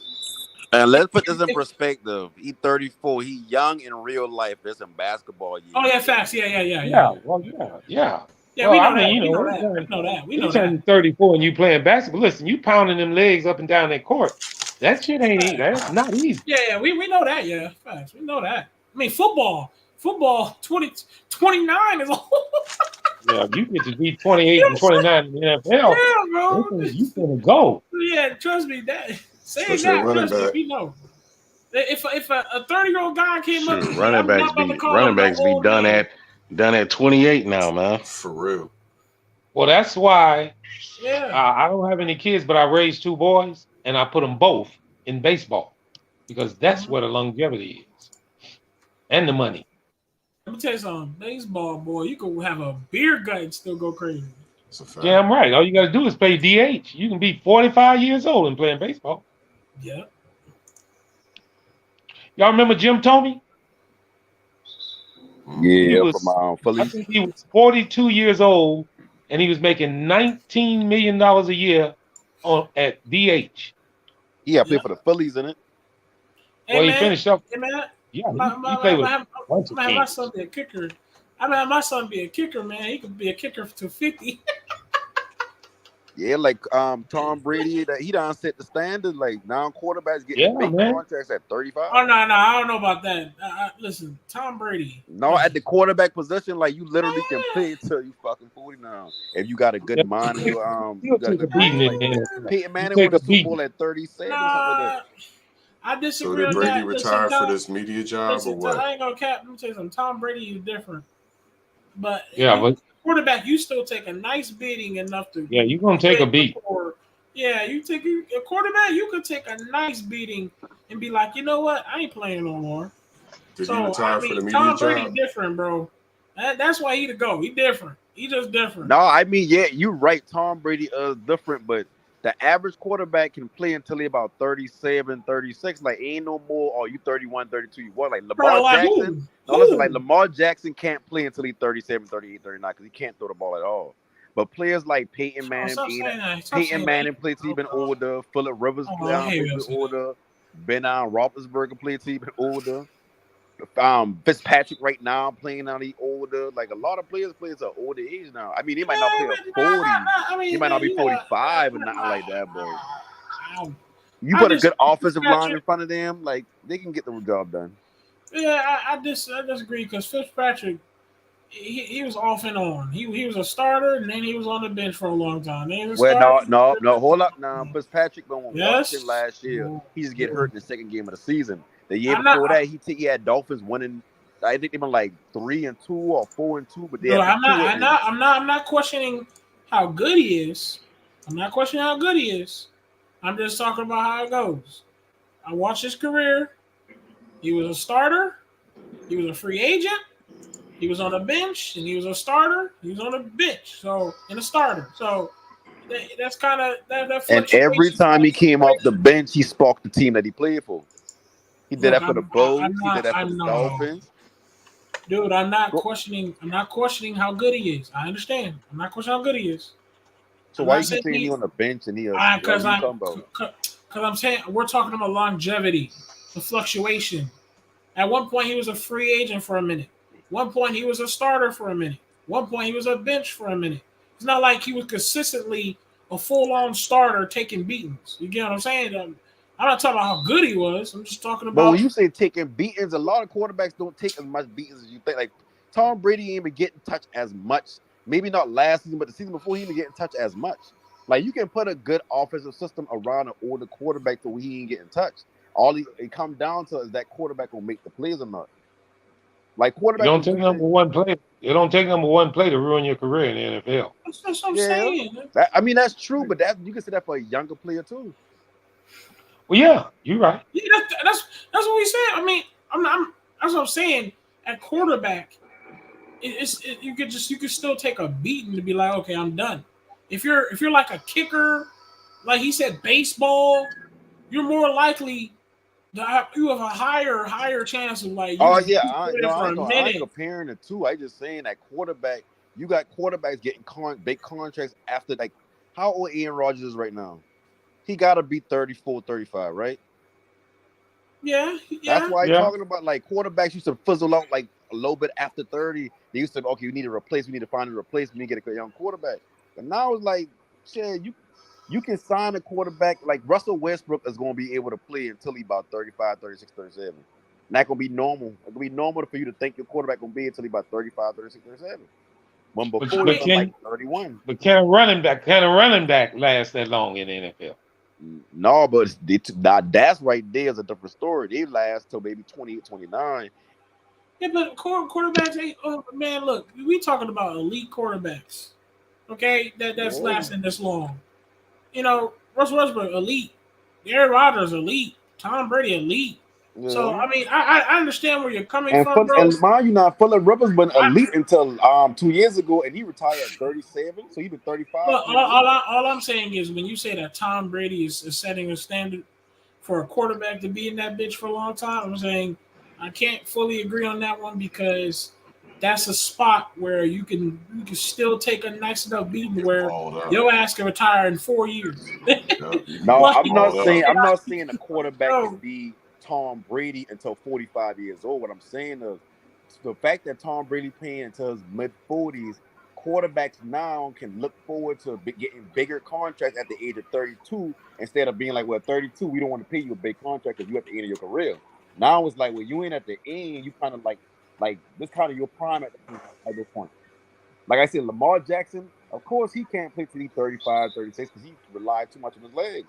But if you're talking about a quarterback like that, just arm, they can play until they're about 35, 36, 37 nowadays at an elite level.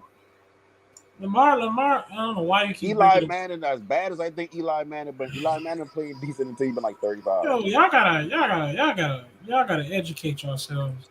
Y'all, dude, I don't hate the fact y'all bring up Lamar. Lamar can't. Lamar is only relying. Lamar is only relying on his legs because our offensive line has been very, very poor and very, very injured.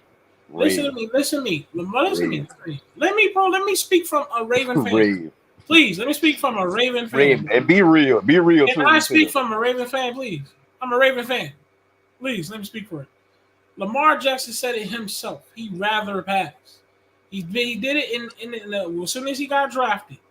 Okay, everybody was trying to make him be a running back. They were trying to change up his scheme. All of that. He said, please, I want to be a quarterback. This has been ever since he's been drafted. RG3. Right now, listen to me. Right now, our offensive coordinator, as we speak, does not fully trust him to throw it the way he wants to throw it. Because he can't. They want to design him to run. And quite frankly, if it was fully up to the offensive coordinator, they'd have his ass at running back. But because John Harbaugh and Lamar Jackson standing up, that's false, Rave. Dude, stop! You're not about to tell me what's fucking false. I'm a fan of it. I listen to every single Raven radio. No, because I follow the Ravens too, Rave. It's not the fact that they don't trust him throwing. It's a simple fact that Lamar Jackson, unfortunately, hold on, Rave, because Rave. We let you cook for 5 minutes, Rave. Let me talk. It's the reason why they don't trust. It's not the fact they don't trust Lamar throwing the ball. It's because of the fact that they are a run-oriented team that sets up the pass. Because Lamar Jackson, even though he can throw some, is not his best attribute, including the fact that Lamar still has development to go when it comes to reading defenses. That's his biggest MO. If you're leading, he's not. Hold on, Ray. He's not great at reading defenses yet. And that's why they run the ball, is because so they can set up the pass. That way they can bring more teams up in the box so Lamar Jackson can actually throw it over the top. That's why Marquise was there. But Marquise is gone now, so they don't have a burner they can get over the top. They got somebody that gets in the middle with Bates and Andrews, but don't have nobody to go over the top. They're missing that element. So they got to go find that. But that's why they drafted the way they did in the draft and bringing those tight ends in, because they missed Boyle when he got hurt. So they're going to go back to the scheme they were doing, running football, run-oriented, and then they're going to use the play action to set up the pass. Because Lamar Jackson still has to learn how to read defenses in order for him to be a top echelon quarterback that can throw the football down the field. That's his biggest problem. Okay, if you was that's listening, a fact. If he was listening, I wasn't talking about his problems and issues. Clearly, he can improve. That's not what I was talking about. If he was listening, I said coordinator. They give him designs, runs. They get, like you said, running. If he was listening, I said that. I said my coordinator, aka Greg Roman, the guys that we do not like. Greg Roman is not a bad coordinator, though.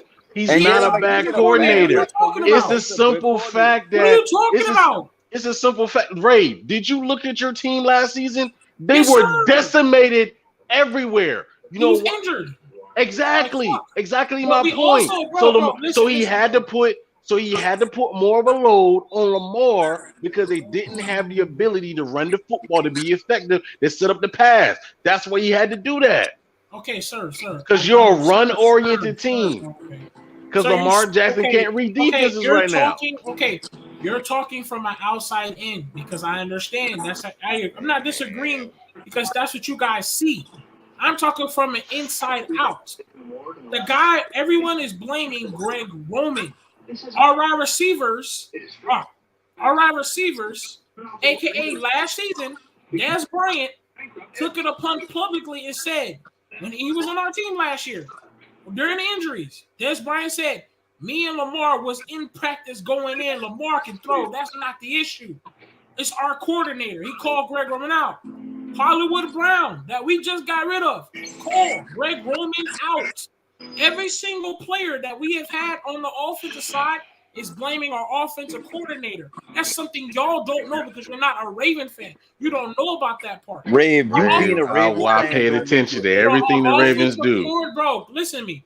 Greg Roman is not has Greg Roman made bad decisions sometimes as an offensive coordinator? Yes, he has. But he's not that bad of a coordinator because he allowed Lamar Jackson to be MVP under his reign. So he's not that bad. The issue is y'all personnel. Y'all personnel was bad.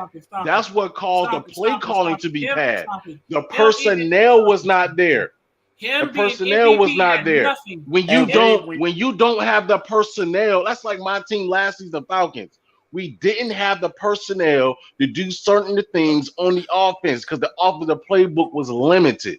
Matt Ryan can't do bootleg rollouts like a Marcus Mariota do. And that's not saying that a Marcus Mariota is better. It's just the fact that he got wheels, i.e. legs that he can move with, and the offense is predicated upon moving. That's why Matt Ryan got sacked so much. We didn't have the personnel, the same thing that Greg Roman didn't have the personnel, including the fact that a lot of the interceptions that were thrown was not necessarily on Greg Roman. It was on Lamar Jackson because he had difficulty reading defenses, especially when they start doing zone, start doing cover 2, shade cover 1, and they switch it up post snap and go cover 2. That's his problem. His problem is reading defenses. And when you're coming at the coordinator, which I get. I get Greg Roman has made some bad calls. I get that. But the main predicate issue is Lamar Jackson has to learn how to read defenses. That's the biggest issue, man. You're not listening. I'm not. Lamar, it's still not going to change the fact that Lamar Jackson cannot read defenses. Sir. Can I get an amen? You're trying to explain to me. Hey, Red. No, hold up. No, what you're trying to do. That's all I got to say. Everything he just said is now is 100% correct. That's somebody who actually watches football and knows football. You can't break it down no better than what he does. I'm not disagreeing. And I'll go back and forth with you all day, but there's no argument with that. That's perfect analysis of what Ravens got going on. I'm not disagreeing because, like I said, man, I'm not saying that Greg Roman has not made bad calls. That's not the issue. That's not the full-fledged issue. Has he made bad calls? Yes. But Lamar Jackson has to step up and learn how to read better defenses because I watched plenty of Ravens games and he threw countless of dumb interceptions. And I watched the game where he got hot against Kansas. Again, I think it was Kansas City, and he took that team down. That's what he needs to do more consistently. But he has to learn how to develop in reading defenses. That's his biggest. That's Lamar Jackson's hurdle. He has to learn how to read defenses. That's his hurdle. Okay, are you going to keep trying to talk to me about what he needs to improve on, what he needs to work on? That is not what I'm fucking talking to you about. I know what you're talking about. We already agreed upon Greg Roman, but it's a two. You're saying it's a two-way street. It's a two-way street. No, it's not about. No. That's not true. It's a two-way street. Oh my God. Okay. Greg Roman is not listening to the team. There's a difference. Oh my okay, gosh, the offensive team. Lamar Jackson has said several times, "I want to pass it." Greg Roman is like, "No, I wanna. Yeah, you can pass it, Lamar, but I kind of want you to do these design runs." It's not about Yeah, yes, he's had some bad calls. That's not what I'm talking about. You cannot throw a quarterback out there and not have full trust in it. You get what I'm saying? That's what the issue is. Our issue is Rave, Lamar Jackson is a professional. Regardless of the fact that Greg Roman has trusted him or not, he needs to go out there and perform to the best of his ability.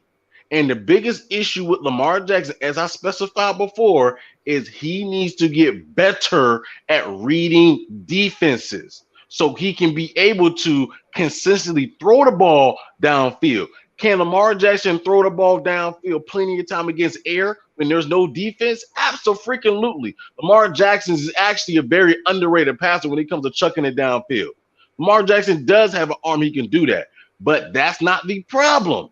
The problem is reading defenses. If Lamar Jackson can't read a defense, then obviously it's going to be difficulty throwing the ball down the field. No matter how many design plays that Greg Roman designs up for him to pass. He has to read the defense and know how to schematically carve it up. The same way he did that Kansas. It was either Kansas City or the Chargers, one of those two. No, it was the Colts, where he carved that defense up at the end. And when he got into overtime, he was hot and he said everything slowed down. He was carving it behind up. That's what Lamar has to do more consistently in reading defenses. Because he was reading the defense, he was paying attention, he was carving it up. I hate that we had a good draft. I wish we had a horrible draft. So we can hurry up Klay Thompson for 3. You see what I'm talking about. But you're right. You're right. I'm not really disagreeing because I watched Lamar stare at one person and did not look any other else. We had wide receivers wide open. Wide the fuck open. Yeah, now, he has to get better at that. There's been times where our receiver was not open, but I'm not the biggest thing last year with y'all receivers is last year was just fucked up. Y'all had, for example, I'm sorry, I like Hollywood Brown is cool, but Hollywood Brown, he just ain't physical enough to get off the line. Like, you literally push Hollywood, he gonna fall. I mean, he has to get a free release to get downfield for him to get open. And also as well, he's not we can't say that about him in the playoffs though. Hey, Riv, you know when you can't get off the line, you know what that do? That fuck up the timing on your man. So y'all need more physical wide receivers. I mean, listen, don't get me wrong, man, but it's cool to have burners, but I'd rather have that physical wide receiver that can get off the line and knows how to use routes to separate. Because that speed wide receiver that can't get off the line don't mean that speed don't mean that you made that speed null and void if you can't get off the line. Yeah, because that slows you down. That slows down timing, and then you can't get a free release to use that top end speed to get downfield. And that's what makes Tyreek Hill different, because although he's a very speedy wide receiver in the slot, he's very physical. Hollywood Brown is not like that, which is why basically the Ravens said, all right, you can go. They just willingly gave up that, and they made their defense better because of that. I mean, God, Kyle Hamilton, oh my God, that was a steal. That was the biggest steal in the first round. Sure was. It was. Kyle Hamilton. Do you know what they're gonna do with Kyle Hamilton in that defense? Along with David Ajabo coming back next year. Oh my God, man! Well, because the thing I like about Kyle Hamilton is he can play in the box. Man, he can play anywhere on that field. No, we're not putting him in the box. No, I knew y'all. That's his best. But the thing is, Rave, that's his. If you pay attention to the field, Rave, that's his best attribute in the box. No, I'm not disagreeing with that. I'm saying, but he can play anywhere. He can play. He can play hybrid slot corner. He can play in the box. He can play. He can play the. He can play the back end. Like he can play everywhere on the field. It's like getting Sean Taylor, but we don't want to put that expectation on him. But it's just like how Sean Taylor used to be. You can put him in the box. You can let him out there roam. You can put him a man. Give you what you need. I'm gonna be honest with you about that. it was a great pickup, but I hope you know it was just that pickup was a safety net because we lost our pick who we really was getting when the Eagles snatched his ass up. Who was We was that? really trying to get Jordan Davis because Jordan Davis was an actual need. Like what I'm saying Man, y'all is got Travis Jones. Kyle Hampton wasn't a need. No, but Jordan Man, Davis. y'all got Travis Jones, man. Kyle Hamilton Hamilton Kyle Hamilton was a steal, man. Jordan Davis was. Do you know how? No. two-down Do you player. know how? Ray, do you know that Kyle Hamilton was ranked number 1 on many draft boards? That's a steal. Oh, he was. In actuality, he's a better player than Jordan Davis. Because Jordan Davis, because Jordan Davis technically is only a 2-down player. Exactly. Kyle Davis can play all 3. Then on top of that as well, Ray, you basically negated the whole pick with Jordan Davis by getting Travis Jones. Because that's who I wanted in the second and third round. Y'all got Travis Jones. I don't know why you even talking about how many fat Jordan asses Davis on the panel right now? Hold up, I'm talking Jordan Davis, okay? Because you're coming off energy. Listen, Jordan Davis was a need though. You don't go in a draft. But they filled their need. They filled their need. No, that's not true. That's not true. Y'all needed we already had safeties, sir. We already have safeties. None as good as Cal. Now we're gonna do. No, now we're. I don't think you we're realize getting, how much listen, Kyle Hamilton gonna transform what your defensive coordinator can do with the defense. Listen, King. Okay, we got Marcus Williams out of the free agency from the Saints. We got safeties already. We had Chuck Clark. We already had safeties. Not only do y'all get y'all got him on a rookie he's contract, not y'all ain't got to pay him big money for 4 years. Listen to me. Impact. Okay, let me tell you something. We're take away Travis Jones. Tell me what defensive tackle we have. What do you mean take away Travis Jones? No, listen to me. Take away Travis Jones. What defensive tackle we have? Jordan Davis is a 2-down You're not getting player. my point. You're not getting my point. You can't get him off the field on third down. You stuck. Bro, you're not. Oh my God, you're not getting my point. You saying Travis take away Jones, who y'all drafted this year, year, who y'all got. If y'all drafted Jordan Davis, who y'all got? Trust me. Listen to me. Okay, we only picked up Hamilton because Davis got picked up. I'm telling y'all we was getting Davis. Davis was an actual need because we had no D tackle. Safeties, we actually had safeties. Now, us picking him Hamilton up was an upgrade because he's better than Chuck Clark. That was our strong safety. And we're probably better than Marcus Williams. We're either going to put Chuck Clark in the box or we're going to trade him. And we had Marcus Williams from the free agency, the New Orleans Saints. And he is outstanding full safety now we have. And I guarantee you Kyle Hamilton probably better than Marcus Williams. That's how good he really is. If he really what everybody's saying he is. You really just disrespected the hell out of Marcus, but okay. I don't think I did. You sir, think sir, what has Saints defense been with him? What has Saints defense been That's a legit full safety right there, sir. I get good ass money for that nigga. I get he could be legit, but Kyle Hamilton was like Friday night. Even like the second highest rated safety coming in the draft in like 10 years. Yeah, many fat asses on the panel? He's still a young. He's still he got size on him. Yeah, but you're still trying to judge a young cat versus a guy who's actually proven in the league. Actually in the league. Man, listen. Steph Curry is fucking trash. And hold on, and Marcus Williams is not going to move all over the field like Kyle Hamilton. The versatility alone makes him better. Go look at the tape on how the Saints use him. Go look at the tape on how the Saints use Marcus Williams. Marcus Williams is 6'1" and he's only 25 years old. Hope you know that. 6'1", 200. He's only 25 years old. Hope you know that. Yeah, and go look at Kyle Hamilton's size. Dude. Klay Thompson with the rebound, he pushes it up to Curry, and he throws the ball out of bounds. Kyle Hamilton is some good size. He's amazing. Steph Curry is trash. He's still at the end of the day. Kyle Hamilton is still a rookie, bro.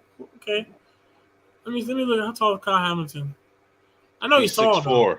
He's 6'4". Tall. Are there At any the fat very asses on the least, Kyle panel? Hamilton gonna be a very good Yeah, linebacker. he's 6'4".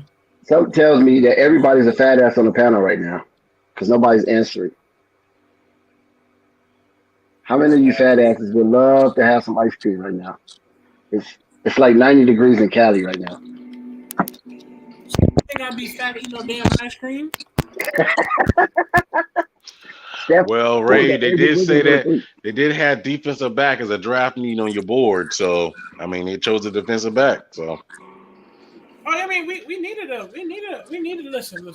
Our secondary, it must definitely need to be a part of whatever we're gonna get in our draft. I'm just saying that first pick was supposed to be Jordan Davis first.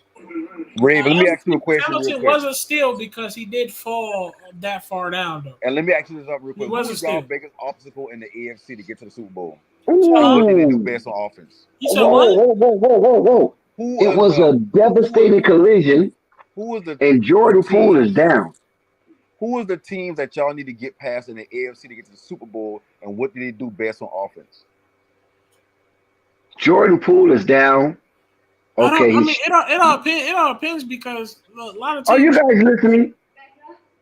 You said what, Dex?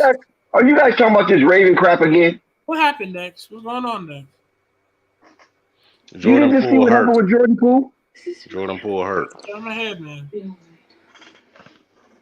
Which is a big loss because Jordan Poole been cooking his playoffs. Look, he didn't even see it coming. That was like that was a football hit. That was like a Jack Tatum. Here comes Steph Curry. No, he kicks it out. Oh, nope. I just want to say Steph Curry refuses to pass the basketball. He is fucking trash. He's the nigga that I've been telling you all year. Whether he make or miss, he gonna keep firing that bitch. No self-awareness. Klay Thompson is hot. Keep fucking feeding him. It looks like Dylan and Poole had a few words, and now the benches are stepping up. No, that's over with. He's up. He's having words with Dylan Brooks right now, and he's pissed. Oh, you right. I'm a little behind. Let me fast forward. My fault. Hey, thanks for reminding me. I knew something was off.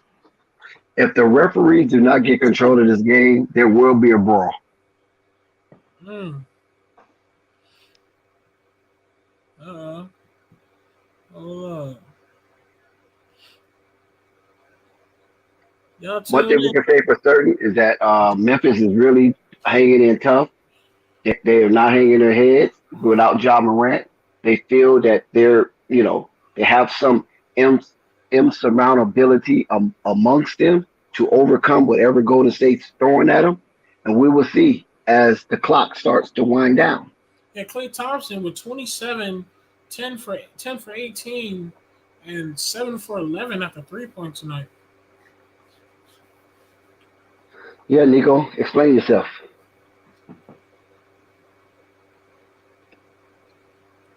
Nico, are you eating your Ben & Jerry ice cream? You know, we eat Ben & Jerry ice cream. Hey, what flavor you got, Dex? Actually, I got this flavor right here, the strawberry Topo Tart, but I'm normally either Cherry Garcia or cheesecake fan, but I have this flavor right here tonight, and I'm going to tackle it down. It damn near costs me like $9 right now, so the price of gas even got ice cream up. My favorite is either full strawberry or butter pecan. Oh. Yeah. Oh. I don't any other ice cream, y'all can chill on that, but if you give me some butter pecan ice cream, yeah, we're talking. We're playing games.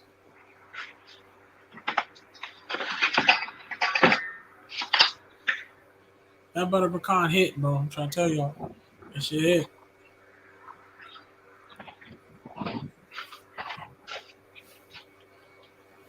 And y'all already know why strawberry. I mean, it's strawberry. Oh yeah, strawberry is always a classic. Exactly. Self-explanatory. So let's see. Let's unveil this new flavor by Ben & Jerry. We're going to see what it's all about. Oh, we got pie crust in here. Murdoch, you right there? Is that you still? You said what? Oh, okay, you said that. Yeah, I'm still I here. appreciate talking, Murdoch. I just wish I wish we were fired Greg Roman so y'all could see a little bit what I mean. I get what y'all coming from. I wish y'all could see how important it is to have a correct offensive coordinator. I feel you. I mean, speaking fact. not everybody can get an Arthur Smith. You know, not everybody can get an Arthur Smith. Yeah.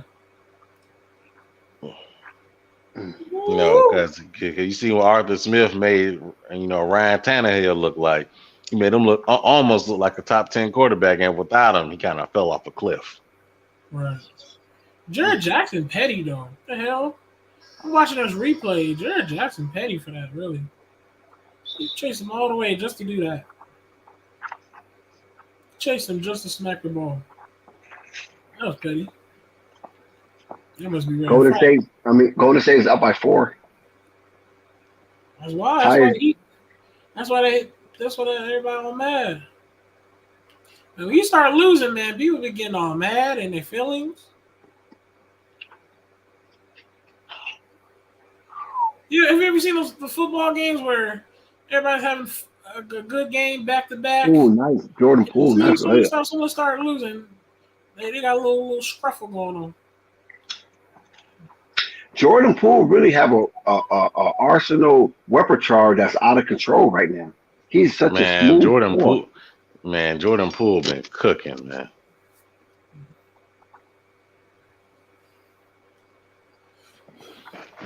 I really didn't. I mean, I've seen him play a few times, but it just seems like his game is real mature. You know. Hey, man, he had time to sit and develop in that Warrior system. Yes, sir. Had time to sit and develop, man. He's only, sometimes it's crazy thoughts on what would LaMelo be doing in that system right now. Yeah. Wow. And then you still got Jonathan Kuminga finna come up next, so. Man, Jonathan Kuminga gonna be Mr. Do Everything because they can move on from Draymond. They can put Jonathan Kuminga in that spot.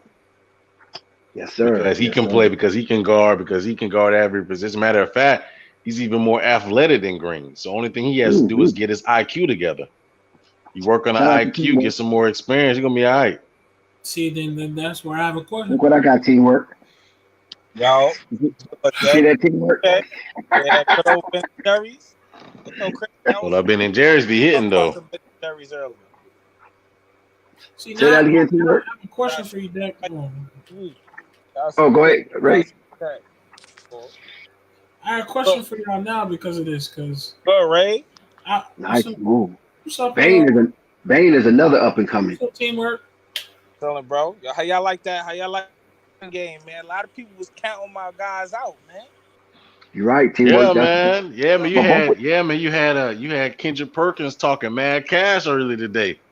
Talking the Bucks. The Bucks is gonna end them. Negative, man. Yo, this series would have been over, man. Game 1, Jason Tatum had a bad game. That's the only reason they lost the first game. The other 2 games that the Bucks won, I can say, all right. Not even the other 2. Man, bang with another one. Bang. Only one of them games I could say they won themselves. The other 2 games, Boston gave it up, man. I have to disagree with that. I mean, Poole ain't always been that way. He had to develop, and I still don't think Poole better than LaMelo. You tripping? Oh, you talking about Poole? My fault. I thought you were talking about that. Poole. Nah. Jason Tatum, top 10 in this league, man. That dude elite. Top 10. Shit, he might be like top 7. Top 10? That's yeah. Right there. Yeah, I think you're taking a lot away from Jason Tatum. I'm a believer. At first, I was skeptical, but I'm a believer, man. That dude is. No, I just said top 10 as a reference, but I do get what y'all saying as far as top 7. He's elite. I ain't gonna lie. I'm worried about the last game, though, man.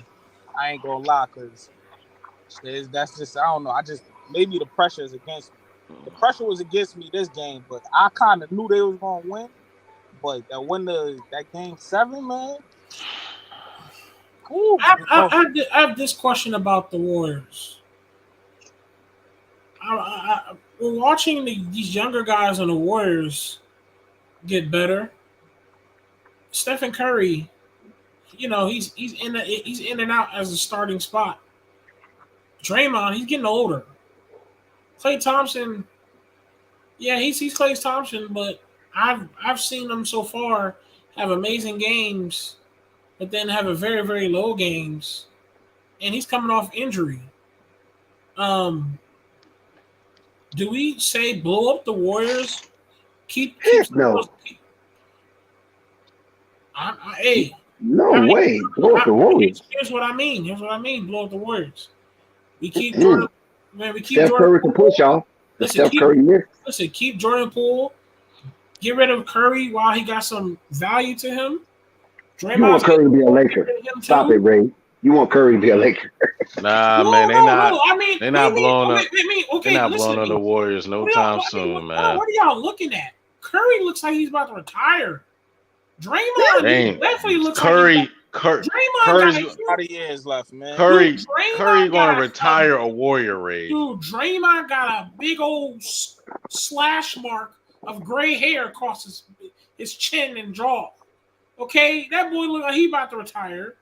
Curry already practiced his golf every day. Man, they probably all gonna retire as the Warriors. Man, I'm keeping it 100. Ray, they probably all gonna retire as Warriors, man. Warriors by the end of it. Man, look, they better not lose to Memphis. Listen, y'all thinking about the now. I'm thinking about the future. I'd rather get rid of guys that got some value on them. But you got to realize the Warriors teams, they hold great amount of loyalty to Draymond, Klay, and Steph. They're not just good. They're not just gonna get rid of those guys, man. Well, let me shout out Zen Master. They're gonna retire with that team.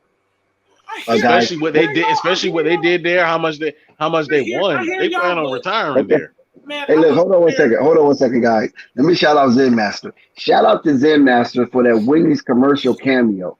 Zen Master, I know your acting skills is better than what they show, but shout out to Zen Master for that Wendy's commercial cameo. The next time you see that Wendy's commercial, please spot Zen Master in that commercial and salute him out. Okay, go ahead. Okay, I'm nowhere disrespecting the amazingness of the champion Warriors, especially with how dominant they were. They was always part of the top people to see them in the playoffs, and quite frankly, they're still in the playoffs. Curry is Curry. He's changed the game for futures to come. He's changed the way the game has been played now. Klay Thompson, man, the guy that can hit threes in the nighttime. He can't even see. He's still splashing threes. I get it. Draymond Green, he was Defensive Player of the Year. He was that guy when it came down to leadership, having each other's back. I get it. I get what y'all coming from. These guys will always have a print on the Warriors. But I'm watching these young cats, Jordan Poole. He's been slowly taking Curry's starting spot at times. You got, like y'all finished saying, there's some couple younger cats on the Warriors that about to end up being good. I'm thinking about future wise now. Yes, the Warriors can beat the Grizzlies, but do you see the Warriors in the championship? No. Do you see the Warriors even going to any more championships? No. Mm-hmm. Curry looks like he's about to retire. Draymond looks like he's about to. No, Warriors ain't going to no championship. Dex, cut it out. They have a good team this year, Ray. The West is open. Oh, Dex. All right, Dex. It's 4 teams, right? Okay, all right. They're in it's a Final Four, right? It's a Final Four. Warriors can be any of the teams that's left right now in the Western Conference. Okay. Let's say Warriors win the championship this year. Let's even go for it with that. Okay, because you're gonna play that game. Let's say Warriors win the championship this year. Pretty much they ain't gonna win no more championships after that. Draymond's gonna get older, Curry's getting older, and you're gonna lose value on those guys. Especially you like to get them when they're at least value right now. Start building on the future. Jordan Poole is amazing now. It's time to start building on the future, man. You don't want to build on a future when those guys ain't valuable no more. The only reason why the Memphis Grizzlies is in this game because the Warriors have 17 turnovers. Okay. As far as Memphis that. Grizzlies defense. Exactly. That's old, and that's Grizzlies defense. And that's the old Warriors. It's time to retire. He traveled. I'm sorry, man. Hey, man. It's time to start making these dudes retire. He traveled, but he got away with it. Jordan Poole traveled big time. All right, man.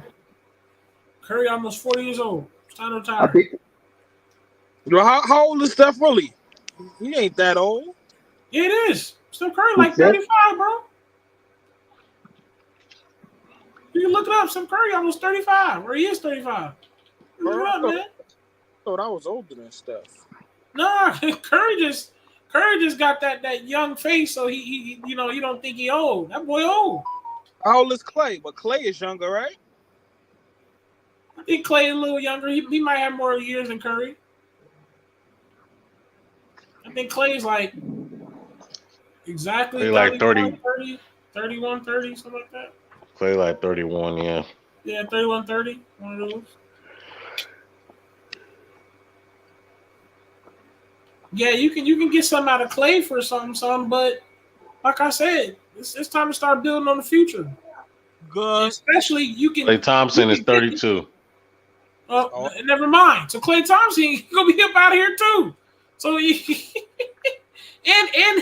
he's already injured the most important things to basketball needs: your Achilles and your ACL. But Ray, that's kind of irrelevant to Clay because Clay never was using all of that in the first place. So yes, I mean, he's never been a springy player. His game has been predicated off catch and shoot. Yeah, but it's not about sprinting. He still came off screens. He still did stop and pop. Yeah, he still do that now effectively. Sir, I don't know what games you've been watching, but he did that a couple good games and then he did a couple bad games. Well, Rave, he just came back from injury. He got to get back in rhythm. Exactly. He ain't playing about a year and a half. He's getting older. It's a tie game at the Chase Center, 81-81. You gotta get back in rhythm, man. You just can't just throw the baby out with the bathwater, man, like that, man. You gotta allow him to get back in game shape, get back in rhythm. Like that's the problem with us as fans. We put an expectation on players. We expect them as soon as they come back, they gotta drop 40, man. Allow him to get back in rhythm, man. Everybody's the same. No, I don't expect him to do that at his age. He ain't 25. His age, he's not even that old. He's only 32. You act like the man 40. He's 32. He's still young. Bro. 32 is not that old, man, especially for a catch and shoot player. Ladies and gentlemen, this is sports age. We know 32 is young. We talking about sports age. That's old. 32 is not bad. Old. 34 is pushing it. Sir, 34. See, Ray, what you're not doing, Ray, you're applying age. You apply age to certain skill sets. Klay Thompson was not ever a bouncy, springy player. He was not ever that. What Klay was a come off screen, catch and shoot. Now, Ray, let me ask you a question. How long did Reggie Miller and Klay Thompson play the same type of game? How long did Reggie Miller play in the league? For a very long time. Exactly my point. Because he was a catch and shoot effective player for the same team, the Indiana Pacers. So that's the point of Klay Thompson. Klay Thompson does the same. Klay Thompson's game is the same way. So his game is not just going to diminish like that. Only thing Klay has to do is get back in game shape. Sir, okay. Since you want to ask these beautiful questions, what is the most important thing? Wow. What is the most important body function? Klay Thompson just shot an air ball. So who? Your brain. That's your most important body function in the basketball court or in any sport is your brain. You can't do nothing without that. That's your most important. Hold up, there. Who shot an air ball next? Klay Thompson. Oh, Klay Thompson. All right. Yeah. So what? He shot an air ball. Steph Curry shoots air ball. LeBron James shoots air ball. All right. So what's the most? Lonzo Ball shot air ball. So what's your point? So let's get to the. Sir. But Ray. Hold on. But let's look how many. How many points that Klay Thompson has for the game, though. I didn't do all that. I was just asking. No, because you want to sit here and diminish Klay because he shot an air ball, right? right? Hold on. Because you want to diminish Clay because he shot an air ball. But Klay Thompson, you want to hold on, Ray. You want to diminish Clay because he shot an air ball. But Klay Thompson is leading the team in points with 27. Dude, I know I'm trolling, bro. Exactly, man. Come on, man. Trolling, bro. Listen, but this part I'm not trolling about. It's time to start representing the youth. Jordan Poole's the youth. All I'm saying is that part I'm not trolling about though. Man, they're not getting rid of them. Man, they probably They probably not. Listen, you can keep Rave, man, Rave. They probably won't think about moving them into Curry retire. When Curry retired, that's when they think about that. They ain't thinking about that right now. They need to. Shoot, man, they ain't thinking about that, man. They're gonna let those. What they're gonna do is they're gonna let those players learn under Curry, Clay, and Draymond as long as they can, as long as they can retire. And then they'll take on the mantle. Then they're not gonna do that right now because they're not gonna get rid of Curry. Curry is gonna retire. Memphis has taken the lead. That's one player. That's one player I know for sure is gonna retire a Warrior. It's gonna be Steph. Steph's gonna retire a Warrior. He's not going nowhere. And then basically, then after he retires, probably Draymond will retire right with him. The only one that stay is probably Clay, and then they may think about moving off from Clay. So you're telling me you're not gonna allow these young bucks to start making their mistakes now, let them learn. No, because look at the Warriors. The Warriors still want to win. Steph Curry and Klay Thompson, those guys are still they're at the end of their prime and they still want to win. I'm sorry, but a team full of Jordan Poole and Jonathan Kuminga is not winning you anything. But they're showing. And plus the Warriors. Listen, Ray, you heard what I just said, right? They want to win. While they still have Steph Curry still at the top of his game, Klay Thompson and everybody, with the addition of Jordan Poole and Jonathan Kuminga as added additions at the top of their game. That's what they want. They don't want to fall. They want to fall back in rebuild mode.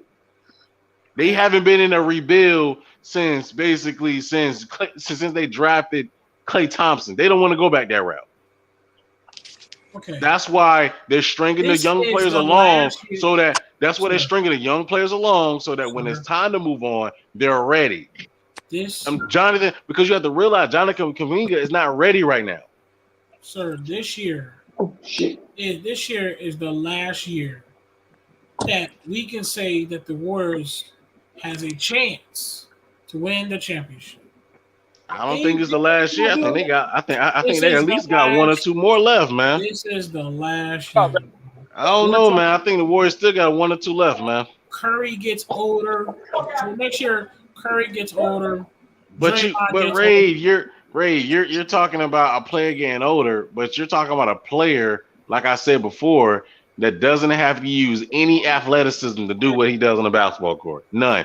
Everything he does is based off of stamina. Yeah, but okay, I'm paying attention to tendencies, my man. He went tendencies. I mean, what tendency do you see? Curry is still flying off the screens like the best of them. The only thing I can give you is basically what Nico said about his eyesight. Maybe he needs to adjust that, but that can be fixed. So that's the only thing I can give you on that. Now I'm talking about tendencies off the court. Off the court, what is he doing? What is he doing off the court that's not effective? What you talking about? He's still grinding. He's still going through the season. Just because a player adds extra things in a life in the offseason doesn't mean he's not grinding because you're not seeing it. Sir, when I watch these guys' tendencies, Draymond, Curry, I watch them in the offseason. Man, listen, oh my God, Ray, everybody has stuff they do in the offseason. Sir, I've seen the difference between guys who are about to retire and their tendencies and they're not about to retire. When them guys that are not about to retire, you see the tendencies in the offseason. Yeah, they do a little vacation, but they be right in that gym. They in the lab. How do you don't know Curry's not in the lab? You got like he's doing a podcast every day. Curry's been on golf swinging. He has been on his TV shit. He on his commercials. But how do you know he's not in the lab though, man? Just because he participates in a charity event doesn't mean he's not in the lab. Hey man, look, we're gonna revisit this conversation in the next year's like that, Ray. That makes no sense, man. Okay, if you don't believe me now. See, I'm one of those guys where my arguments has never been exceptionally correct now. But just watch me later when you gotta walk down the altar, because that's how my takes go. I've always won my takes later because people didn't see it till later. Watching the next 2 years, breaking news: Curry is retiring. He's already prepared. But here's the thing, Ray. But here's the thing: if he retires at the age of 36, I wouldn't be surprised he accomplished everything he needs to accomplish. Oh, I'm not disagreeing on his career. You know, so I mean, if he retires, Curry can retire anytime. I'm just saying that just because you see a player, you know, on a talk show with his wife, does not mean he's not grinding and still putting in the work to get his game better. That's what you're alluding. Like players just don't. Players are not still putting in the work and still not grinding. How do you know that? Do you know Steph Curry's day-to-day schedule? Are you watching him? Bro, what I'm truly saying is, when you're trying to get ready for a future, get ready for these youngsters, get ready to create a new dynasty. You need to get whatever you can get. Curry right now is worth some picks, some players, whatever. They're not trading Curry. You try to here's what I'm saying. If the value of Curry is going to be gone in the next 3-4 years, it's gone. The value now. They will be happy with that because Steph Curry is the best player to ever play for the Golden State Warriors in that franchise ever. They're not. They're going to Curry is going to retire a Warrior. Okay. The same way it's hypothetical to say that Draymond might retire a Warrior or Klay Thompson might retire a Warrior. The only two players I see moving, the only player I see where they'll move out of the three is Draymond. Because they have Jonathan and Kuminga that could probably come after him, but Jonathan Kuminga is not ready because he doesn't have the IQ yet to stay on the basketball court for 40+ minutes. Sir. Right now. Yes, sir. I can never disagree with you because you're arguing something I'm not even talking about. I agree. That's their careers. I'm not arguing what they've done to this league. I've said Curry because Rave, I see your point, Wave. The reason why Rave, I don't see what you're talking about because I don't see the Warriors moving on. I only see them adding to the team, not moving on from the what players. I'm saying is, okay. Whether they like it or not, Curry will retire.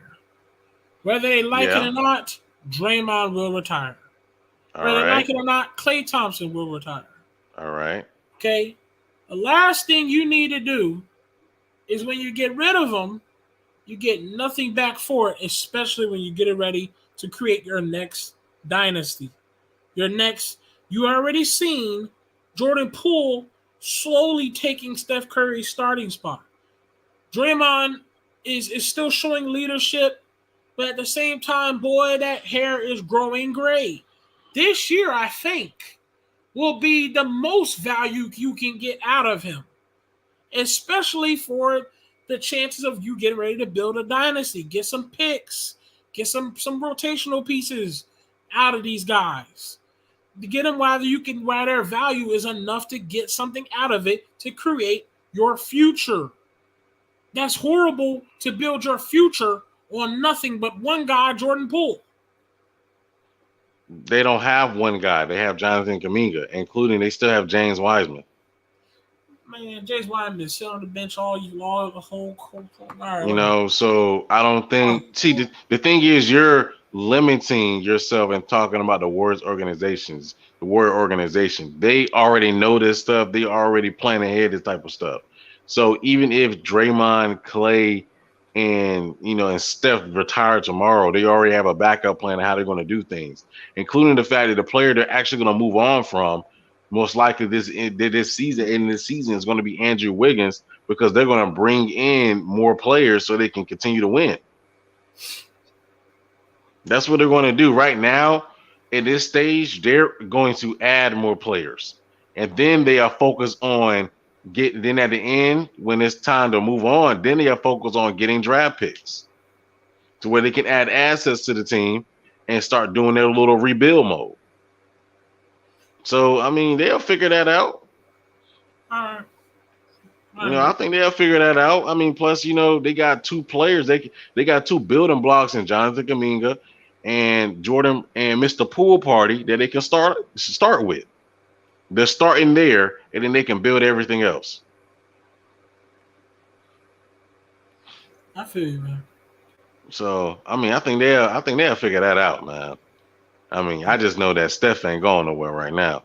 I see them moving on from Clay and Draymond before they move on from Steph.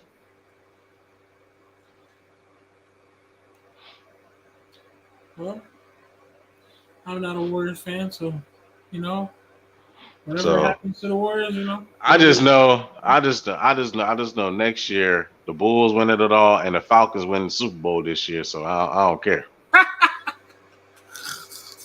But Marcus Mariota? Shoot, man. That's not his name. It's not Mariota. It's Mozzarella. Get it right, Ray.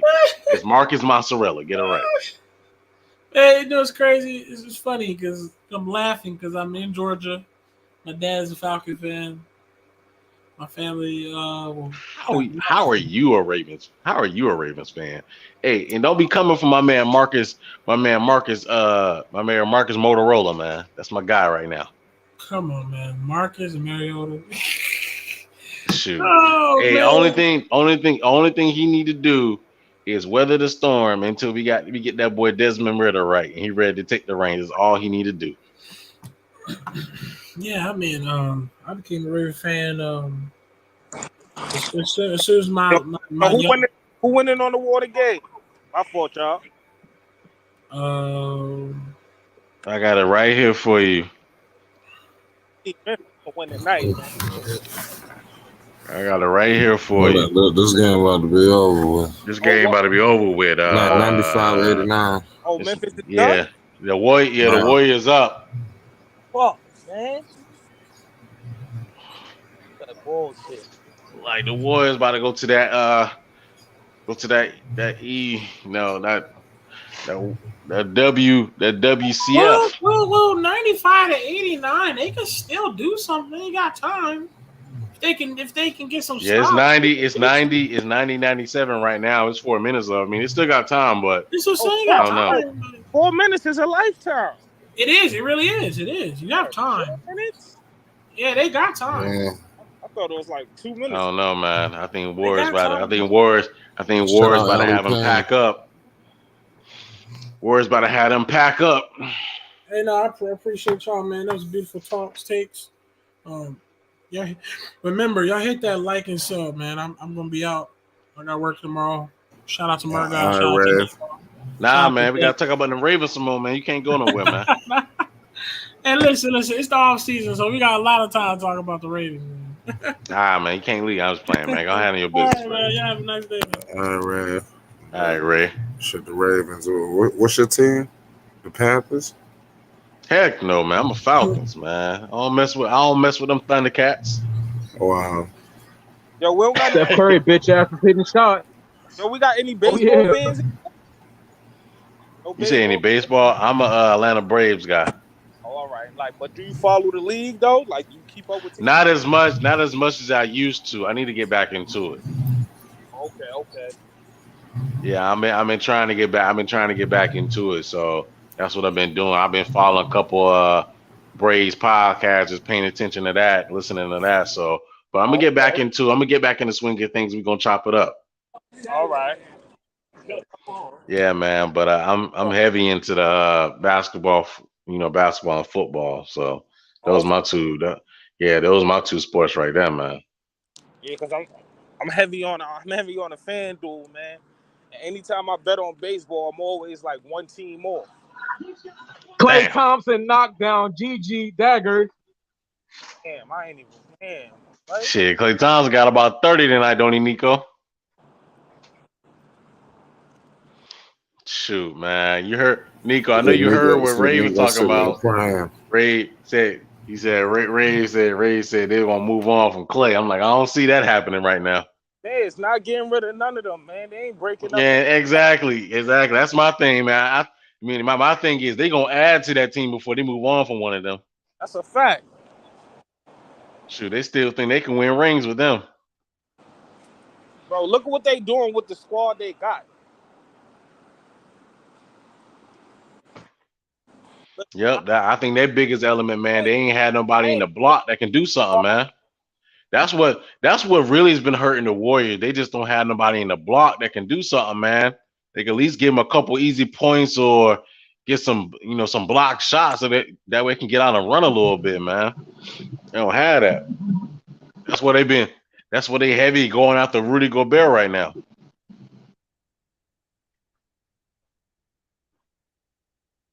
I mean, Kevon Looney's doing pretty good tonight. Yeah, he is though, man, but he's not a official long-term option for him though. I mean, he's good in Spurs coming off the bench. Yeah, he's here to stay. He plays every game. Yeah, he does what he got to do. And when off the bench, yeah, but they're looking for a comparable starter though. So that's what they're looking for. They're looking for somebody that they can start, that they can start long term. Yo, I'm gonna holler at you, man. I gotta get up out. All right, teamwork. All right, teamwork. I'll be on them all night. They don't need that bullshit. Klay Thompson out here fucking eating. Shit, man. Yeah, shit, hey, regardless, they don't need it, man. They've been going after him. So they've been talking about him for a minute. So I think they're gonna try to go after him. Oh yeah, they gotta get one, but they'll be cool without. I just had to come chime in, man. Jaren Jackson missed it. Warriors ball. Woo! I gotta go back. These Warrior game is nice. 105-92. Warriors up. Man, yeah, Warriors gonna take that dub. Warriors gonna be the Warriors going to the WCF. Yeah, and they're gonna take out whoever they play. Honestly, it's like it's one of those. They're gonna go back to the finals. It's gonna be beautiful to see. Because I think they're gonna be playing against Phoenix, and it's gonna be that's gonna be a pretty good matchup. I want to see him against Phoenix, but I think it's gonna be Luka. I got Luka taking him out and getting him set. Nah, man. Phoenix been sweeping them at home, man. Hey, so I got Phoenix. I think Luka might upset them. They said Grill Ray. What was Ray talking about? What you say, Nico? I said, what was Ray saying? Because they said Grill Ray. What happened? Nah, they Ray was talking about how the Warriors are going to move on from Klay Thompson, Draymond, and Curry in the upcoming season, so they can add more assets and look towards the future. I'm like, Ray, they ain't doing that right now. They are not thinking about that right now. The thing is, he got to understand some teams are actually respectful to their superstars. Klay Thompson wide open with a great pass. Oh my God! You know what? Go ahead, my fault. Curry's walling. Steph Curry with a step back three in the corner. Finally, this little bitch ain't trash. 108-92. Shit is crazy. But I don't see them doing that because, like, I feel that this chemistry with Andrew Wiggins, even with Gary Payton Jr., like they got an all round team. They don't need to do nothing with this Warriors right now. They just all need to stay healthy. Man, the only thing they're missing is Wiseman. Is a Wiseman or a big man that can step in and is going to be consistent for them. That's what they're missing, and that's what they're looking for. But they have Wiseman. If Wiseman can stay healthy, but I don't think that I just don't think they have the confidence in Wiseman. So they should never draft him. They should have just went LaMelo then if that was the case. But that's another topic for another day. But I mean, but they didn't. I guess they didn't expect for Wiseman, his attitude and some of the things that was going, some of the injury issues that's been going on him as of late. So, you're right. Me personally, I think they should have drafted LaMelo, but I think their whole premise was the two-way street with LeVar and them having Curry. So that's what probably basically kind of fell into that. But I also feel like with with him coming in and Wiseman coming into the league, he was also coming in as a diva, coming out of Memphis, having Penny Hardaway as his coach, all of that little stuff too. Like, people kind of like really side eye a lot of that stuff too. He with his own little shoe deal that he got off the books, before he came into the league. All those little stuff, yeah, got that internship so he get paid, all that little, you know what I mean? But, hey, he's a bust to me. He's a bust. Another Greg Oden. Yeah, you can say that. Another Greg Oden. No. Yeah, you can say that. You can say that. Yeah. So, Because, you look at everybody else in the draft class, everybody else is kind of like showing up. The Big O is even looking like a prominent big man. He still got some work to go, but I see where you're going. But he's showing he's better than Wiseman as of right now. Dub, man. Yeah, I can see that. I can see that. I see that he at least he's showing up. So, I give him that. He still got a long way. He still got a long way to go. Like he shows glimpses, but he still got a long way to go. But remember, he's also playing behind John Collins, Capella, like you know what I mean. Just Steph Curry with a crazy reverse layup. Yo, that layup was nice. It was. Yeah, these boys going to get a ring. Yeah, Atlanta about to move on from John Collins this year. It's about that time. Hey, he could definitely come to New York. They could take Randall off our hands. Nah, they probably gonna want. They probably don't want Randall. I know nobody don't want Randall, man. I want to get rid of Randall so bad. Nobody don't want him, man. He should go to Charlotte though. I'm just kidding. Nah, respectfully, I wouldn't mind that. But they're gonna have to if he goes to Charlotte, then they're gonna have to get. They may have to. That might work. Getting rid of Hayward if they do that. Yeah, I'll take the Hayward bum contract just to deal with it because of like I would rather get rid of the Randall contract. So to have Hayward on the books to get rid of that in the next the next season or whatever would be fine with me. Personally, and I feel like Randall would do good over there offensively, especially if D'Antoni is the coach. Because Randall with LaMelo, all of that's going to thrive. Because, we did see what Lonzo and Randall could do together. So, with LaMelo and Randall, But, yeah, I don't want Randall in New York, though, personally. His energy is just not for me. Yeah. Randall, man. He's something else, man. But I'll tell you one thing, though, man. I wouldn't mind a lot of folks sleeping on Mike D'Antoni. Mike D'Antoni is a point guard wizard, man. Hold on. He's a point guard. He's a point guard's favorite coach, man. Before we jump out of New York real quick, I just want to say shout out to the New York Rangers. I know Flight don't want to hear it, but we know we took that dub today. We beat the Penguins, so we in Game 7 on Sunday as well as everybody else going into their Game 7 on Sunday. But, we there too, the New York Rangers, man. We ain't win a ring since 94. So we streaking right now. We need this dub. So we could get this we'll get this going, man. Shout out to the New York Rangers, man. Oh, y'all in the cup? Well, I'm predicting this the first round. So you know what I mean? Well, we getting out of the first round. I need them to get out the first round. We were supposed to win that first game.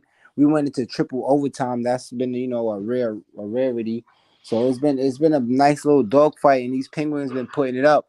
And we needed them to win tonight. I work at the Garden, so I needed this for my job purposes too, man. I need these hours at work. So, we got to go to work on Sunday. We about to turn up in there. It's about to be a nice little go-around. I want to say real quick. I want to clear some things up. I don't hate Steph Curry. He's just a fucking bum. That's all. There's no hate.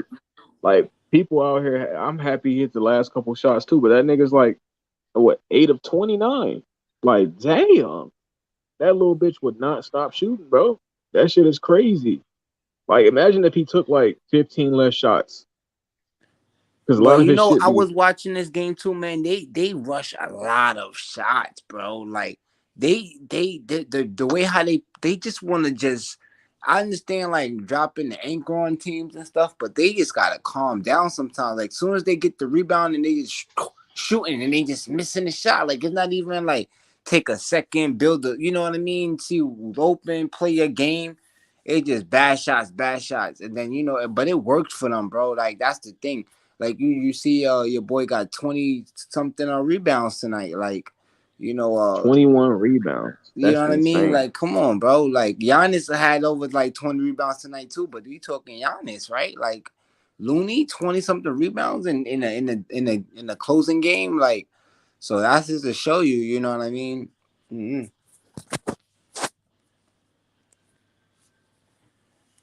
Hey, shout out to Kayvon Looney because he was drafted by the Warriors and he's been developed by the Warriors and he's been working every year, man. Yeah, Niggas say definitely. he ain't got no moves, he ain't got nothing in his bag, he can't jump. But this nigga came out and hooped tonight in a big game. Like, of course, I'm easy to give the credit to Klay Thompson, but this was a team win for everybody but Steph Curry. And I do like the way he did Everybody turn up but at the Steph end. Curry. I got it. Because that's your number one. Niggas keep saying that's the Batman, and Batman out here shooting 8 of 30. I would say Wiggins really stepped up in the second half, Yes, defensively, Wiggins was next. offensively. Bro, he was doing his thing, man. He really kept him in the game. And your boy Curry had a lot of nice hockey assist passes too, man. He was Bree out finding there his spreading teams. lies in the comments. Klay Thompson's not shooting a worse percentage than Steph Curry in this series, especially after tonight. Both the niggas was trash. Golden State win the series. Yes, so like we expected, and Like we expected. as I In the said, the game Warriors will 6, get like their fourth said. ring. The Warriors will be getting their fourth ring soon, and Klay Thompson Curry will be the was Finals 10. MVP. Curry was 10 for 20, 27. Whoa, Klay Thompson, Finals MVP? That's tough. Klay Thompson, Finals MVP. He got something to prove. He showed you this game. Yeah, he be off some games, but when you need him most, that nigga's not going nowhere but to the top. Hey, and shout out to Danny Green getting hurt. I don't wish bad on anybody, but it sounds like some karma for injuring Klay Thompson purposefully in that game 6 where he's beating the fuck out the Raptors, trying to push you to a game 7, which he would have. 30 points in by the third quarter. Nigga was shooting all types of crazy shit going in, breaking Kawhi Leonard, step back so Siakam, beating niggas' asses. And then Danny Green tried, like, he's not that guy, but he thinks he is. Tried a crazy block from behind, and Klay Thompson fell awkwardly on his leg towards ACL, bitch ass Danny Green. But Joel Embiid, I think, tore Danny Green's ACL like a day and a half ago, whenever the fuck they played. Hey, man, I don't want to sound like Thanos, but karma's great. Get Finals MVP, like, what's his numbers looking like for him to get the Finals MVP? Just curious. Well, with the way that the Warriors are playing and Steph Curry, Klay Thompson's gonna have to play like he played tonight in the finals, or at least close to it. He's gonna have to give you at the minimum 25. He's gonna have to give you at least 3 assists, and he's gonna have to get at least 5 boards, and he's gonna have to play great defense. That's why I added. Because the thing is, people are trying to talk about he lost a step on defense, this and that. Bro, niggas is good, bro. Like, what the fuck? Who out here really locking niggas every play? That's just not modern basketball, bro. It's not the 90s where niggas got one hand and no handle. Everybody got something out here. I was watching Desmond Bain. Bro, she's so beautiful. I'm watching Klay Thompson post-game interview. Man, this woman is beautiful. Yeah, I'm gonna watch that in a second. I have to rewind it. Yeah, y'all can carry real quick. Go ahead, Murgod. Please carry.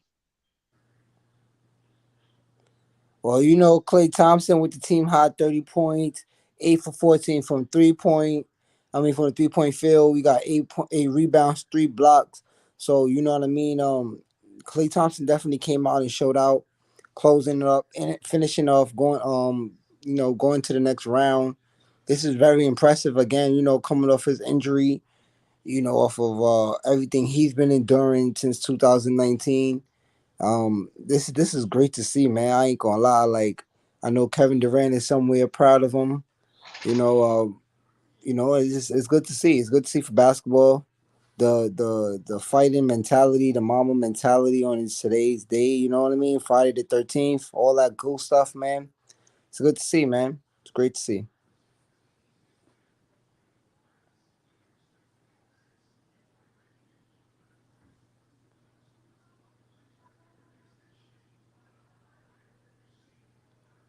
Again, so no takes. So everybody just taking on Warriors and Phoenix. Nobody think Luka's gonna take it out.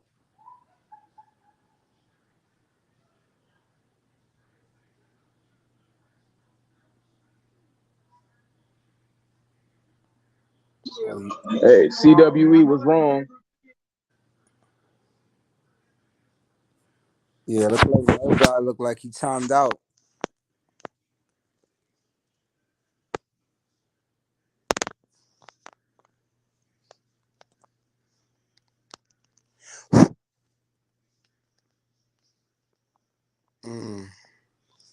Warriors, we should find. Oh man, Jess, what's your take on this Oh game, man? man, that was funny. Whew. Yeah, Clay's a little funny character clown, man. He's hilarious.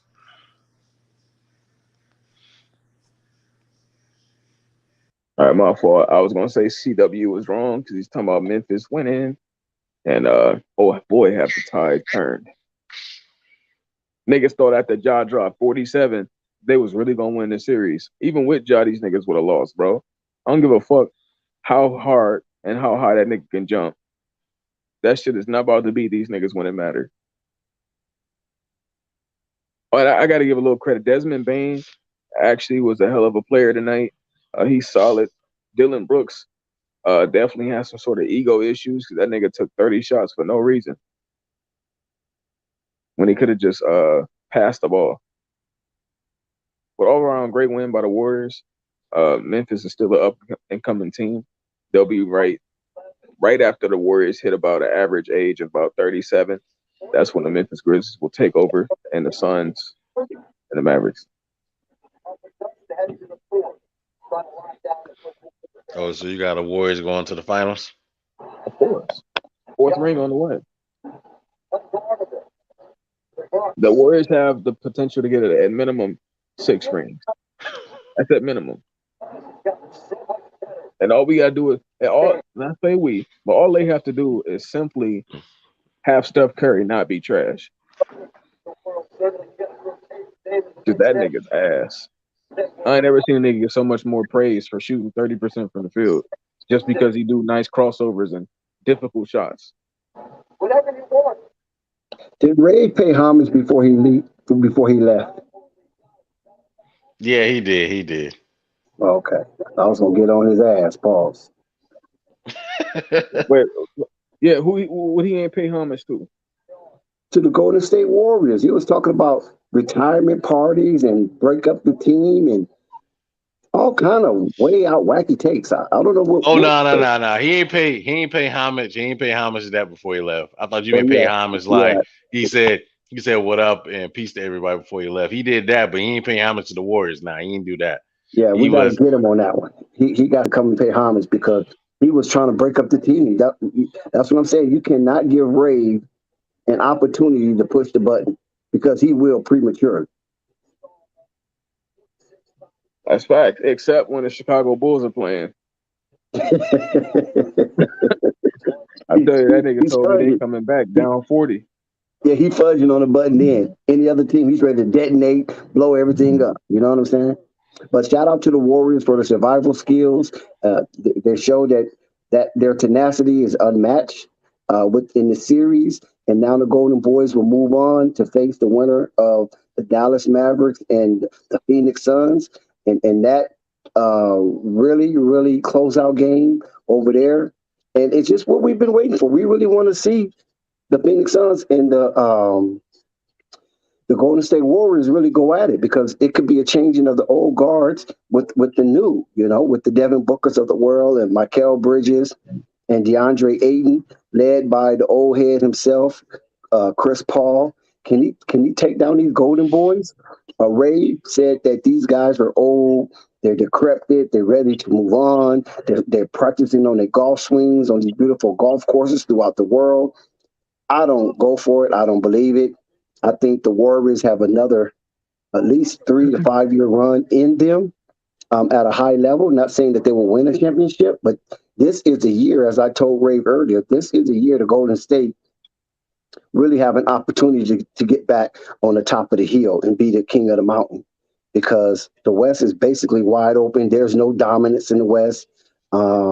Those days seem like they're far gone, and we don't see any type of new horizons for any dominance coming out the West. So whoever plays best for these 16 games, that's how I see it.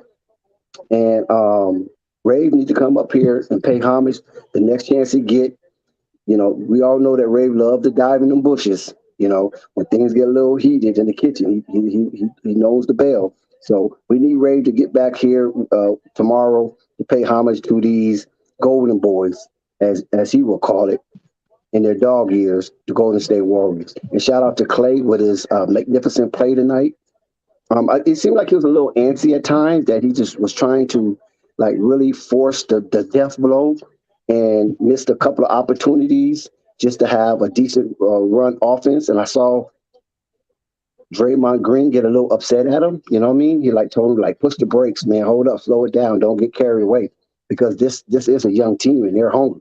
So let's make them think. Let's slow the ball down and whip it around and make them think on defense and not just be reactive. Because we all know, as when you're young, your reaction time is phenomenal compared to just your thinking and your acumen compared to people who have been there before. What do you guys think about that? Well, honestly, when I think about whether this team is playing basketball, I do have to acknowledge the fact that they look hungry, even though it's not as efficient as it could be. They still look hungry, and that's what came out tonight. The hunger. These dudes ain't cool with their legacies just being 3-time champions and saying KD carried you for 2. That's not their goal. So they would like to win one again, the same way they knew they could, 73-9 without KD. And we're watching it unfold now. And we're about to watch Klay Thompson and Steph get 4 rings. And Draymond, my fault. And maybe Kayvon Looney was there too. Kayvon Looney finna have 4 rings in his bitch. Talking about they need somebody else. He had 21 rebounds tonight. Yeah, shout out to Kayvon Looney. He has shout out Flight Sports TV in the past, so he's definitely a friend. He's definitely looked upon his family, and we do accept him in this community. He was one of the NBA players that have shouted out Flight Sports TV and did give us a few kind words about the things that we got going on here. Yeah, Kayvon Looney is good in my books. People talking about like he ain't a viable center. This man has played every game this year, and he's got the job done. Shout out to him. And Basil, I don't hate the Warriors. I'm just critical of the bad play that they show. You know what I'm saying? I'm gonna keep it real with you. Chino Hills has set very high expectations for me in basketball and how great it could be. The Warriors did it first, which I didn't have much critiques. But once I seen Steph Curry fold in 2016, and I also seen the birth of the greatest basketball team I've ever seen in Chino Hills, my brain has been changed forever. So I can't accept mediocre bullshit for no reason when I watch the Warriors when they know they're trying to be however many time champions. Right, Enrico, you did make a real beautiful point about how the Golden State Warriors is hungry. They on that revenge tour. They want to win that ring without. And shout out to Bree CS, and they want to win a ring without KD to show that with or without KD, they're still champions, even though they have one. But a second one definitely will be a prize to remember. For sure. And it's like, let's do it again. What niggas gonna say if Klay Thompson got 5 rings? Oh my goodness. I want to know what y'all conversation is gonna be like, other than trying to call him a second option fucking Robin. Ain't gonna matter when he got 5 rings though. And don't let him touch 6. Are we coming at Michael Jordan?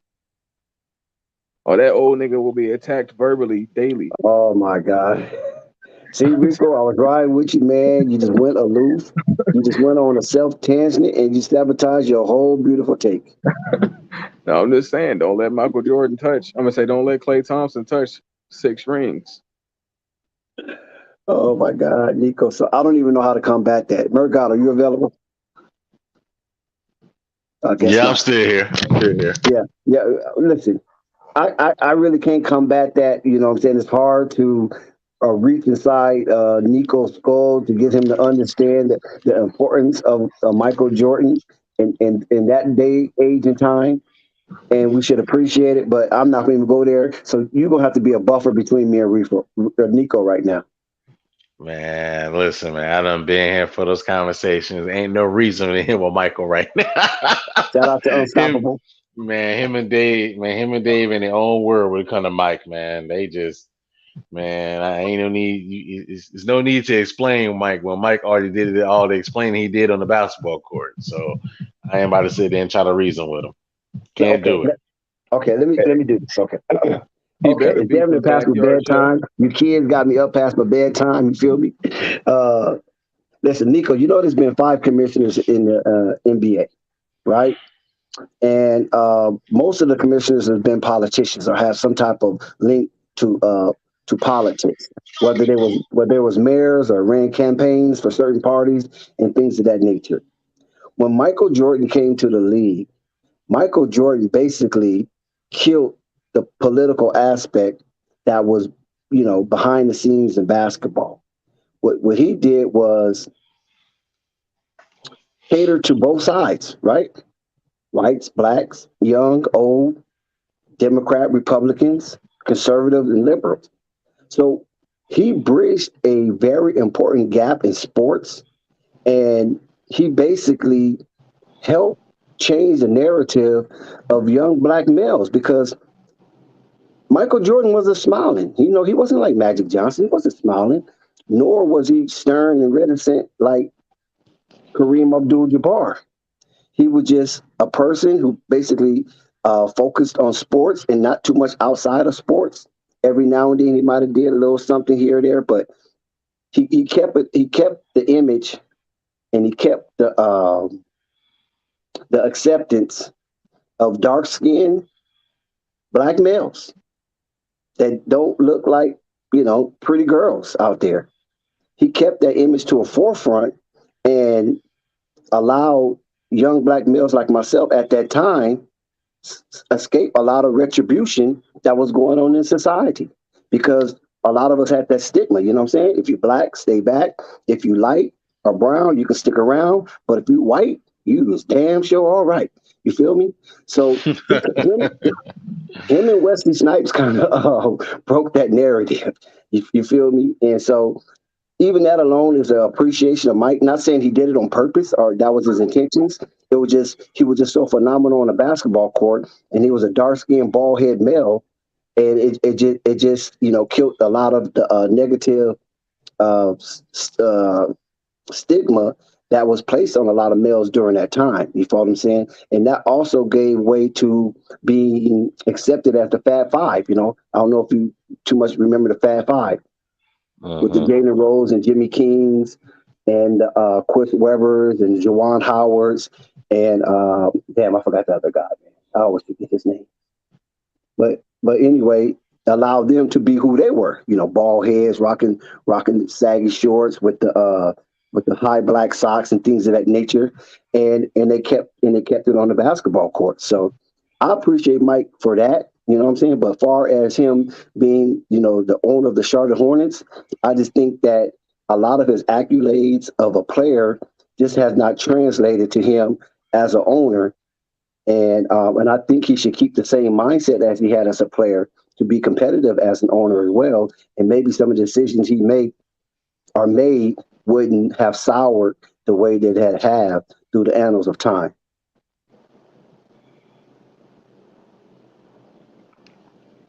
Yeah, man. I just think that man. I just think that man. He needs to do a better job when it comes to ownership, man. I mean, and also, when it's time to step in, man, he needs to allow the coach to be the coach and allow things to flow. And man, when you got a franchise player, man, take advantage of that, man, because those players don't come around too often. Oh, man, right. So I just think Nico should just appreciate his contribution to basketball. You know what I'm saying? Because it seems like Nico loves to downplay Michael Jordan's contribution to basketball because he probably just got the whiff of Michael as a wizard. You feel me? And didn't he wasn't a part of that atmosphere because the things that Michael Jordan did then, it was unthinkable. Even though Dr. J preceded him, or the Hawk, Connie Hawkins preceded Dr. J.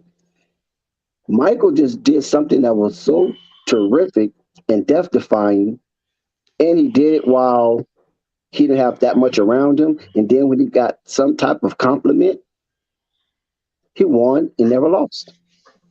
He never lost. You feel me? So He I just lucky think all the that we niggas should is trash. appreciate that.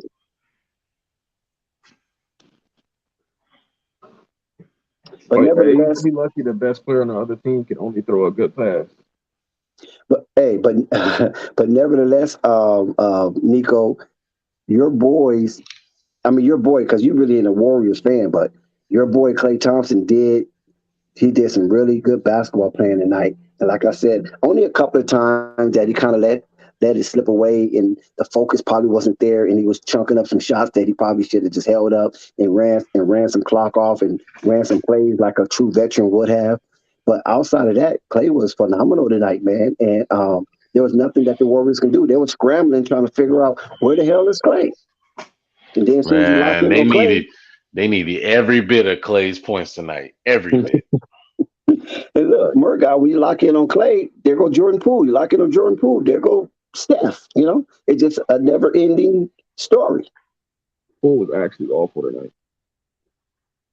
No, he had some nice little runs here or there that kept him afloat until people warmed up. But people really praise him for having that sloppy ass handle. But now, listen, it's a thought. Me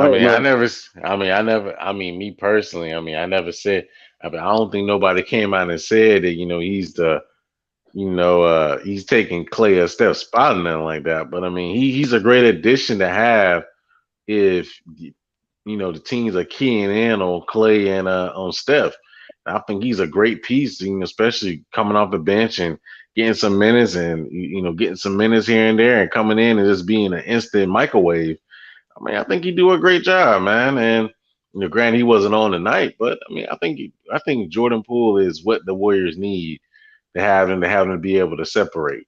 Because when you add Klay in that step and you add Jordan just adds the extra punch, it just gives them the ability to separate from everybody as far as firepower. So, granted, basically, some folks may not like his handles. I think Jordan Poole is fine, as far as his handles goes and the way he plays, but as long as he keep doing that, man, the Warriors got a chance to win it all, man. So, and that's what I'm trying to say, that the Warriors is wide open, Murdoch, because there's nobody you can say there's world beaters right now in the Western Conference.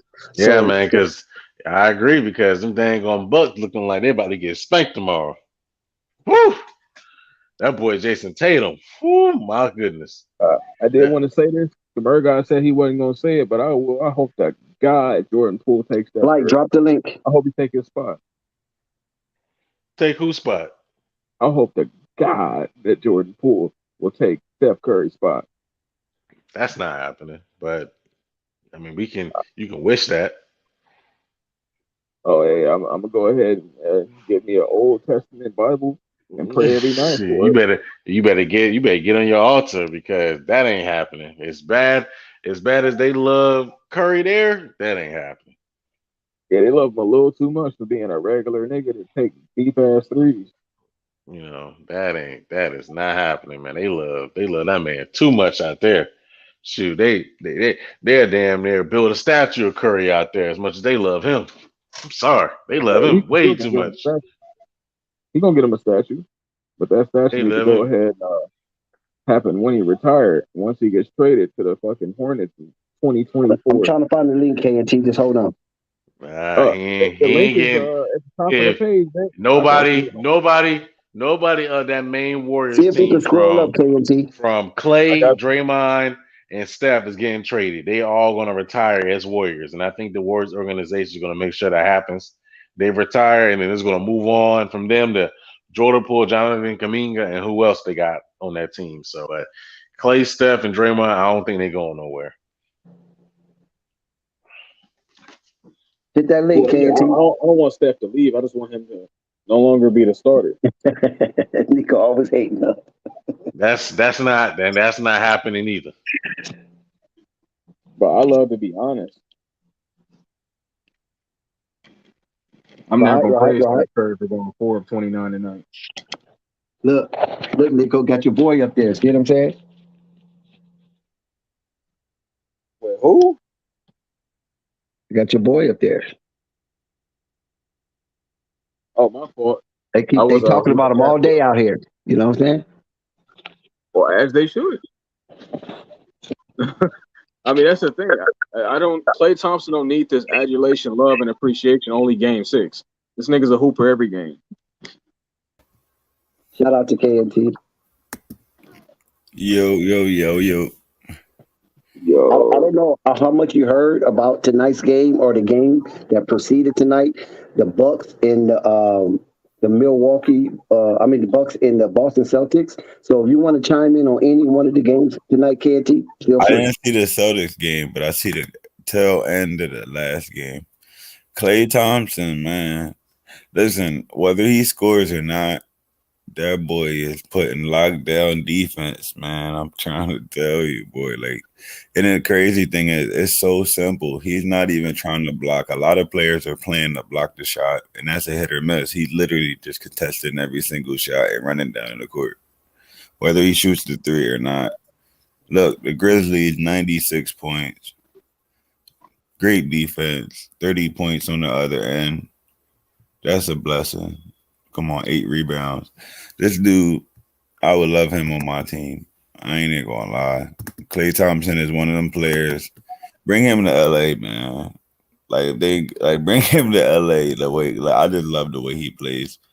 No highlights, just buckets and defense. But nah, and he did fold that nigga Tyus Jones shit though. Folded that nigga. And sent Desmond Bain to the ground. They just kept trying him because they hear the rumors, right? His feet slow now. Nah, stop playing with him. I don't see. And low-key, I'm gonna keep. I do want to say this real quick. He's been running a lot harder the past 2 games. He actually been putting feet up and putting them down at 100% capacity instead of that lollygaggy bullshit. The first series and a couple of games, bullshit. The past 2 games, he been running hard. He been cutting hard. He been second gear. Klay Thompson's second gear is in play now, and we're watching it in our own eyes. Yeah, man. I just think Klay Thompson just getting more healthier, man. And he trusts in his body more, man. And that just comes with time, man. He had 2 injuries. He was out for about 1.5 years. You just gotta get. That's what I was telling Rave, man. You gotta get Klay some time to get back in game shape, get back in rhythm, man, and let him do him, man. Like just don't. Like, because Ray was talking about breaking at the team, and they ain't breaking at that team no time now, man. Especially Thompson only 32. Like, come on, man, get out of here, man. Yeah, they ain't bringing at the team no time soon. So, and Klay still getting more healthier as time go on. Come on, man, this team, and then Klay getting hot at the right time, man. So.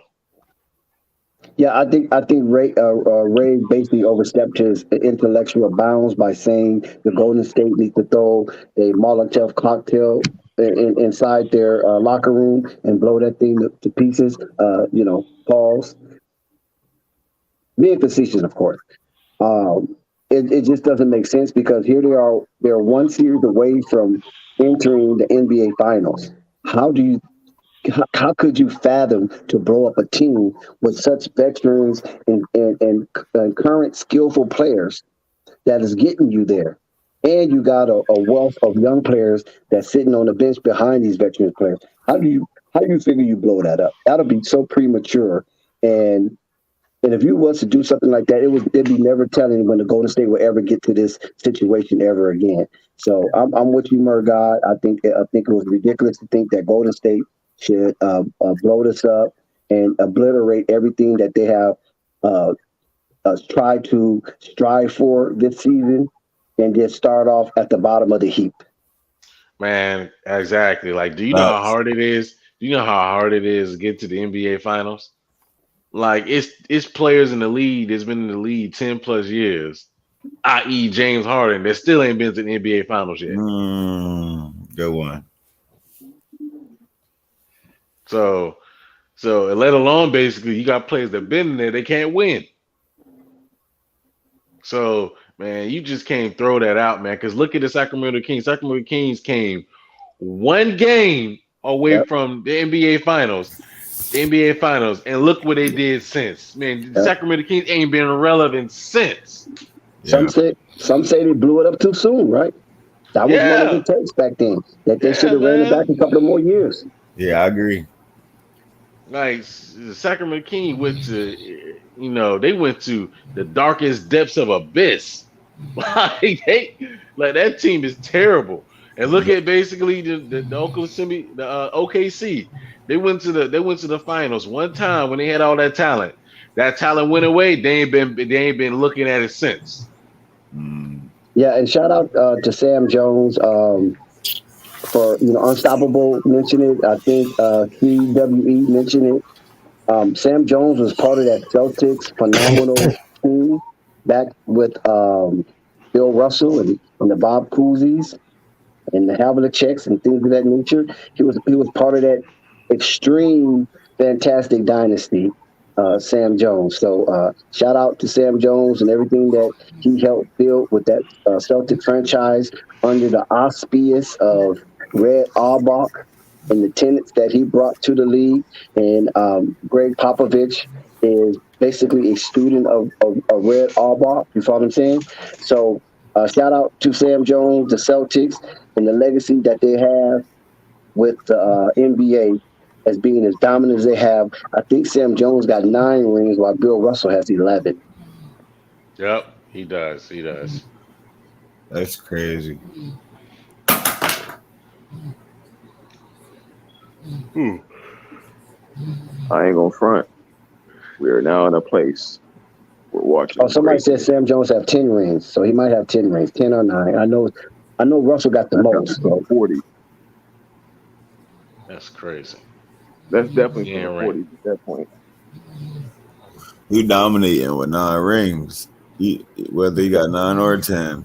Yeah. Hey, you remember when they played one playoff game to get to the next round? Right. Well, but the thing of it is that everybody that was a part of that league had an opportunity to do the same thing that Boston does. You feel me? Yeah, that's real. So that's why I don't take anything away from it. I know people like saying, accept that. Come on now, you know them niggas was trash. Well, what's going on? Saying dominance is dominance, right? People say that the I mean, they played the level of their competition, so you can't. In that era, they played their level of their competition. If they won, they won. That's real. They won a lot. We're not comparing it to today's game. Of course, basically, it's better now. But in their era, they were dominant. 100%. Because you got to look at it like this. Wilt Chamberlain was averaging 50 points, 45 points a game, and couldn't beat them in the playoffs. He ain't winning. That's the only niggas he couldn't beat. He only, real rap. He ain't winning until he came to the Lakers.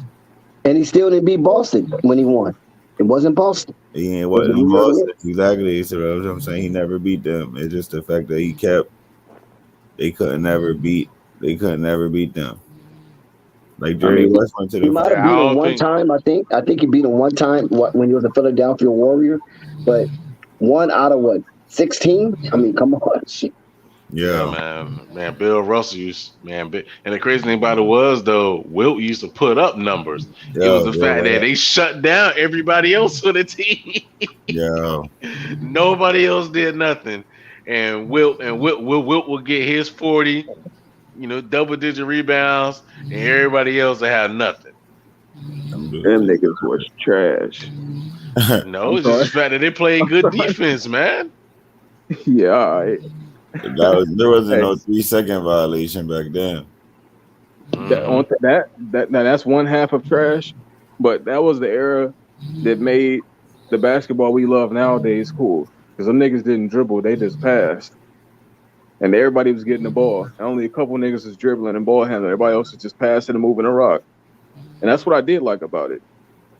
Once niggas really got a handle, it became some bullshit. Yeah, like these players. Somebody sleep. Body flight. Like fell asleep at the helm.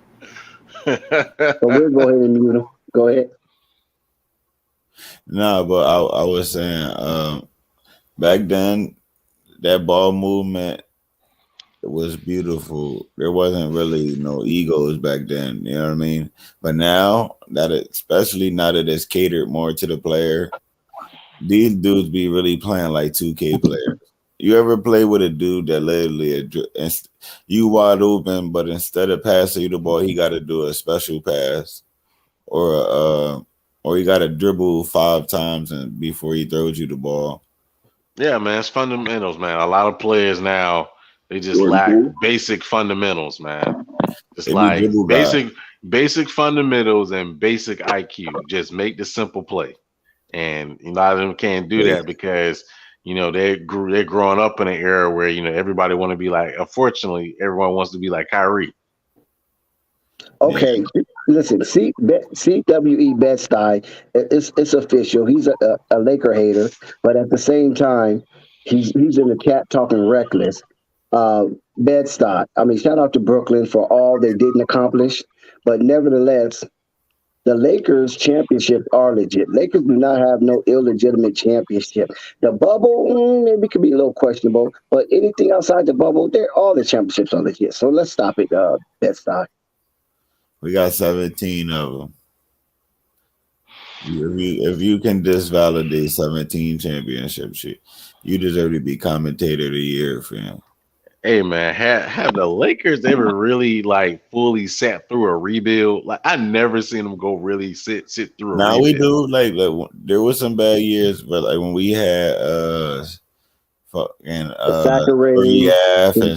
Jordan Hills. Like I remember a couple bad years, but it's like those bad years don't last long.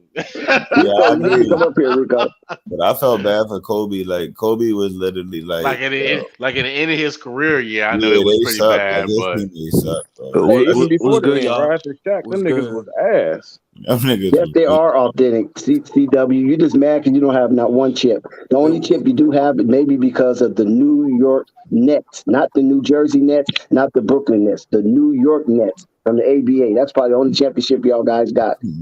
And you borrowing that from a whole nother city. Wait, are y'all talking about chips? It was good, y'all. It was good. It was good, man. Now I heard that. What's up, brother? What you think about tonight's game? I'm in pain, bro. I'm in pain right now. What happened? I don't know. We had the game in our hands. We had it. We just couldn't. Are you talking about Memphis? Yeah, I had Memphis in 7. Yeah, that's a tough one though, bro. I mean, Memphis winning that one in Golden State at the Chase Center. That's a tough call. I'm gonna be honest though. They gave away Game 5 just to win it at home. I said that. They down 30 in the first half. I was like, okay, they about to just win now in Memphis. No, but Memphis that was a popular ready. take. They're that good was a enough, popular but take. they're not. They got the talent to beat Golden State, but they don't got the experience that Golden State have. But Alvarez, what makes you think the thing about Golden State is, I always tell people this: like they have something that a lot of teams can't do. They don't go up or down during a run. They're going to keep scoring at the same pace. Like they're going like whether they're missing or not, they're still going to be scoring at the same pace, and they're going to give the same 25 or 30 the whole game. So there's going to be a consistent 25 to 30 points, but you're going to go up with 20, 31, and then you're going to drop down to 12. They're giving you a consistent 25 to 30 the whole game, and a lot of teams can't do that. So they can go through the runs. They don't worry about runs. They just trying to get to a certain amount of points every quarter. And it works every time. So Alvarez, what made you think that the Golden State Warriors would choke this game away at the Chase Center, as a veteran team as they are? Mike Brown, the coach. Wait, Doug, so Alvarado. Keep on getting that. I know, huh? Mike, I mean, I Mike Brown, Alvarado, my bad. coach. I'm sorry, That's what. Alvarado. There you go, bro. I had us losing actually. I had us losing this game. I did my original prediction was due to John Morant, and I keep on hearing a bunch of talk of people saying that Memphis are better without John. I severely That sounds foolery. and that's No. just foolery in my opinion. That's foolery, bro. They go That's where just Ja goes. because I said we was gonna lose today because this game was gonna be close, but it was gonna be decided by moments where you needed a quick bucket. And what the Memphis do, they didn't provided you a quick bucket. But you know who does provide you a quick bucket? John Morant. And there was no John Morant in sight. And I felt I like knew if they was going home once Ja Morant wasn't playing. I felt like if John Morant was in the game, they would have won Game 6. Nah, I feel like I ain't gonna lie. How tired Ja Morant was, I just see like Klay Thompson, like he the fact that Klay Thompson's guarding him, he's gonna affect him a lot. And then the rest of them dudes gonna have to win them the series, which we know they can't. Klay Thompson literally contested every single shot the whole series, and it's really low key incredible. I'm definitely pulling his film up for my son to watch on defense. I ain't gonna lie. He's not celebrating. He's not doing nothing but contesting and making shots on the other end. He's a great defender. Yeah, It's so crazy. Most defenders yell. That's why. If they lock him Listen, up. KNT. That's why I thought it was absurd for Rave Kingdom to have that tape on the Golden State Warriors like they was over the hill. Listen, the Golden State Warriors don't look nothing like the LA Lakers. Okay, the LA Lakers. See, he should have saved all that content for the LA Lakers because that I fit agree. perfect. We What Ray definitely said put fit perfect for the LA Lakers, but it does not fit for the Golden State Warriors. I agree. So he was out of season for that one. Exactly. Rave was saying that Curry was about to retire 2 Curry, years. but like Curry, low key, he's low key, not average because he had 29, but it's like he not hitting like he need to be hitting right now. For him to go to the finals, he got hit like he used to hit. He's just too lackadaisical right now. He got to get back into he's the leader of the team. You know what I'm saying? He got to start being more consistent. His shooting percentages be terrible in the playoffs. And just because it's Steph Curry, nobody wants to say nothing. But you can't shoot 7 for 21 and drop the 24 points and think you're him. No, you made 24 points on 21 shots. That's not it. I agree. And that's what Nico be talking about. He hates that. Like, and then he's a glorified ball chucker at that point. Like when you're shooting 7 for 21. Whereas Steph Curry not ever been a damn ball chucker. Nah, but the thing about Steph Curry is the thing that nobody's talking about, and it goes back to the little things like what I was talking about with Klay Thompson. He literally takes your offensive game out by how he plays his offense. He takes your offensive game out of your out by just running around a million screens. The fact that you got to chase him through 5 screens, that he might not even get the ball, and if he does get the ball, he might still make it. But on offense, you don't have that same energy after you running through 5 screens every play, and that's why you see Ja Morant sitting out there looking exhausted by game 4. He done ran around probably 2,000 screens in 4 games. That's a lot. Nobody wants to chase him like that. The fact that he's on the court, they can do that. You know what I mean? That they can decoy him all day. Because if you don't go out there, he gonna make it. Guaranteed. So we got more basketball coming up. We have one game Sunday. Remember when Lonzo played against Steph Curry? And like when we was watching it, we was like, yo, he's locked in on defense. By the second half, his offense, he couldn't make a 3. Because it's like when you running that much, you on defense, it's hard to really like have air and legs left. You know what I'm saying? And that's what Steph Curry do to you all day. And then when that stuff happens, that's when the other players start scoring because they start seeing that you're tired. And them boys run all day. Well, that's why you gotta have teammates. Them boys, and that's when Poole start cooking you and all them other dudes. They be like, dang, why is all these dudes cooking? They was locked in, and you start seeing mad backdoor cuts. When you start seeing them do backdoor cuts and easy layups to the basket, that's because the other team can't run no more. Them boys, I think the Suns are the only team that can keep up with them because the other teams can't run like that. That's gonna be a great series. High IQ basketball. Chris Paul, Klay Thompson, Steph Curry. My boy Wiggins is low key. You know what I mean? He's low key growing on me on defense. I'm not even gonna lie. He came into the league as a dude that couldn't really shoot, and he was a potential defender, but now he's locked in. Like I ain't even gonna lie to him. First time All Star, that was a little questionable, but we'll take it. I mean, shoot, it wasn't that many. Got to remember, it's not that many, small forwards in the rest because all along was hurt. Yeah, you're right. You're right. And the one that wasn't hurt, he just wasn't getting recognition because his team was bad and Brandon Ingram. You're right. I'd rather you put Brandon Ingram in there than Andrew Wiggins. So but I mean, they weren't winning, and nobody don't talk about you if you ain't winning. Right. What you guys think about Brown coaching for the last 3 games in the absence of Steve Kerr? How do you grade Blah. what he was doing? I give him a C minus. I don't like Mike Brown personally. No. I just don't like his coaching style. I don't like his coaching style. I don't like none of that. And the simple fact that he got that job over Mark Jackson, I'm very disappointed in the Kings. But that's why the Kings are a bottom level franchise. I want to quote Dex real quick. Shout out to Dex for this one. Every year they want to flirt Mark Jackson's name around. Ain't that what you said, Dex? No, that's Flight. That's Flight. That was Flight that said that? Yes, Flight said that. Okay, so shout out to Flight for that one. But I know I heard that on this platform. But that's literally what they do.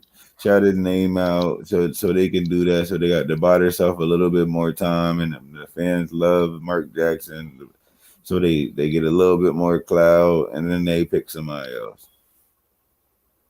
Yeah, that's the storyline behind Mark Jackson and the results of consequences of decisions that he made that kind of led to that, which is wrong. The only thing I did say dealing with that is that the reason why they do that is because they don't want him to try to sue and claim that he's being whiteballed out of the league. So he gets the play-by-play action from various networks, but that's a partnership, though. It's not, but the NBA is not interfering with it. But that's a partnership, but it's not the NBA fraternity. You know what I'm saying? The sportscasters and the analysts have their own little fraternity outside of the coaches' fraternity or the players' fraternity, even though they might mesh, and integrate from time to time, but it's its own separate entity. So he's not in the NBA, but he's affiliated with the NBA. So it's hard to try to claim some skullduggery that's going on behind closed doors to interfere with Mark Jackson hiring. But once again, Lakers talked to him, Kings talked to him. I remember one time Philadelphia talked to him. I think the New York Knicks even talked to him before. So, I mean, it is what it is with Mark Jackson. But when you really look at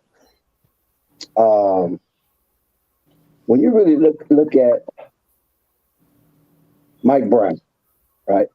I don't see that in Mike Brown. You feel me? I don't see that rah Mike Brown. I don't see that Udoka. I don't see that Willie Green. I don't see that Nick McMillan. I just don't get that vibe with Mike Brown. I get more of a kind of a softer vibe with Mike Brown. I think he tried to use his intelligence to influence players. And it's not so much of a connection to me. That's what I get from Mike Brown. You know what I mean? And I think that's why it didn't resonate with Kobe. And Kobe basically wanted him out of there. You know what I'm saying? Because he's intelligent. He's extremely intelligent. And he's a leaf off of Popovich's tree as well. But Mike Brown just doesn't have that. You know what I'm saying? That listen, check this out, man. You need to go in there and get you a bucket because you're playing like a bitch. This franchise don't uphold bitches. Mike Brown don't have that. And I don't know how well it's going to serve him in Sacramento. So, anybody have anything take on that one? Yeah, I just think that team is just getting the bridge coach.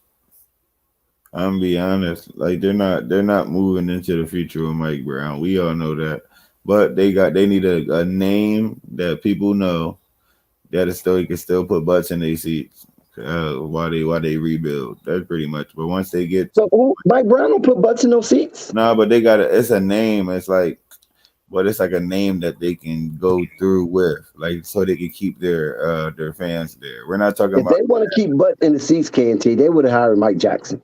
No, but it's not even about. I'm not even saying like it's just they're getting a name that people know. You know what I mean? It's just that people won't go crazy with. You know what I mean? That's just what they're doing. They're doing a just good enough thing until they get to a point where they're going to eventually win for a championship. Then they get a better coach, like what the Hornets did. They're ready to move forward into the playoffs and do stuff like that. So they're not. Yeah, I kind of think the Hornets was forced. I think that was forced. Now we knew this. We knew this when he was hired. He was a bridge coach. Yeah, but I didn't think they wanted to get rid of him that soon because they wouldn't have given him no 3-year extension. They didn't expect Melo to take them to where they at. That's all it was. Once they seen Melo was who he was, okay, it's time to build a team around this young man and get him a real coach. Pretty much. Right. What'd you say about that, Murr? Man, listen, man, I do not like Mike Jackson, man. Mike Brown. I do not like him. I don't like. He's just weird. Like, he's one of them awkward. He's just weird. He's just weird to me. He's just odd. He ain't got no type of backbone. I mean, he was like that with Cleveland. Oh, wait, Murgot. Something happened. It's almost something similar to the three Maggies coming to see the boy that was born from the Virgin. Vernon Mickey, a.k.a. Uncle Vern, has made an appearance on Flight Sports TV, canceled a wellness check. He has not been abducted by aliens. No, the tall whites do not have him in their grasp, nor is the graves poking at his anatomy in places that is very unseemly, and we can't talk about on Flight Sports TV. Shout out to Uncle Vern. I'm glad you will. Uncle Vern, J&J hit me up about you, so please hit her up. Let her know that you're good and you okay. Shout out to Uncle Vern. Go ahead, Murgot. Yeah, shout out to Uncle Vern. Just want to say that. I'm over here crying off Recap Rico. He said Mike Brown, the bozo who was out there playing Robert Sacre. I legit have hate in my heart for him. How does Robert Sacre get your attention? Like really, like he was out there running around getting cardio. Mm-hmm. All right, go ahead, Murgot. Man, I just know, man, Mike Brown can go, man. I do not like him. Yeah, they're not going nowhere. I mean, he was like that at Cleveland. No backbone, no spine, always getting out coached. Like, I mean, I just don't like that, man. I also see what some teams see in him as a coach. I personally don't like it. They should but as far as the Hornets, I think it's time to. I mean, James Borrego was nothing more than a bridge coach. I mean, he's that kind of coach where you bring in to develop young talent. Yeah, exactly. That once the young talent is, fully, is getting to the point of development where they're ready to blossom, you move on from them. And that's what some coaches are. Some coaches are nothing more than basically bridge or coaches you bring in to blossom young talent. And then when they get to the level where that talent wants to pretty much move on his own, which is what LaMelo is at the stage of development what he's doing now, it's time to move on. That's all it is. Mm-hmm. And plus, you got to remember, Melo's on his back end of his deal now. He's in the last 2 years of his contract. He don't want to be losing and getting blown out. And remember, this is the same exact situation they was in last year. So they reached their match with Borrego. They got blown out by the Pacers in the play-in.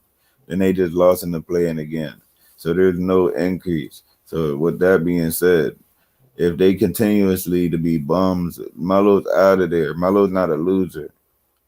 Winners want to win. We just can't just sit in a situation that ain't working.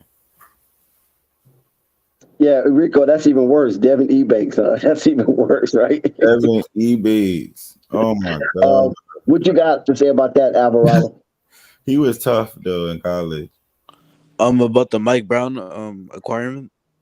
Yes, yes. I'll say I first want to say fuck the Kings, fuck their fans, fuck the colors, fuck the team, and everything that they stand for, bro. I do not like the Sacramento Kings. I think they're a waste of space. They're a waste of existence. They don't Yeah. stand for nothing good. And yeah, fuck the team and fuck that franchise. I don't like them. And they just prove even further by hiring a coach that hasn't coached in 5+ years instead of getting an actual good coach or a young coach that can help with a young team. These are the same dudes who traded Tyrese Halliburton for Domantas Sabonis. I don't know what to say. I don't know what to say. Sabonis is tough though. Oh, he is, but you don't trade away your future. You don't trade away a draft pick that you hit on 3 out of all the 20 draft picks you had. You finally hit on a draft pick, and then you trade that same guy on a good contract. Yeah, I agree. Exactly. The player they should have traded was De'Aaron But you Fox, got to remember, and they could have got a haul of talent from De'Aaron Fox, opposed to trading Halliburton, who they could have kept. Matter of fact, why do you even draft the player that you draft last year when you already got a point guard? Like, they just make bad decision after bad decision after bad decision. Yep. Like, that front office is terrible. And then when you hit on the draft, that's what I be saying. Then when you hit on a draft pick of Tyrese Halliburton, and then so why do you draft another point guard when you have a point guard? Should be lost to me. Like, but I'm gonna be that honest. just made When I see no sense, no sense at all. Yeah, I'm gonna be honest. Exactly. This is how you make it make sense, right? And I was telling Dex this. Yeah, when they probably picked him because this nickname. Right? That's it. When you look at it like a mediocre or bad front office, I don't like saying bad organization. That's what me and Dex talking about. When you look at one of these cellar dwellers, ain't that what you say, Dex? Yes. When it comes to these cellar dweller teams, you got to remember why they're there, from making bad decisions. When you're not winning, it's because you're making bad decisions, right? But so when you see a team that's consistently at the bottom, that means they're consistently making the wrong decision. So when they don't make the right decision, just like, okay, that they're a better team. You expect them to make the wrong decision. Like the one that don't make sense. Because a winning team, that's what it made the right one. You see what I'm saying? They just make bad decision after bad decision. That's why they're a cellar dweller, because they don't know what they're doing. Yeah, man. But man, it clearly shows, man, because at least OKC is putting together things to where they're building towards the future, and they're not mortgaging away picks. They're like, oh, you want this player? Well, give us all your first round picks then. They smart. They're taking every first round pick. They got one. Of course, they traded for one. They got, my man, Alexander there, Shea Alexander there. Now they basically now they're about to go into this draft, get another first round draft pick, probably more than likely in the top 3. So they're gonna have basically a chance to get Pablo from Duke, Czech Holmgren, or one of those top players is coming out, or Jabari. Jabari might go number 1, but they might get a number 1 pick because Jabari might from Auburn might go to them. Yeah, that's going to elevate. It's the Thunder, man. They're smart in doing it. They're like, you know what? We're gonna get all these picks, and we're gonna hit on some of these, and we're gonna take this team in the future. And when we got our main core, then we're gonna go out and a free agent, gonna add the veterans, and that's what they're gonna do. Yeah, they got 2 lottery picks this year, and they got a first rounder. So they got 3 first rounders this year. Yep, they gonna hit on somebody. And they're gonna build this main core of this team. They're gonna build this team the same way they built that team when they had Harden, Westbrook, and Durant. They're gonna build this team the same way. And this time, they're not gonna make, and they learned their lesson. They're not gonna make the same mistake they made before. They're gonna keep those players there. They and they're gotta gonna just pay to add, play. They was being and they're cheap. gonna add the veterans they need to add. They was being cheap. That's what Whereas happened. Like, OKC is who you want to watch out for in the future. mhm. Like they're going to be ones when you watch out in the future. They got limited picks, yo. Literally, You man, wasting on literally unlimited that's like picks. that right there. If you can't hit on 3 first-round picks, bro, you need to stop. I mean, even if they don't, they got 16 first-round picks coming up in the next 3 drafts. Dang. 16. Yeah, 16. Yeah, like you So, said, they stocked Like up. I said, Do they have the most? Do they have the most yeah, they have draft the picks? most. yeah, they got the most. Yeah. Listen, like I said, they're going to listen. I said those picks are nothing but assets. They're going to hit on one or two of those picks.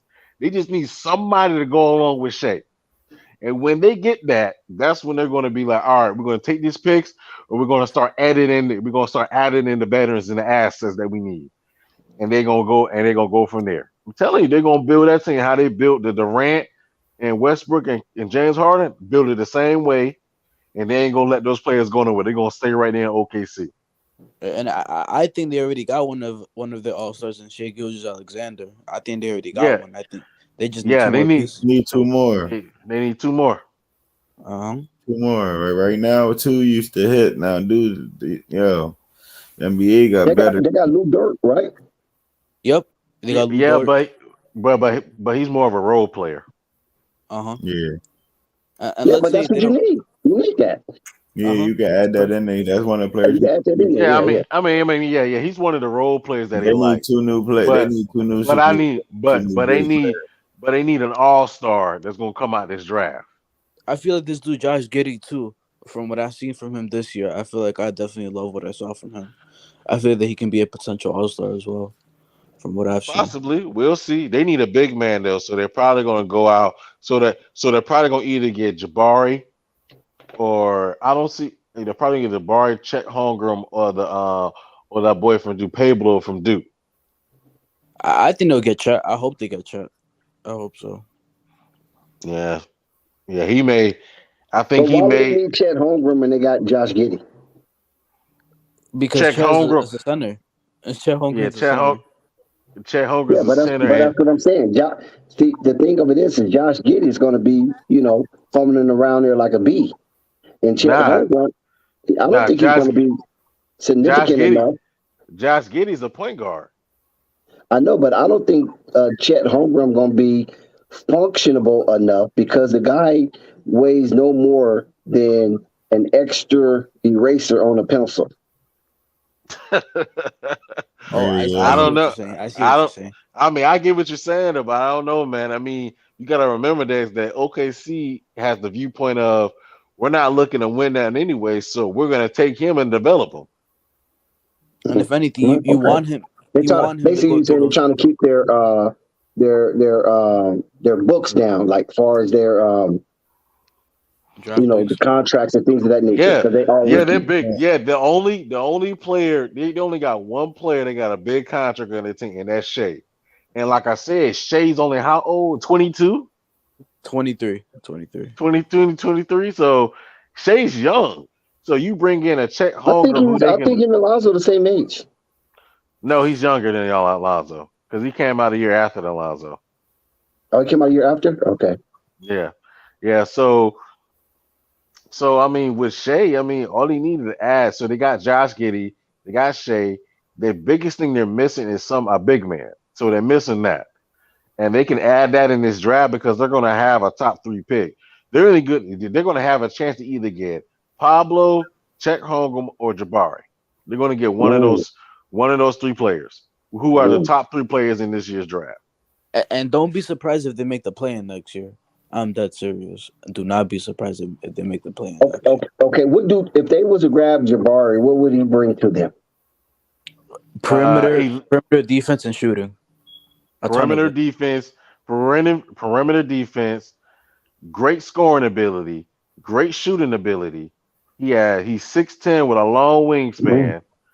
And when I mean basically athletic, man can jump out the gym. Do we have weight? Yep. He's decent. He's decent. He's like He's like 220 right now, 220 right now.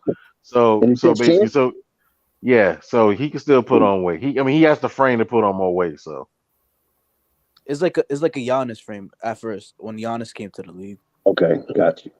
Mm-hmm. Got you. But if he's agile and he has a physical mindset that could be overbearing, I would get him over Chet because they're gonna he's need some. the number one player in this draft, actually. Yeah, he's the consensus number one pick. Yeah, he was that good at Auburn. He was that good. Go watch his highlights, Dex. Well, I forgot his last name. Just look at Jabari from Auburn. That's all you gotta look up, and you'll see. Well, the last guy that came out of Auburn didn't fare too well. So you said who? The last guy that came out of Auburn didn't fare too well. What is his name? Yeah, Shakir. What's his name again? Sharif Cooper. But I mean, they're Who's two the point guard different. that came out of Auburn just recently? Sharif Cooper. Yeah, Sharif Cooper. There you go, Sharif Cooper. But they're two different players, though. Two different players. Yeah, that's two different players right there. Okay, well, we'll see. So, what about Houston? You said what? What about Houston? Houston has a chance. Like I said, the teams that are supposed to get the top 3 picks are OKC, Houston, and the Detroit. Magic. I think it's the Magic, ain't it? Yeah, the Magic. I think the Magic. Mm-hmm. Yeah, I think it's the Magic. So I think those teams have a more likely chance of getting the top 3 because they have the highest percentage. I think around 14-15%. But at the same time, we got to look at the teams that are in the 10th and 9th position because those are the sweet spots for those teams that jump up the top 4. So we might be looking at a Pelicans team getting one of these high draft picks, and we're looking at something that can be extremely scary for the next couple of years. Not only the Pelicans, but the Knicks or a team around that draft range that can jump all the way up. Yeah, within the lottery. Something to watch out for because a lot of teams jump up in those positions. Yep, I agree. So, but I hope OKC get a good pick, man. I hope they become good. Me too. So I don't. Yeah, OKC is cool to me though. I just like you said, I just don't like the Kings. They're just abysmal. No, just a waste of space. They're just a waste of a team, man. It's like they might as well just move them. Wow, it's crazy. Like I'd be praying for some of these young guys. I'd be praying for them that they don't go to the Kings, bro. I swear, bro. I'd be praying for them. Literally. I mean, look how good Marvin Bagley did when he left the Kings. Not a piss. But that was a Luke Walton thing, though. Him and Luke Walton didn't get along, And Luke Walton didn't like his dad, just like he didn't like Lonzo's dad. But that's the Kings, though. The Kings allowed a coach, to basically not want to play a young player like that had that much talent. Mm-hmm. And now basically he's on the Pistons, and the Pistons about to pay him money because they love his game, they love the player, and they're going to pay him money because they're going to pair him long term with Cade Cunningham. Mm-hmm. And now basically the Pistons are in a position to where they can move off of that contract they got from Jeremy Grant, and now they're going to move Jeremy Grant to get assets. Exactly. Damn good take. Yep. And now they're building that young core with Cade Cunningham. What's my man? My man Bay, and also Sabir Bay, and then also basically Marvin Bagley III. And they're probably going to move off from. They're probably going to keep old but Killian Hayes. What about Killian? He's going to come off the bench. No, Killian's actually been playing very good. Actually, he's been playing very good. Right now, I got him coming off the bench. But I mean, he can step up. He can step up and come in and play the 2. But I got him coming off the bench right now. He played great later in the season, but he got he got to get more consistent. I think he's still going through. But the season was a wash, though. You know what I'm saying? The season was dead, so you can play good when the season's dead. When you just can be out there freestyling. No, but it wasn't that, Dex. It was funny because Detroit was actually one of the most competitive teams in the whole entire league after the All-Star break. So they was giving Boston and these other good teams fits each and every single game after game, because of the contribution of a Cade Cunningham. He actually went to the 2 guard and let Killian cook within the point guard role, which actually gave Killian a bunch of good games and actually provided the floor for guys like Marvin Bagley III and also Jeremy Grant. And that's how they were so competitive. So it was actually very good because I actually keep up with Detroit because Mm-hmm. me and Marvin was talking about this as well because Marvin was telling me about Detroit being a very, very good team in the future. And I agree with him because I love Cade Cunningham. I love him so much. So, do you think Isaiah Stewart is going to be a fixture, or you think he's movable or I think expendable? he's movable. I think he's He's movable. expendable. He's expendable. Definitely expendable. I mean, I just see them bringing him back one more year, but after that, I don't see Oh, them keeping him too I'm, long. I'm I'm glad we have a Detroit Piston fan here because I do roam and I do roam up in Detroit. You know what I'm saying? From time to time, I think Right to Truth is Motown. moving. Yeah, Right to Truth is moving up in that area, so that's cool too. But Saban Lee, what's up with Saban Lee? It's weird because he doesn't get playing time from Dwayne Casey. He doesn't play him anymore. It's a Man, weird situation. it's crazy, man. Detroit is looking good. The basketball team looks like they got a bright future. The Lions look like they actually got a future and not Oh, come being on, man, the abysmal. Lions, don't do Man, that. come on. Yeah, Yo, I'm telling you Detroit that is back. Detroit's coming Detroit back. on the way up, man. Detroit on the Wait Detroit's a way minute, coming are up, you back. from man. New York? Or are you from Detroit? Come on now, I just love Cade Alvarado. Cunningham. I love Cade Cunningham. I love him. But Like but I I'm just haven't seen saying. a rookie this composed like in years. I'm not even joking. Like I just love watching this game. Okay, and one more thing. So Killian Hayes, right? Um, Yes. he looked like he was damn near on his way out of the league. He wasn't holding up, but like you Mm-hmm. said, in the second half of this season, he came on strong and he was putting up some nice numbers and he was showing composure. He was being that Killian Hayes that the Detroit Pistons drafted a couple of seasons ago. Do he hold up? Because is he fragile? I mean, what's going on with his build? I think mostly the reason why Killian was struggling with so much is because that shot wasn't falling. Most of the time when I watch these Pistons games, his form is beautiful. Actually, the way he gets to the spots, he actually gets to them pretty good. Actually, it's the fact that it doesn't go in the basketball doesn't go in within the net. But after him getting that flexibility with playing with a Cade Cunningham, it allowed him to be that point guard that he was in France, as he gave more touches to his teammates around him, to Sadiq, to Isaiah Stewart, and even Frank Jackson. It provided Killian a lot of flexibility, not only on the offensive end, but even at the defensive end, as it took pressure off of him when he was guarding a bunch of good guards and sometimes even wings.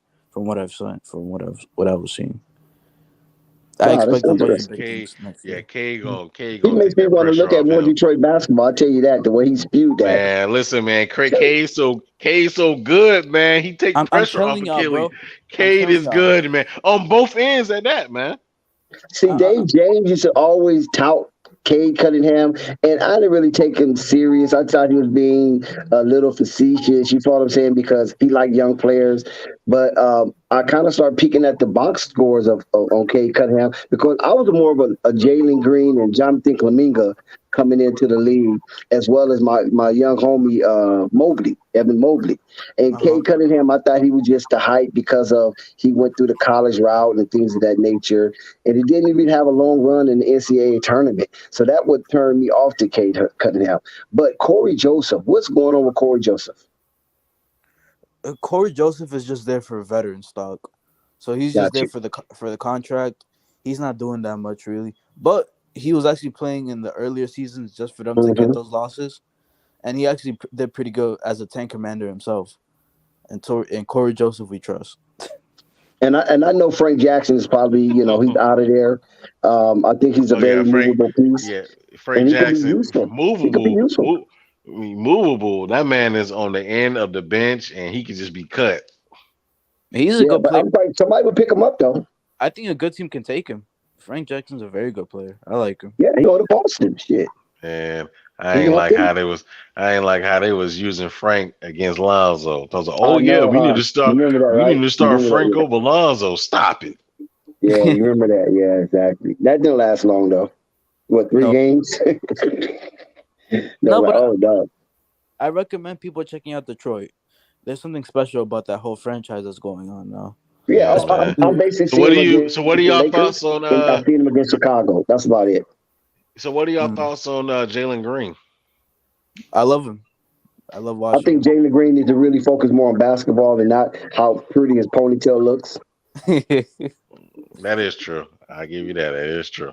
Wait, I Dex, never seen nobody fumble with their hair more. The only person I can think that might have fumbled with their hair more, and those were some football players, and that was Clay Matthews and Palomalu. Those are the only two Shoot, players I can think but that they played with their deserve hair that. more during games. But they can do that though because they are bust you in your mouth though. Exactly, exactly right. Yeah, So I'm they like, can get away with it. They can get away with it with them Head and yeah. Shoulders commercials. Right, yeah. So, but Jalen Green, that kind of turned me off. I was like, oh man, this dude think he's a GQ model more than he is a basketball player, and I think we need Yeah, to focus a little more that's on what. That's the basketball. only thing that scares me about Jalen is I think he may get sidetracked in outside things opposed to basketball. So that's what scares me about Jalen. I think the talent is there, but that's what scares me about Jalen.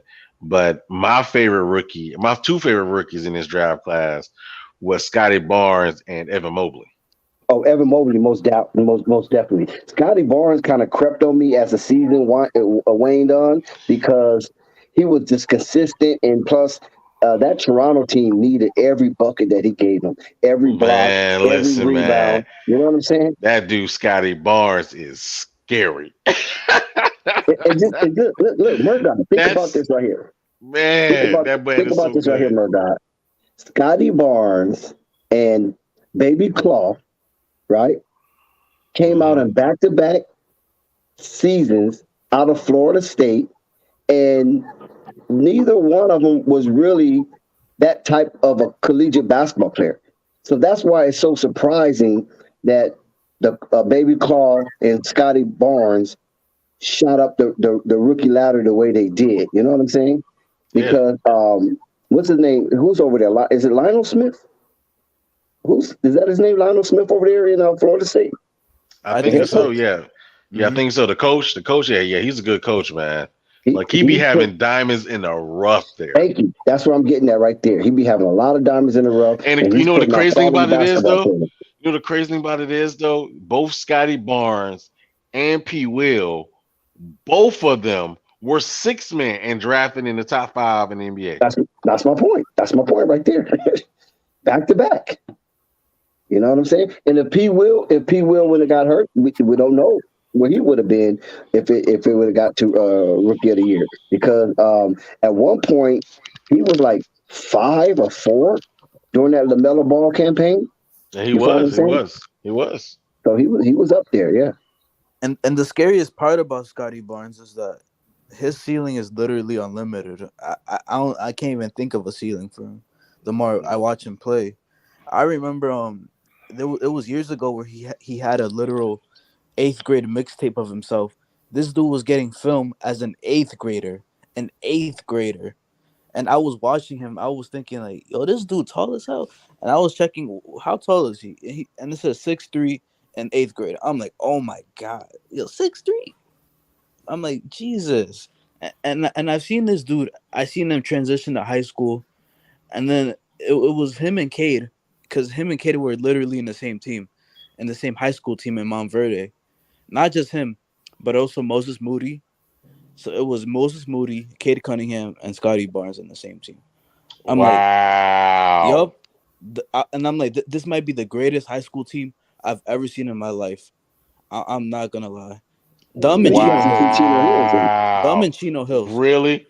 Yup. Really? That team, they had those players on. Wow. And Yeah, not only that, That's cheating. not That's only that, not cheating, only no, that. man. but honestly though, to be honest with you, as far as that, you had teams that had more high power and more high profile AAU players, and Oak Hill. I mean, throughout their years, they have a slew of NBA talent, first round or one and dones that came through their program as well, and has played on the same Oh, team. most And definitely. Most definitely.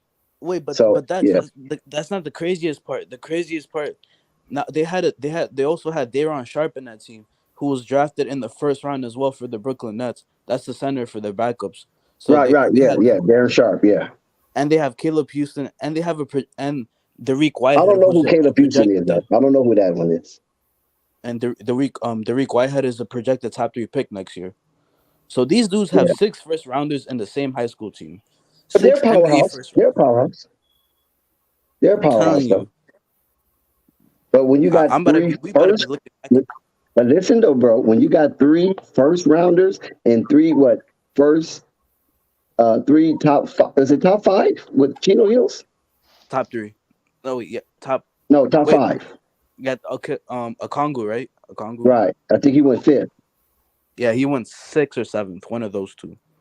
Oh, he went that far down? Oh, I don't think he went 7. It must have been He went 6 6, then. I think. 6, yeah, 6. Okay, it must have been 6. So that has never been done. But also we The haven't only seen person come close is that team, Dunbar High in Maryland, I think. As far as high draft picks on one team, and that's a public school. See, we ain't talking about academies. Academies are different. Oh, we're talking about public school. I think Dunbar and Chino Hills put out the highest draft picks, and Chino Hills put out the highest because they put out 3 in the top 6 in the first round.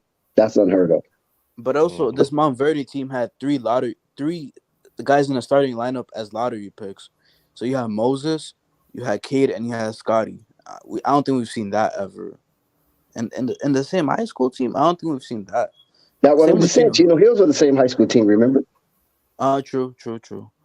But you also got to project the top 3 pick next year coming in, who was in that same team with Cade and Scotty. So we about to see 4 guys. We about to see 4 guys in there.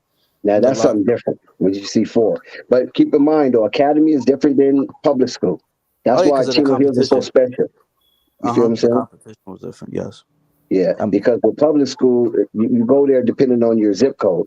Academy, you can go there from anywhere in the world. True. But nevertheless, that's still outstanding. You know what I'm saying? Yeah. I just remember Oak Hill used to just kill people with the talent that they had, man. Yeah, man. It ain't like, I mean, they still do in certain periods, but it ain't like as much as anymore. I think a lot of teams are going to Mount Verde and a lot of going to IGM. Sierra Canyon, IGM. Yeah, so they're going places like that now. Yep, exactly. Yeah. And it's another one. It's Mount Verde, IGM. The one in Minnesota, the one that Oak Hill. Yeah, what is that one called? I forgot the name of it. You forgot the name of it? Yeah. It's like about 5 of them that's really legit. I think it's one in Phoenix too. Phoenix, Arizona. If I'm not mistaken. I can't Bella Vista, something like that. Yeah, I know what you're talking about. Yeah, I think Bella Vista, that's another one that put out quality NBA players. Yeah. Oh, the one I was talking about was Minnehaha. I think that's how you say it, Minnehaha. I don't even know. Okay, are you familiar with like Bella Vista? I think that's what it's called. Bella Vista. BELLAVISTA. Yeah, I heard of that one too. Gotcha. Yeah. So so these academies, they getting up. Now, what happened to Spire though, man? Since Melo left, you don't hear nothing about Spire, right? Not that much. No, we don't hear about them that much. Because because when he was there, you had Rocket Watts, you had Isaiah Washington, you had the dude that went to Georgetown. I can't think of his name. Kind of brown skinned brother that went to Georgetown, was a leaper, could jump off the gym. I think he's in the league now, if I'm not mistaken. I know Isaiah Washington went into the draft. I don't know if he went to the league or he went to the G League. But that Spire team was pretty good. They only lost 2 games, 1 regular season and 1 championship. If anybody can remember, I remember the team, but I don't really remember like watching them like that. Okay, you didn't really watch them. Yeah, I used to watch like almost all their games because they was exciting to watch. You know what I mean? The Spire team was exciting to watch, and they used to. I like watching LaMelo. Yeah, I like watching LaMelo. That LaMelo was used to freestyle over there, boy. Hey, I remember they played Julian Newman. That was so Man, funny. I man, can they see that cooked game. I him, can man. see that Yeah, game. They that was so cooked funny. him, man. Because his dad was talking all that trash. You know what I'm saying? Mello, who's Mello? We got somebody way better than Mello. Julian, aren't you better than Mello? Proceeds to And get blown man, up by 16 points. Yeah, The dude got blown up by 60. yeah, that was so funny, man. And then his sister tried to get the IG right. Yo, Yeah, Mello, follow me. yeah. I don't run it. oh Oh I yeah, yeah, don't I'll she run was run it. the You like, don't run account. it. you don't run it. That was a cold curveball, right? Oh, Yeah, that all was right, man. Did that girl dirty, man. Oh, And I it's don't run all it. You and don't it's run it. and it crazy. The sad thing is, it's all on YouTube, so everybody can watch it Yeah, over yeah. and over and over. And then Julian Newman was like, I don't know what's wrong with my sister. She over there converting with the enemy. Yeah, he was That's what hot she about get. that. Yeah, that's what she get. She shouldn't be over there talking to him anyway. Man, shoot, man, she was a little Mellow fan Yeah, stan, man. Like she was hard on Mello. man, she was a groovy for Mellow. That's when I knew it was serious because I just looked at Mello as just a young kid, right? I didn't even see him as a young sex symbol. You feel me? Until really, because she was popular too. You know what I'm saying? And she was a sex symbol in her own right within her peer group. And for her to get curved by Mello like that, you were like, "Whoa, Mello got some game." You know what I'm saying? I mean, That shoot, was I mean, crazy. he did go out with that Ashley, chick, Yeah, but and that's listen, later on, though, right? nah, No, that's that when it was was at the pool party. yeah, I think that was That was high like school. yeah, that was high school. So I mean, my thing is like, I mean, he went out with her, so I'm like, I don't know if Melo gonna go out with Jaden. That's not happening. Nah, I don't Hmm. think that's not his taste right there. I mean, look where he went now. He messed Right. around with Anna Montana. Everybody talking about the age, man. That's just the code, boy. That she It was fine. just so funny. Yeah, that was just so funny right there, man. And she was like, "You don't run it. What do you mean you don't run it?" Man, I was dying when I saw that, man. I was like, he ain't have to do that girl like that. He ain't have to do all that, man. Did that girl dirty, man. That's what I In said. broad, what they say, one man say off of New Jack City in broad daylight. God damn. That's when I said Melo got some little playerism in him, man. You know what I mean? He got some little player in it. So yeah, that Said was really nah. funny when I saw that. It was so funny because he didn't even really even look at her. He just said it. Nah, I'll run it. Right. Yeah, beat it. But Hey, okay, guys, we're gonna shut this one down, and we'll start up bright early in the morning. And those who missed the announcement, yeah, we doing a fundraising drive for Flight Sports TV, so we can have a safe travels, and we're trying to meet a goal of 2,500. We started it today, and when we get down to that date, we will end it. And then I mean, you can always donate on your own, or hit the super chat and things of that nature. But this fundraising is basically for the Cash App, not for the super chat. Do not send it to the super chat because we have to meet with some people. We have to get to them. They're not coming to us. And that we can sit down and give them an explanation of what's going on with Light Sports TV, and maybe we can get some of these important people that's in the basketball world to come on and share their basketball knowledge. And when we do secure some of these guys, we basically have to be camera ready. We have to start camming up. They have to know who the hell they talking to, what they're looking at. We ain't gonna be behind no profile. You follow what I'm saying? Acting like we some CIA agents or FBI, ATF agents, and things of that nature, or any type of unnecessary law enforcement that want to spy on young black males or even older males and females that's trying to aspire to have fun and learn about sports, basketball, and things of that nature in the BBB, because we basically BBB strong and things of that nature. You feel me? So that's why camming up is important. We try to keep our our names attached to us and don't switch up our names when we do cam up. You don't have to have your actual real name if you don't want to, but whatever name that you use constantly, we want to basically to have that available. So these are the things we want to do, and that's a requirement when they do show up. That if you're going to be on the panel, asking questions, interacting with these individuals of content and of substance, you're going to have to cam up. If you don't want to cam up, you can still join the stream, but you will have to be inside the chat. You don't want to cam up, you have to be inside the chat. These individuals that we want to have on here, we want to, because they've been looking at our streams.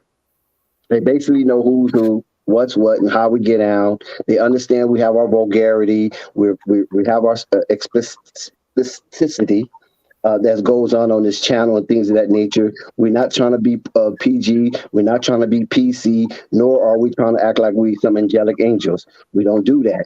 So this is why this fundraising drive is very important. We started it today. We will end it as we wind down close to flight taking off, and we pray that he have a safe flight when you meet up with these people face to face, because they need to know who and how the channel is operating. So whether they push product, whether they push sponsorship, or will they push their own personal celebrity and put their image on the line to come here at Flight Sports TV. So it's important. We want you guys to be a part of it. So any type of light pockets that you can spare, it's cool. I mean, if you don't be burdened by it. Don't feel bad about it. We are not trying to guilt you or shame you into going deep into your pockets. But if you can afford it, help flight out, man. Let's meet this goal. Let's try to raise $2,500 so you can have a nice flight, a decent hotel. We're going to stream everything. You know what I'm saying? So, because Flight do not take a day off. He will be streaming as we are speaking. So, yeah, let's get involved, man. Let's participate. Let's get engaged. Let's help be a part of this fundraiser, and we can feel good about something on Flight Sports TV because we're building from the ground up. We are building from the ground up. And let me make this clear to you. We are not beggars. We are not solicitors. Nor are we going to sit and be purveyors of scams. This is not about that. Flight been up for a long time. He was going to stay up for a long time. And we just want to be a part of the growing development of Flight Sports TV and to taking it into a new era. And that's going to be important for us to galvanize behind Flight. And let's get this fundraiser going. And remember, do not send super chat. We don't want the super chat. Not for this. If you want to send super chat, that's something different.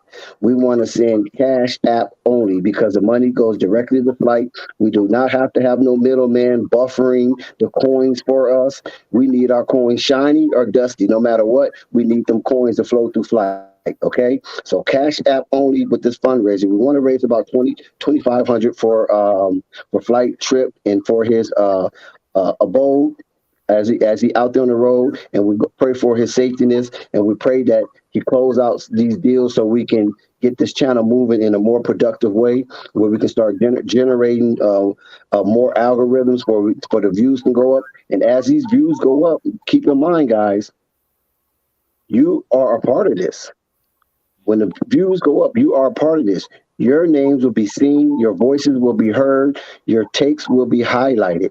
So it's still pinning no matter what. We're going to still pin your takes. We're going to pin your comments and things of that nature. The battles that goes on in the chat will remain going on in the chat. The moderators that's in the chat will remain moderators. So just keep in mind when these guests do come and when they come, you be respectful. You be respectful, and if they don't feel like addressing anything coming out of the chat, that's on them. We're not going to tell them what to address.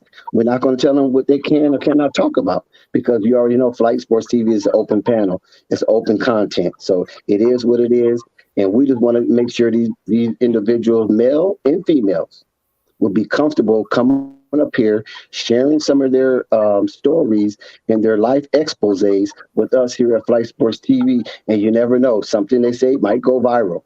But we just have to be diligent, and we have to be respectful, and we want to be involved. So the best way to get involved right now is to participate in this fundraising drive. His Cash App will be posted throughout streams as the day's winding down before he takes off.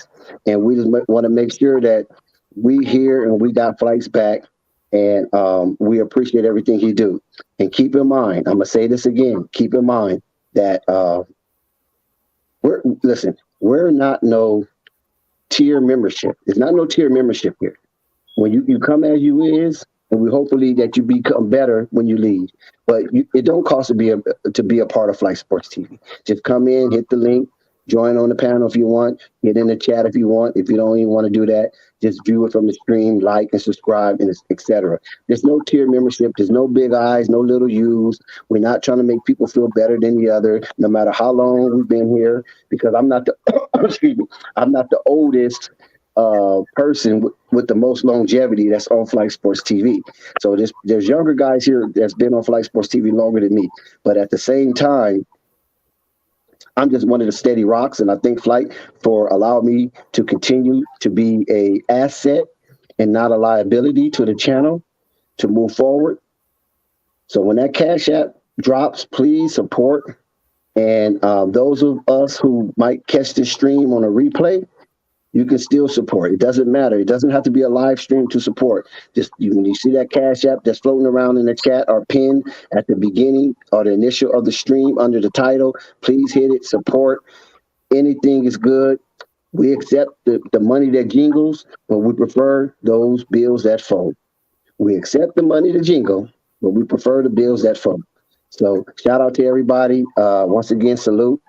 We're going to shut down the stream. Thanks, everybody, for pulling up the KNTs of the world, the Alvarados of the world, the Murgas, the Raves, the Melvin Perspectives of the world, and everybody that had pulled up on earlier, the No Panics, etc. So, good night. Night. Good night.